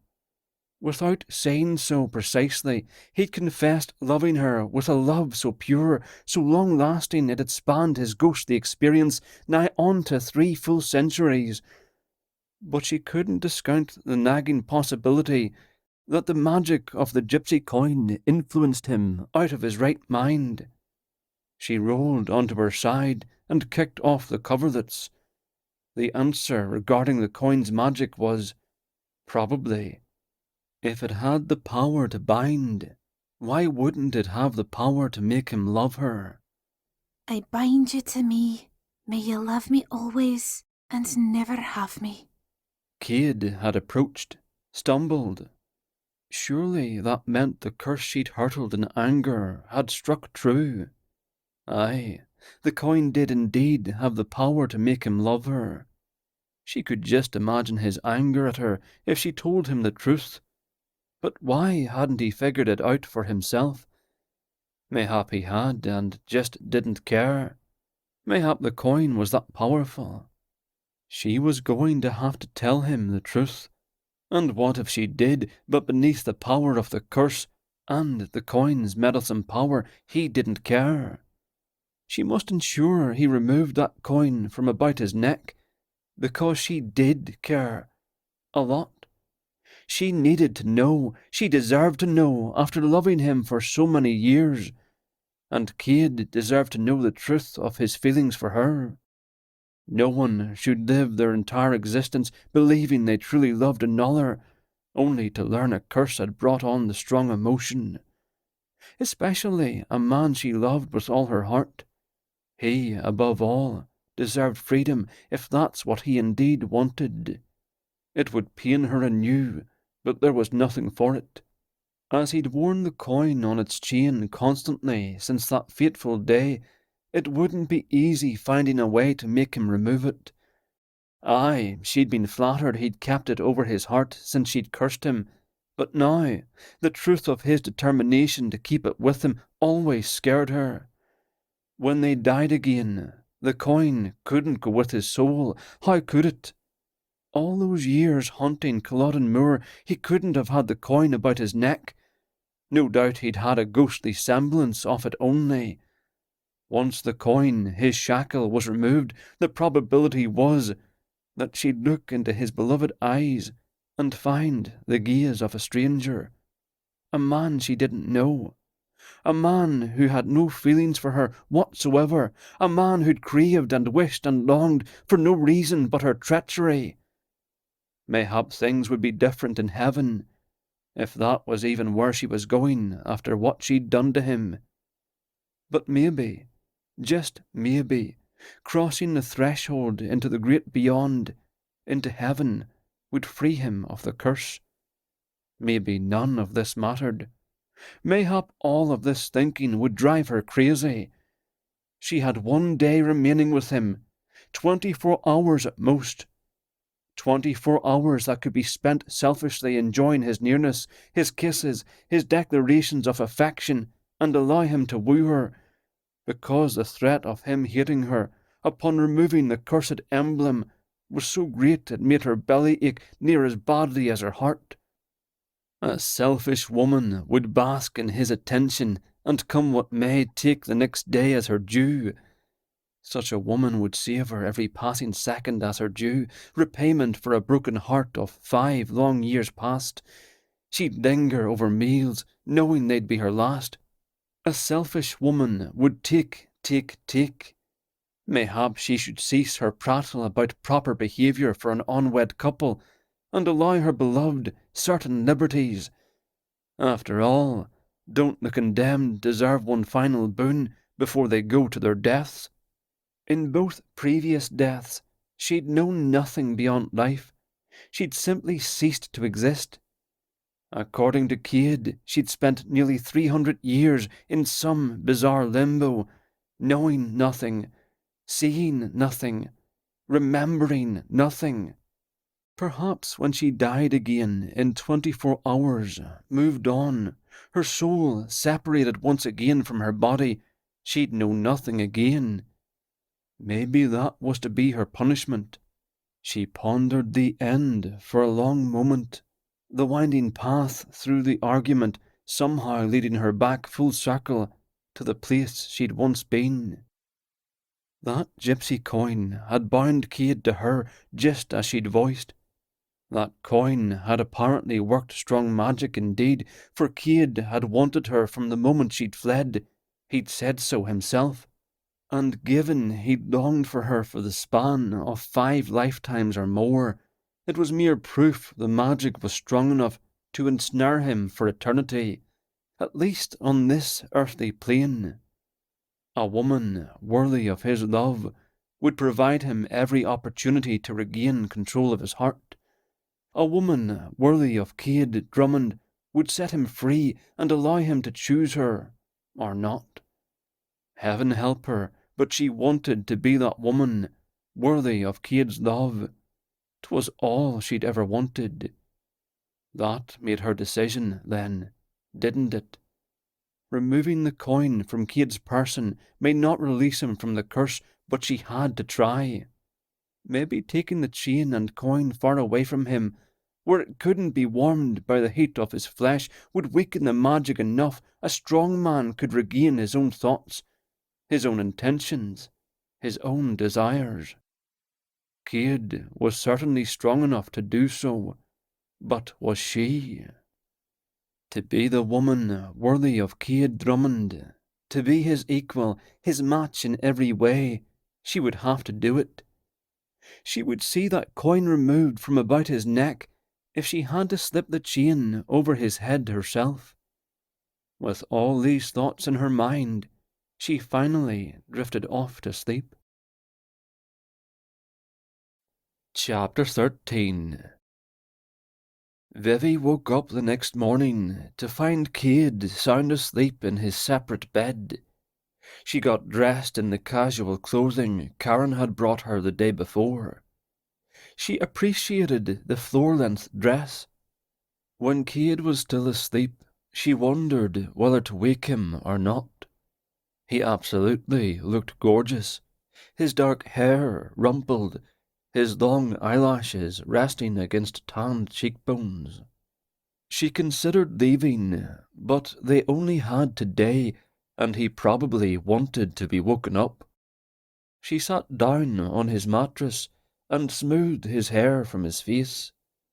He lay on his back, one knee raised and resting against the chamber's wall. One hefty arm rested over his chest, his bare chest covered with enough of a sheet to reveal a tantalizing bit of his carved chest and the blasted coin he wore like a treasured medallion. The light coming through the round window set into the yacht's side made it easy to see that the chain holding said coin had no latch, perhaps behind his neck. After all, in the wee hours of the morn, she'd determined to remove this coin. Remove it and free him, despite the consequences. She would not be selfish, though that seemed to be her natural state.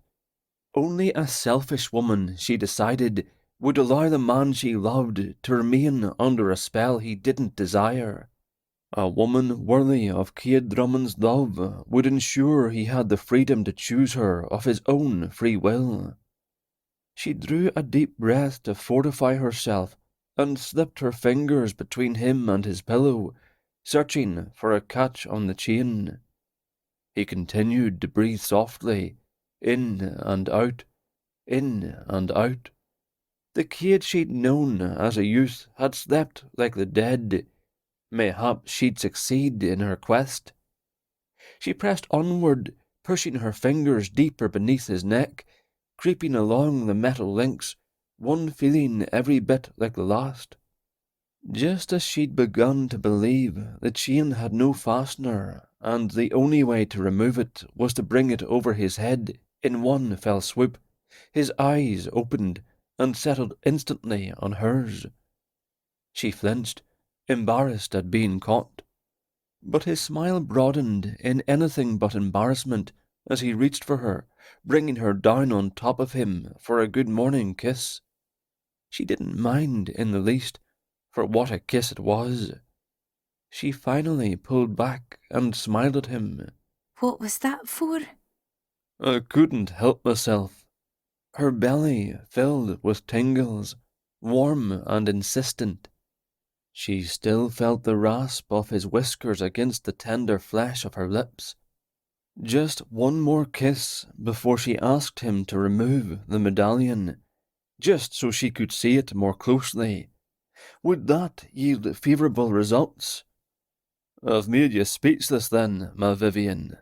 Aye, perhaps. I'll have you know I can't resist you either. His eyes lit with far more than happiness. He reached for her, and she stood. Ever the coward, now that roles had been reversed, and he'd turned pursuer, and she'd become the quarry. She backed up. I just wanted you to know I'm going up top. Wait for me, love. I'll dress in less time than it takes you to catch your breath. I've a mind to spend every waking moment with ye this day.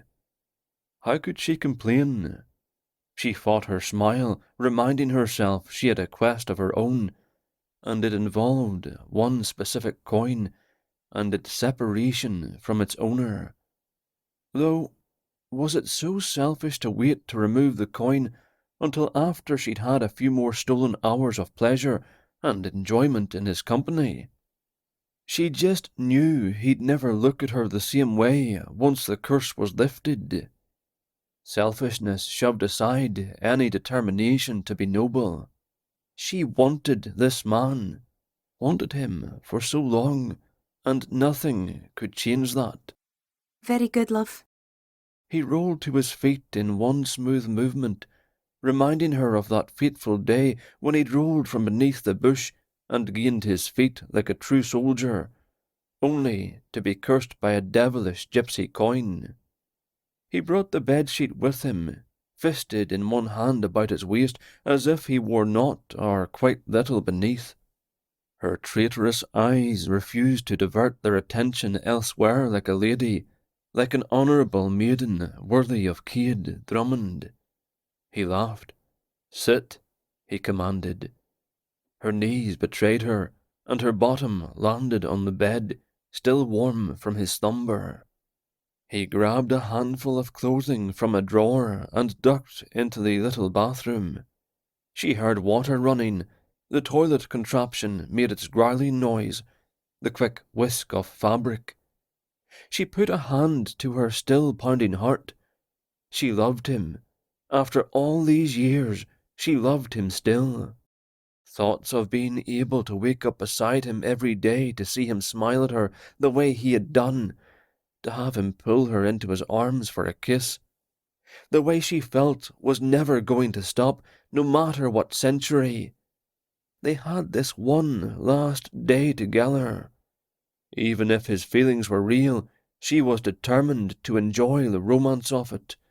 Even if he was deluded, even if that blasted coin was still in play, she was going to enjoy his attentions.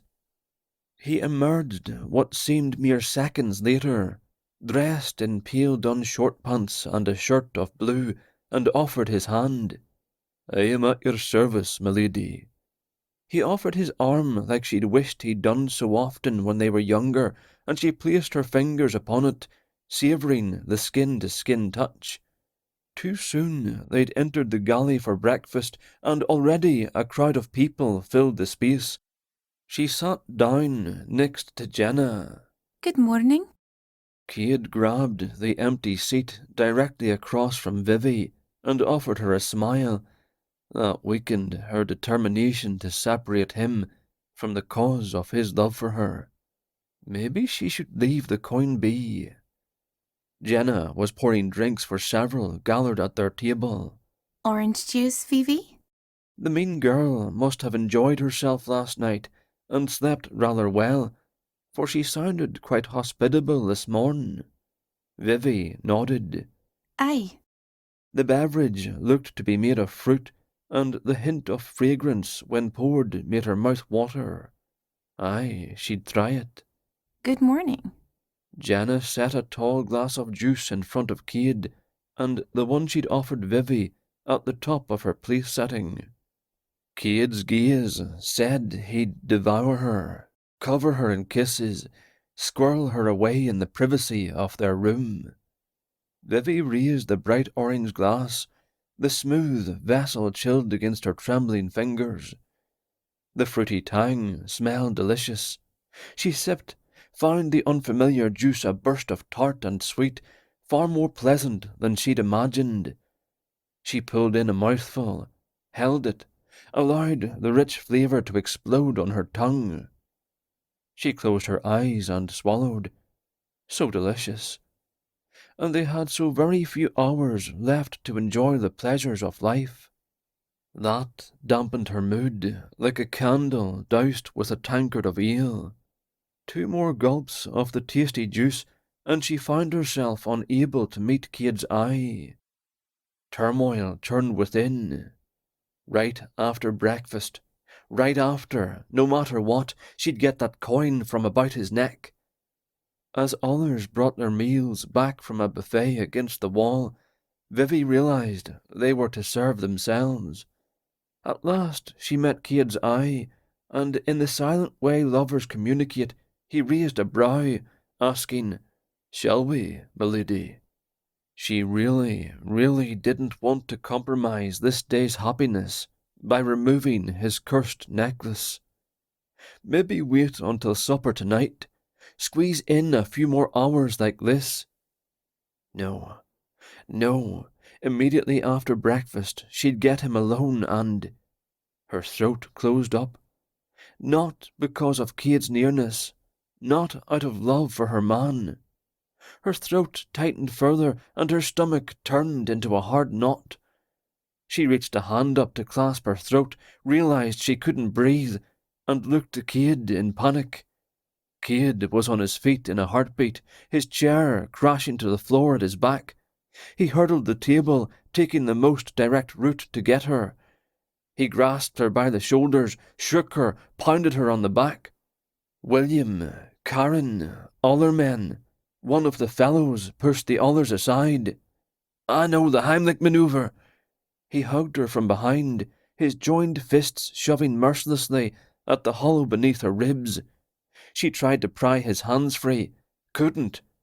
This was no hug, no embrace. Cade's beloved expression embodied fury at the man's rough handling of her, and awareness that this was like the mythical CPR, a stratagem to save her life. Darkness crowded at the edges of her vision, and lightheadedness stole her ability to think.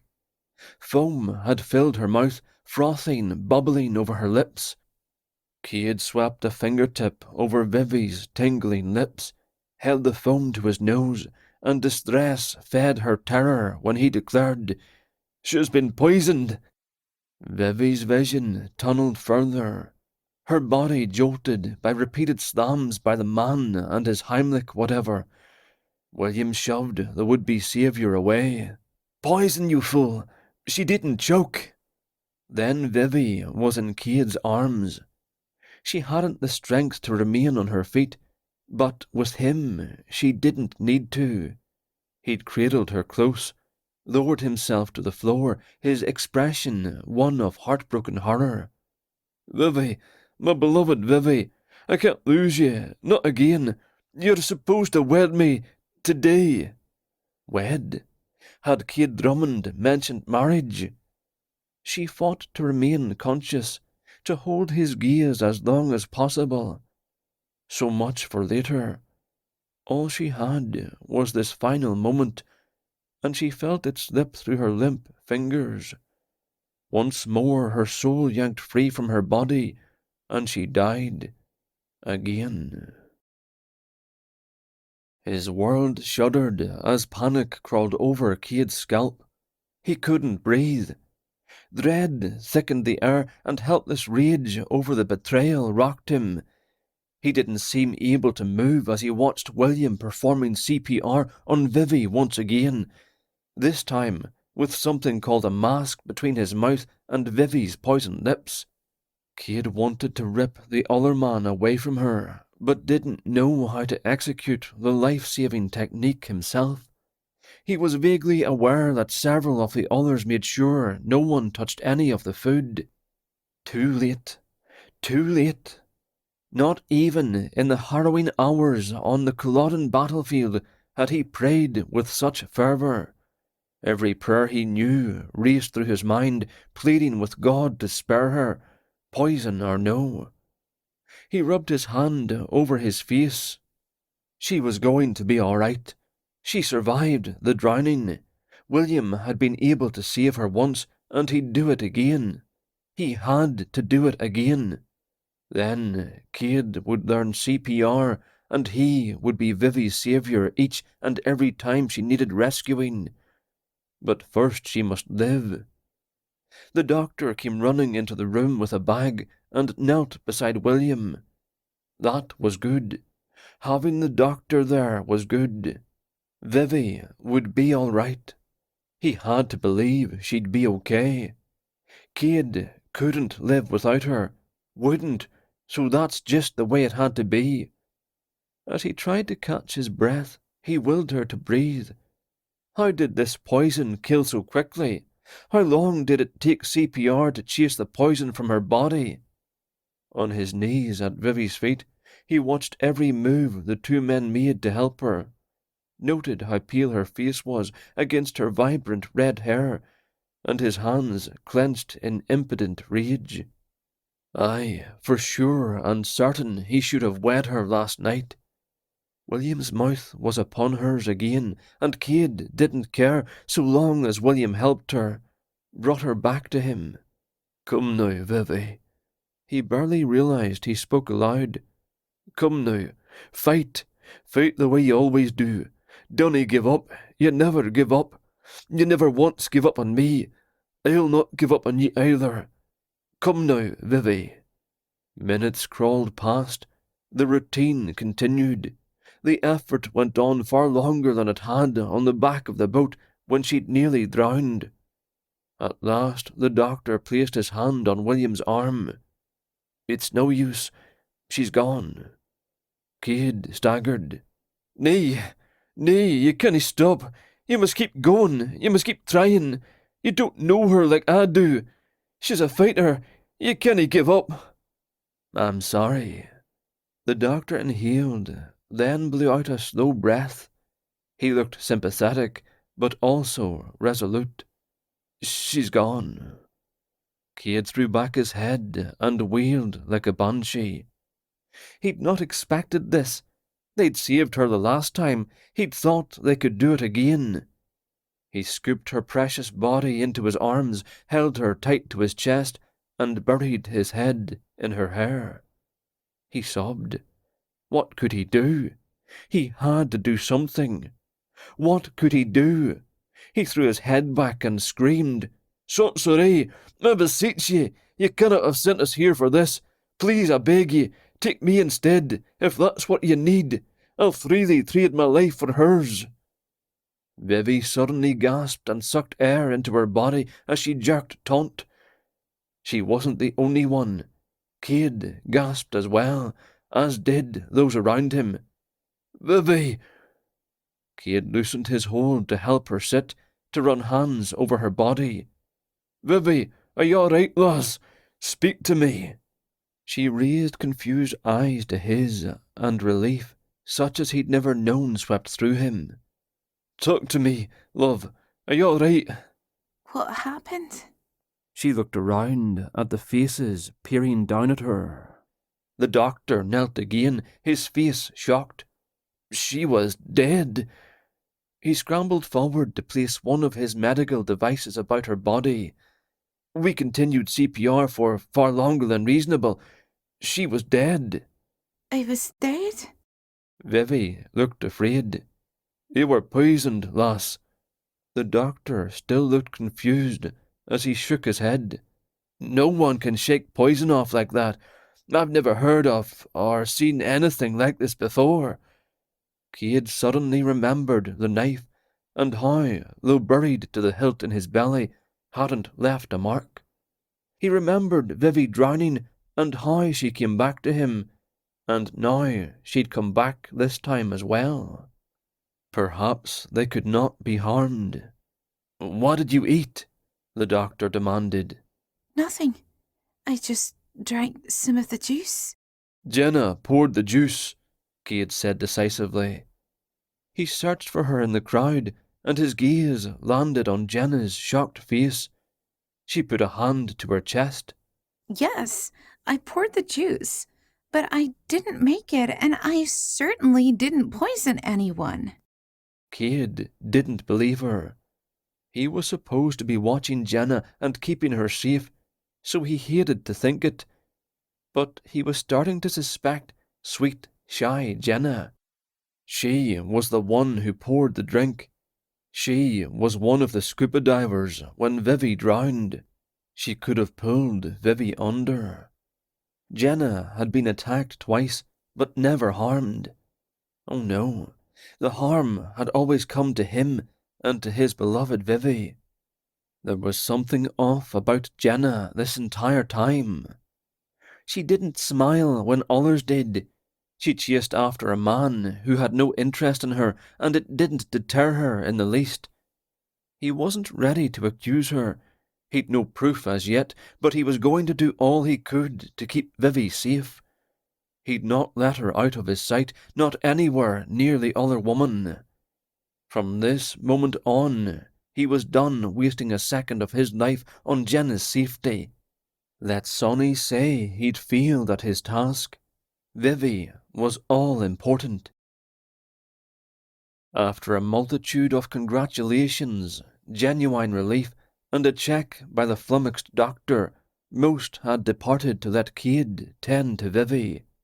He insisted on carrying her to the room, and refused to release her as he sat on the bed, his back to the wall.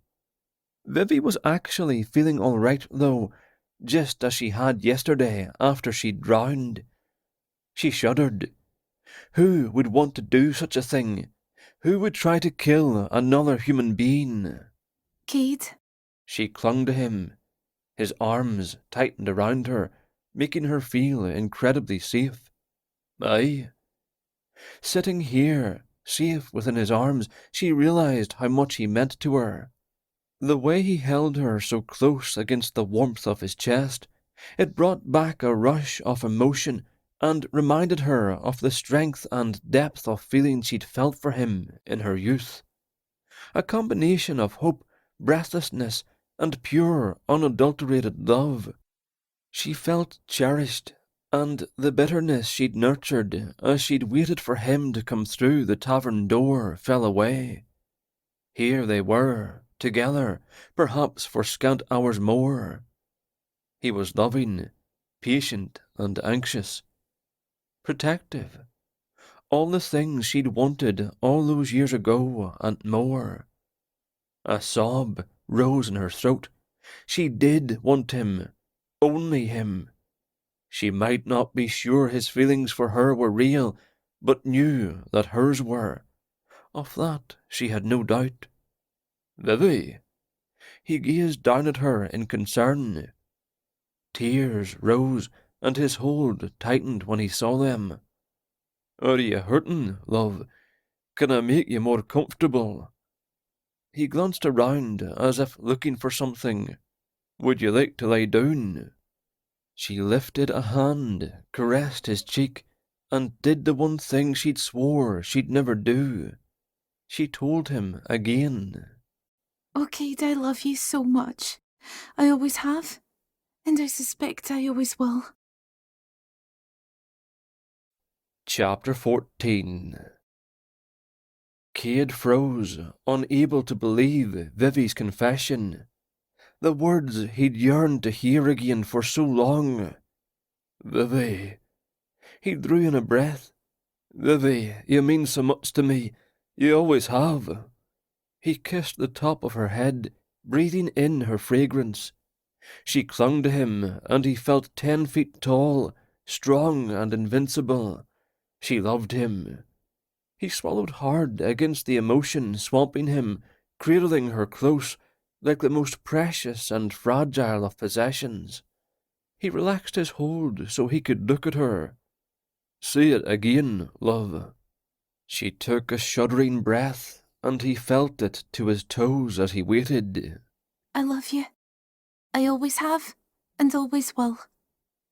He closed his eyes for a moment, then gathered her close and held her against his chest. Vivi. He swallowed again. Aye? There was a note of gentle teasing in her voice, and he supposed he deserved it. I've loved you for so long, since we were children. There's never been another for me, as you've lodged yourself so deep into my heart, you've filled every crevice. I thought about you always. During the war, the marches, the waiting, you were always there with me in my heart. And to be given this second chance with ye. He crushed her to him. 'Tis everything I could want and more. Oh, Cade. He moved back so he could look into her face, and her tears made him smile. I love your smile, and the way your lips twist. I love how you drink your tea with your wee finger lifted, sipping at it with tiny puckers of your mouth. The words were spilling out of him now, a long and gushing torrent that couldn't be stopped. I love how kind you are to all you meet, how you work hard and joyfully at every endeavour, the way you've always tilted your head, making me crazy to kiss your neck. There is no one the world over like ye. There never was, and there never will be. I love the way you smell, your feminine scent. I know you'll have a hard time believing. I remember the day far better than ye could ever. I've replayed it in my head over and over, what I should have said and done that last day, how I should have married ye, and to hell and back with what anyone and everyone might have thought. Ye may not believe I love ye, but I've had centuries to regret, love. She touched the coin on his chest, gripped it in her hand. I do believe you. He stared at her beautiful and understanding face. She believed him.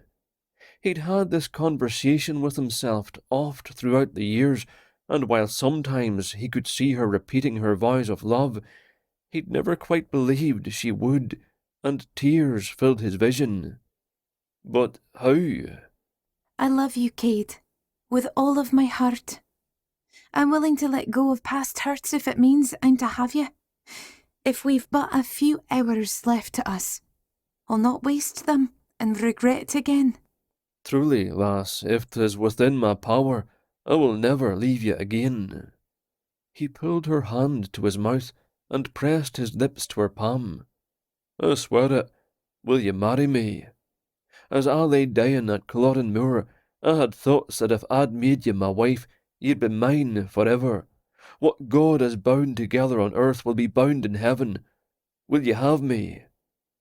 She nodded, and tears filled her eyes.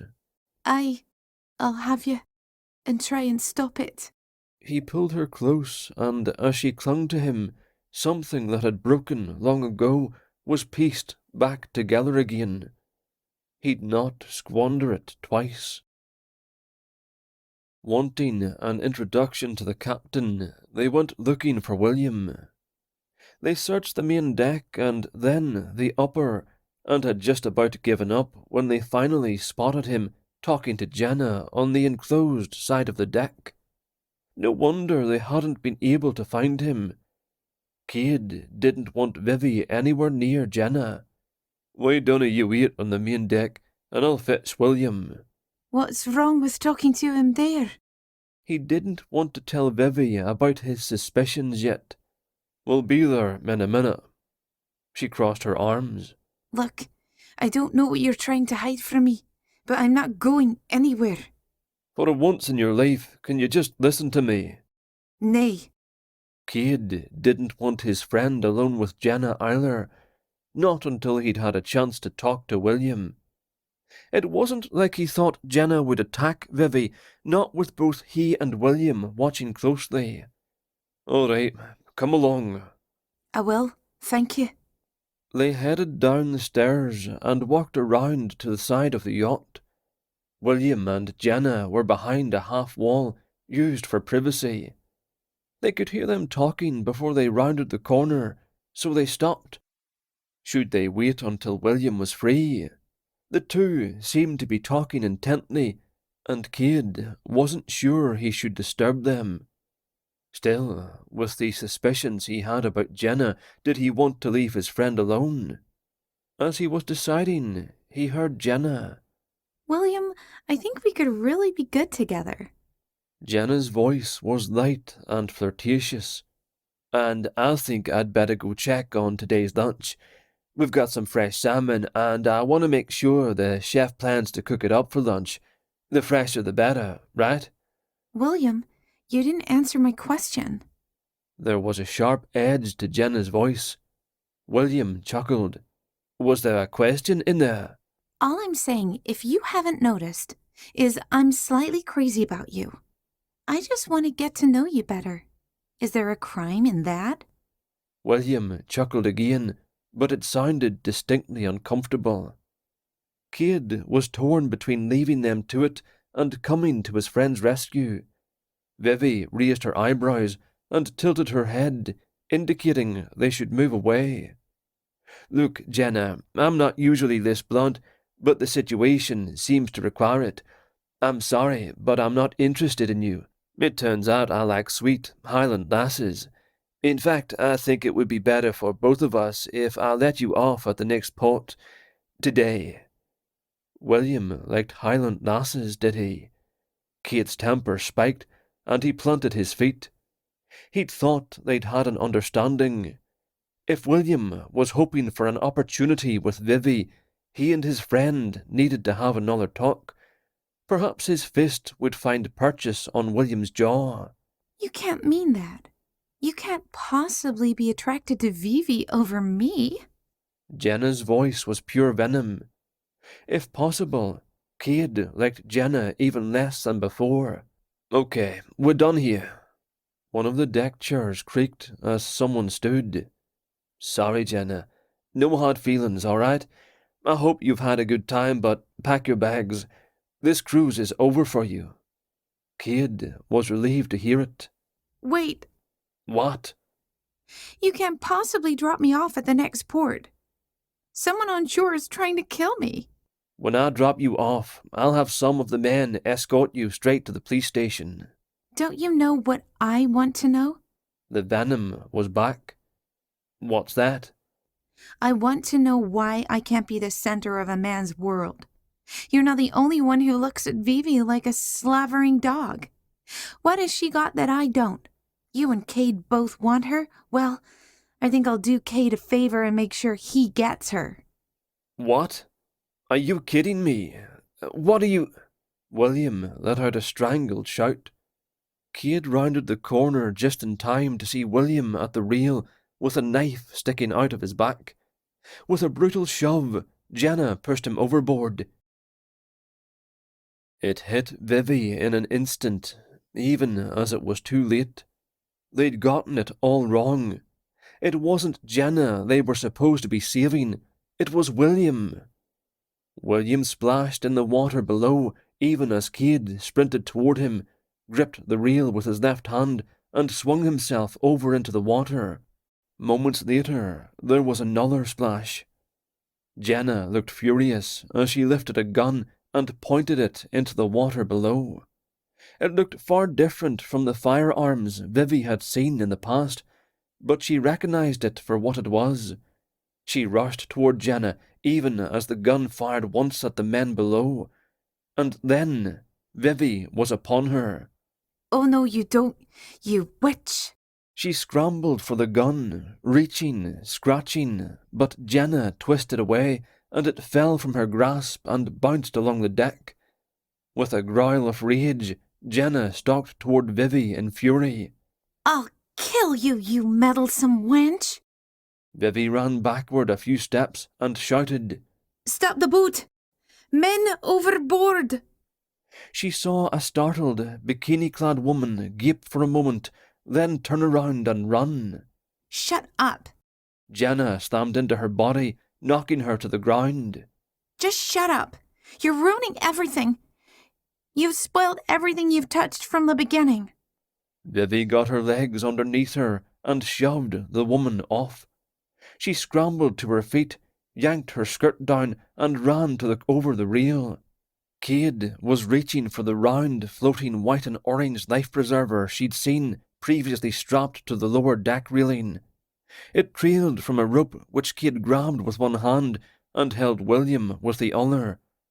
Jenna was right behind her and tried to force her over the railing. Vivi swung her arm back, elbowing Jenna hard in the ribs and knocking her off balance. Vivi grabbed hold of her hair and yanked her backward. Jenna fell to the deck and rolled away. When she stood, she held the gun in two steady hands. Her smile radiated evil. You love your Highlander, don't you? You didn't admit it last night, but I bet you will now. Are you possessed of the demon then? Shut up. No one gets to treat me that way. No one. Jenna trained the gun on Vivi and headed to the side again. She aimed just as the yacht came to an abrupt stop and seemed to reverse its engines. The ship jerked and bucked, knocking Jenna off balance. Vivi caught the wall, then straightened. She crossed the waving deck and charged Jenna. Her quarry lurched to her feet and swung the gun back at the men in the water and took careful aim. Vivi pounced. She shoved the woman again, and Jenna spun away, but when she righted herself, she still had the gun in her hand. Vivi put herself between the gun and the water. You'll not get past me, Jenna. I can do this all day long. Seriously? Jenna eyed her calmly, aimed the gun again, and shot Vivi in the chest. Pain exploded. Vivi placed a hand over the hole in her body. Oh no, Cade wasn't going to like this at all. This was not what they had planned. They were to be wed this day. Nausea bit into her, and Vivi trembled, grimaced. Was she to quietly slip back into her life in heaven? If that was where she deserved rest? She certainly hadn't been a saint, and she had worked in a tavern, Sundays too, and she did have a bad temper, and she'd hummed along with "Let Me In This Ae Night," sang a few verses at the top of her lungs, and she had been most unforgiving of Cade when he deserved far better. She lay slumped on the railing, contemplating these things, when she realized her chest didn't hurt as much, and she no longer felt sick. She raised her hand. No blood. Cade shouted from the sea below. Jenna must have heard him too, because she calmly walked to the edge and lifted her gun again. Vivi, having carried trays of tankards the last 5 years, was feeling pretty strong, and decisively recovered from the point-blank shooting. She made a fist and slammed it into Jenna's face for all she was worth. Vivi watched her nemesis slump to the ground and laughed. Chapter 15. After the men were brought back on board, and William was seen by his doctor, just about everyone gathered in the dining room. Vivi sought the comfort of Cade's arms. He'd towelled off but hadn't bothered with changing clothes. Anger sparked in his eyes as he glared at the woman who'd attempted to murder at least 3 others. 4 men had tied Jenna to a chair, securing her with ropes from the vessel. Jenna twisted and fought and spat. Cade eyed her bindings, confident they'd hold her fast. Everyone stared at Jenna with new eyes. Seriously? She batted her eyelashes at Cade, wiggled her slender fingers. The woman could move little else. I didn't do anything wrong. And even if I did, there's no way for any of you to prove it. Regardless of what you see in the movies, I never get caught. She smirked. For anything. Cade set Vivi aside and prowled closer to the would-be murderer. Have you no shame? Have you no fear of consequences? You cannae murder people and get away with it. Jenna sighed, her expression a smug smile. You think you're so smart. You don't know the half of it.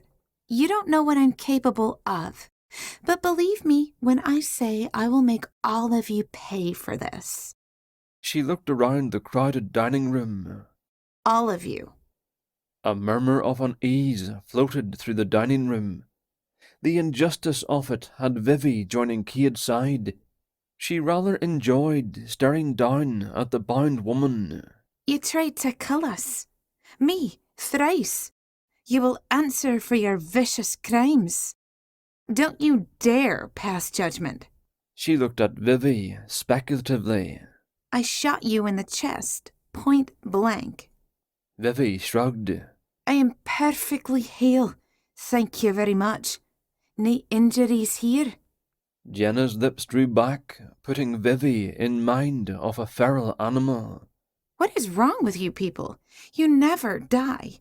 I've drowned you, poisoned you, shot you. She looked at Cade. I arranged to have you stabbed. She looked at William. I stabbed you, and I threw you off the yacht. You should have drowned, particularly with that blade in your back. She jerked against her bonds. What does it take to get a bit of satisfaction around here? The police, William suggested dryly. We've been looking for this woman for a long time. Cade stood with William on the boardwalk talking to the police. Other officers placed Jenna in a car. She'd been yelling and screaming earlier, but seemed to have worn herself out. She went calmly enough anyway. Just looking through her possessions, or should I say her trophies. I think it's obvious she's done this thing before. It looks as if she has newspaper clippings about previous husbands that have died in suspicious circumstances, 4 husbands in all. You're kidding. William looked stunned. She's a woman, and so tiny. Black widow spiders are small, but I wouldn't want one in my bed." Cade wasn't sure what the man meant. Nobody wanted spiders in their bed. Another policeman walked forward. "You'll be interested to know, Mr. Richards, that we also found internet articles about you." "About me?" "It appears apparent you were to be her next victim." "Tell me something I don't know." Cade blew out a breath. He couldn't believe they'd protected Jenna, had actually helped her get aboard William's yacht. "What about the 2 attacks Jenna suffered on shore?" "It turns out that was her partner. She gave him up easily enough, but we have yet to find him. Don't worry, we'll pick him up. We retrieved his number off her phone, so tracking his cell won't be difficult." William shook the officer's hand. "Thank you very much for the work you did here." He slapped Cade on the back in a manly show of camaraderie. "Come on, let's go." Cade followed him, and couldn't help but wonder what Sonny would think of all of this, would do with all of this. Their involvement had almost resulted in William's death. It surely wasn't the decisive victory he'd determined to show her.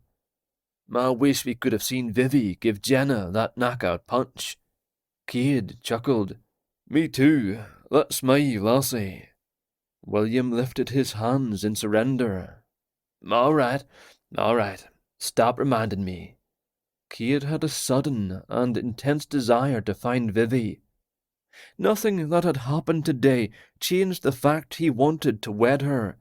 This day, before Sonny showed up to tally the score and whisk them away. The feeling became urgent. One way or another, they'd finished their task and could disappear at any moment. "William, I still wish to marry Vivi this day as soon as possible." William sighed. "I've lost out on my chance with her, haven't I?" Cade clutched his coin at his throat. "You never had a chance with her. She's been mine from the first." William exhaled and patted Cade's back. "All right, let's go talk to Captain Anderson and see what he has to say."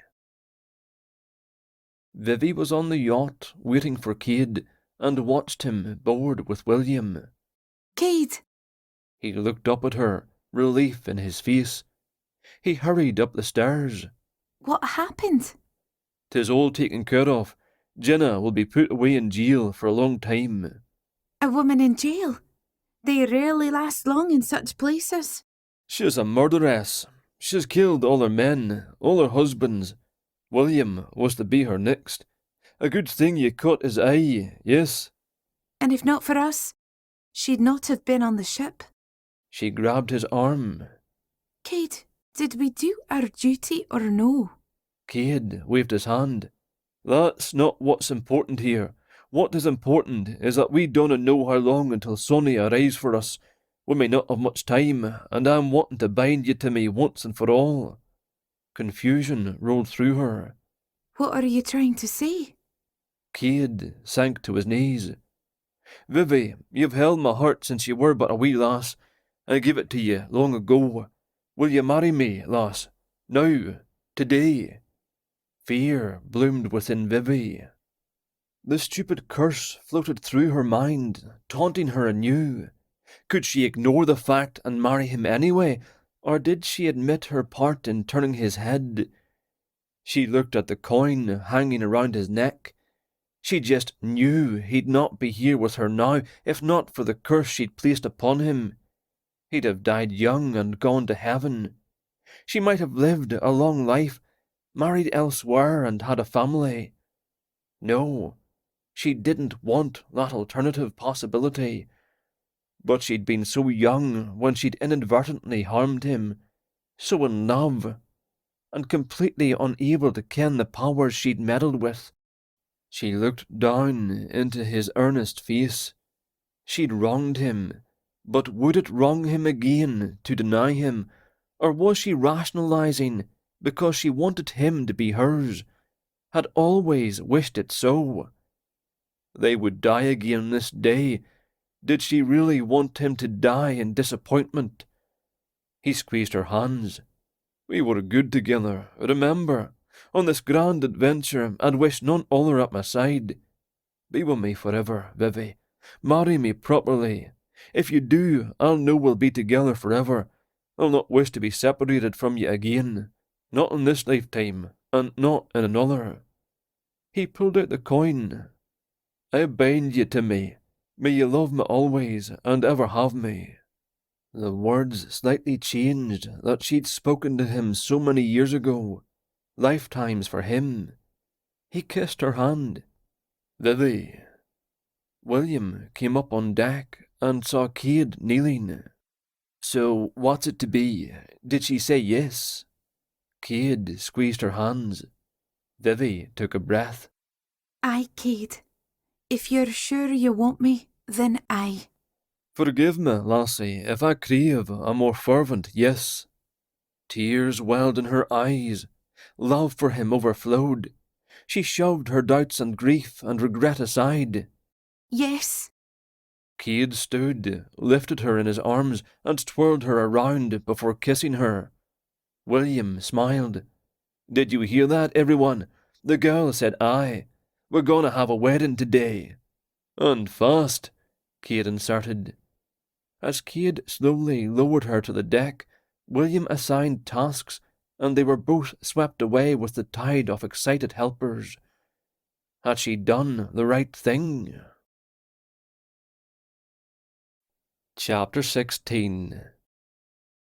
An hour later, Cade, showered and back in his kilt once more, his boots shined and polished, waited on the main deck, William at his side.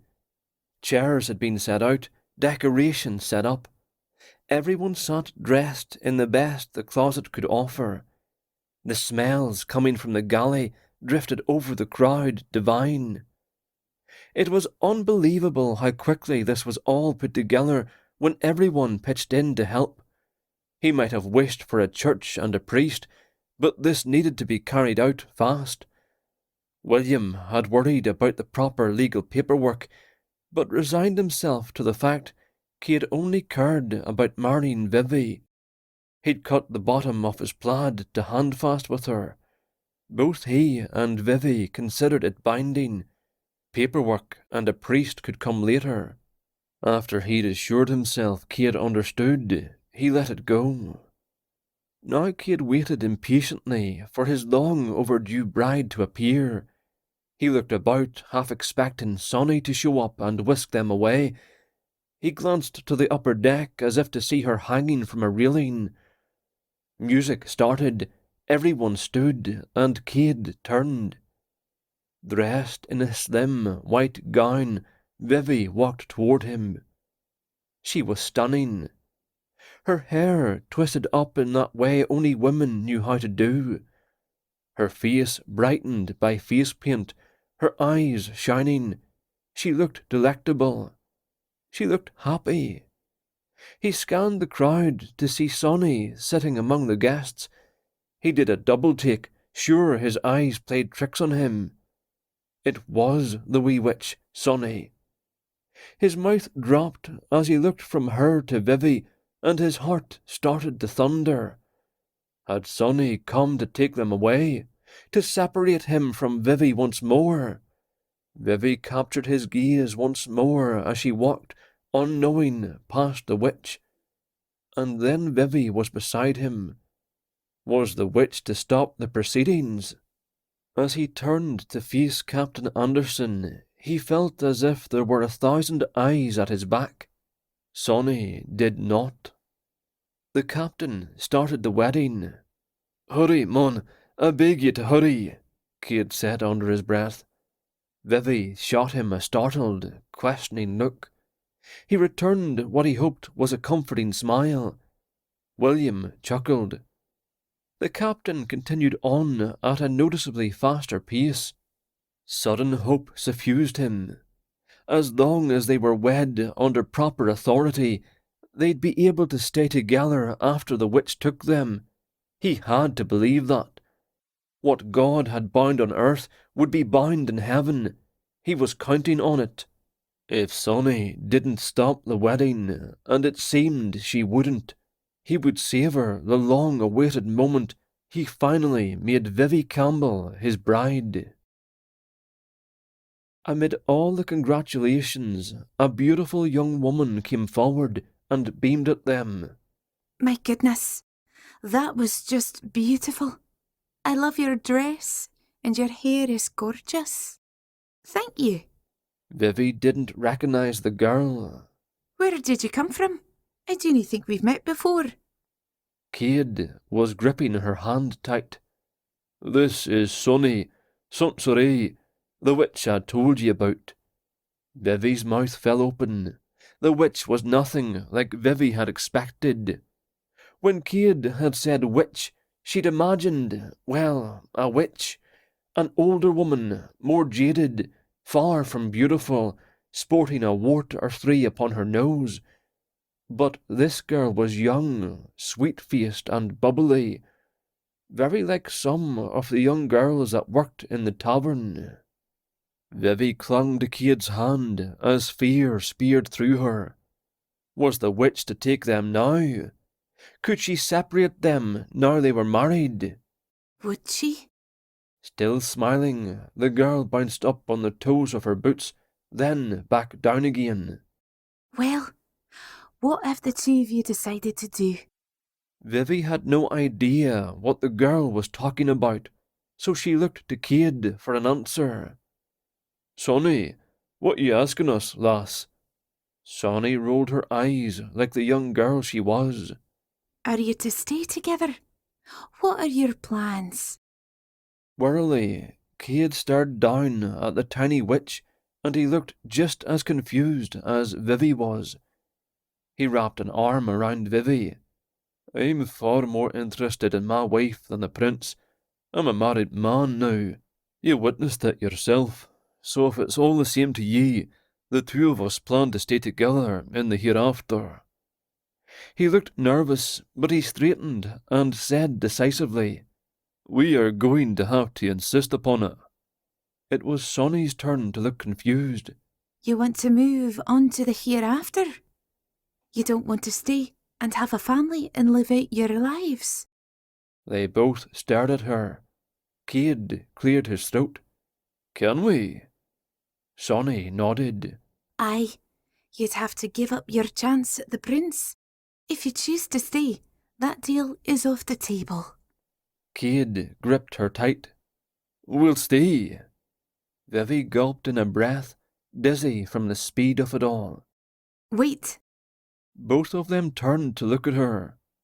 When she couldn't seem to say anything, the young witch arched a brow and asked, What are we waiting for exactly?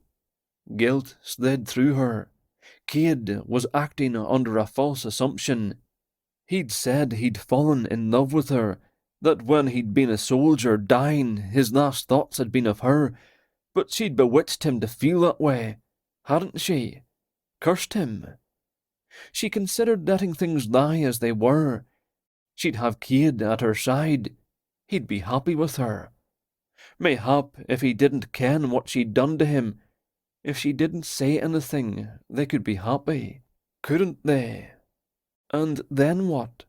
She'd live out her days perpetuating a lie. Watching Cade, and knowing what he felt for her was a result of the curse she placed upon him. What if he lost that dratted coin? What then? She took a breath and let go of Cade's hand. It would be better to end it now. I bought a gypsy curse, and the only reason Cade loves me now, has loved me all these years, is because of the dark magic I purchased with a lock of my hair. None of what he feels for me is real. She said the words in a rush, forcing them out as quickly as possible. She couldn't look at Cade, but she had no doubt he'd have a lot to say. Tinkling laughter greeted her confession. At that, Vivi looked up to glare at the younger girl. She thought this was funny, did she? What? You cannae force love, and there's no such spell as a love curse. Everyone knows that. If you could, there would be couples running about, collecting hearts that didn't belong to them. there'd be uneven marriages all about the place. You cannae force love. 'Tis either there or 'tis not. But I bought it from a gypsy. Och aye, my Uncle Wickham. He's always messing in matters not his own. In times not his own as well. But in this case, we did need a lock of your hair, else how could we find you to bring you back? The breath left Vivi's body, and she reached to feel the chair behind her and sank down upon it. She glanced up at Cade, and he didn't look angry as she'd expected, but rather bemused. "I beg to disagree, sonny." He smiled at that. "Vivi bewitched me long ago and far away. She was 14 when I realised I loved her." He knelt, took her hand, and Vivi sucked in a breath. "Do you remember the pond on the Campbell property, when you climbed the tree and hung upside down before you dropped into the water? None of the other girls would do it, and when ye did, I wasn't just impressed. I lost my heart to ye." Her memory of his refusal to respond favourably that last fateful day together, when she'd been 16 and he 18, paraded through her mind, clear as could be. The shame, pain, dismay, heartbreak, it all followed along in its wake. Then why didn't you tell me? Why didn't you marry me before I left for London? He sighed and seemed to be gathering his thoughts, and he finally looked up at her. "Vivi, at the time I thought we were too young, and we had all the time in the world. I was wrong in so many ways. Love sneaks in softly, oft unexpected, but sneak in it did, and I've never wanted to fall out of love with ye." He stood and offered his hand. She took it. Hope and fear fought for predominance within her as she searched his gaze.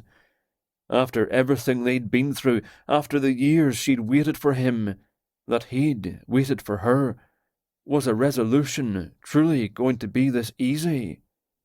Mayhap you should give me the coin, just to make sure. He gripped the coin at his neck and grinned. "I don'y wish to return it, but I'm willing to if you want me to. I'll gladly curse ye to love me for the rest of your days, and I'll not harbour a wee scrap of guilt over it either." He placed the chain about her neck. "Coin or nae coin, I'll love ye forever." Epilogue. Scotland, 5 months later. "Vivi, have I cut enough of the green? Can I come down now?" There was a pause, and then Cade called her name louder.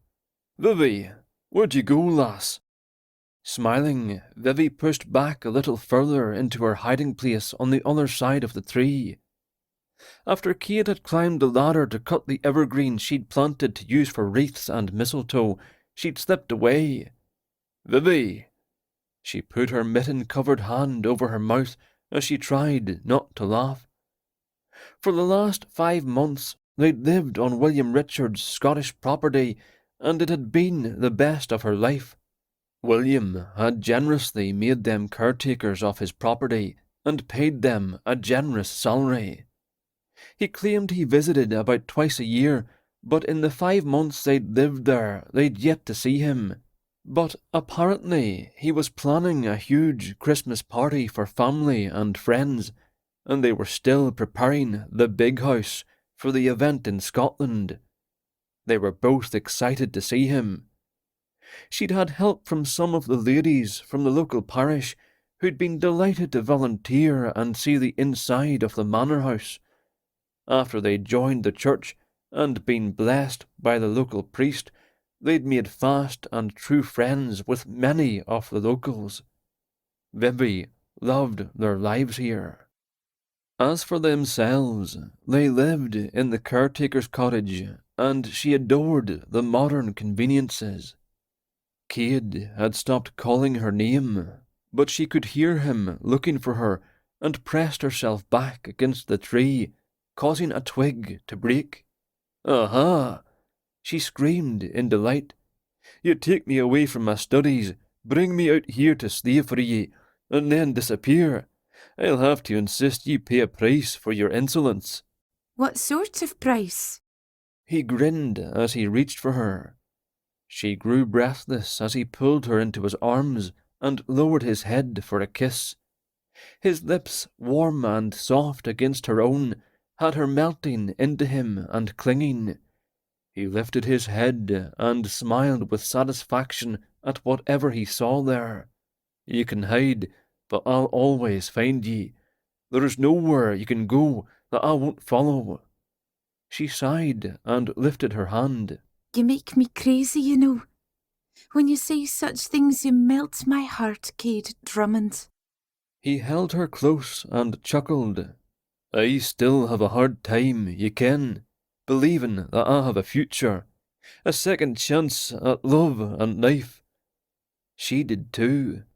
William had helped Cade enroll in university, and between his duties at Westwood Manor, his schooling and homework, he had much to fill his time. You'd better be careful with me. You can't treat a woman in my condition in such a way. "And what condition is that? Smart-mouthed?"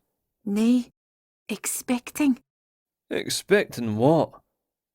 For a smart man, you're awfully dense. Expecting a babe, of course. Cade's mouth dropped in shock. "A babe? Are you sure?" Quite positive. "When?" She shrugged. At a guess, summer next. Cade pressed his forehead to hers as his hands clamped upon her shoulders. "Vivi!" Emotion filled his voice. "Oh, Vivi, can you believe it?" Not truly. He tucked her under his arm and started to lead her home. "You'll need to rest. Do less at Westwood Manor and let the girls from the village do the bulk of the work."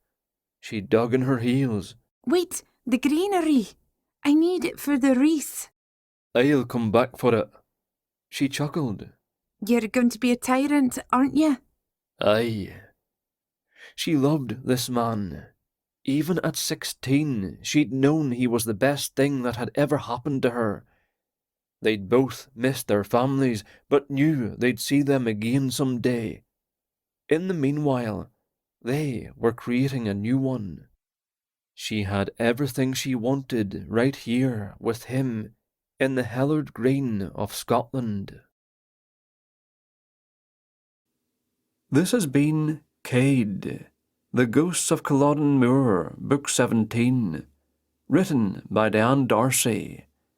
Narrated by Andrew McDermott and Jenn McGuirk. Copyright 2016 by Diane Darcy. Production copyright by Diane Darcy.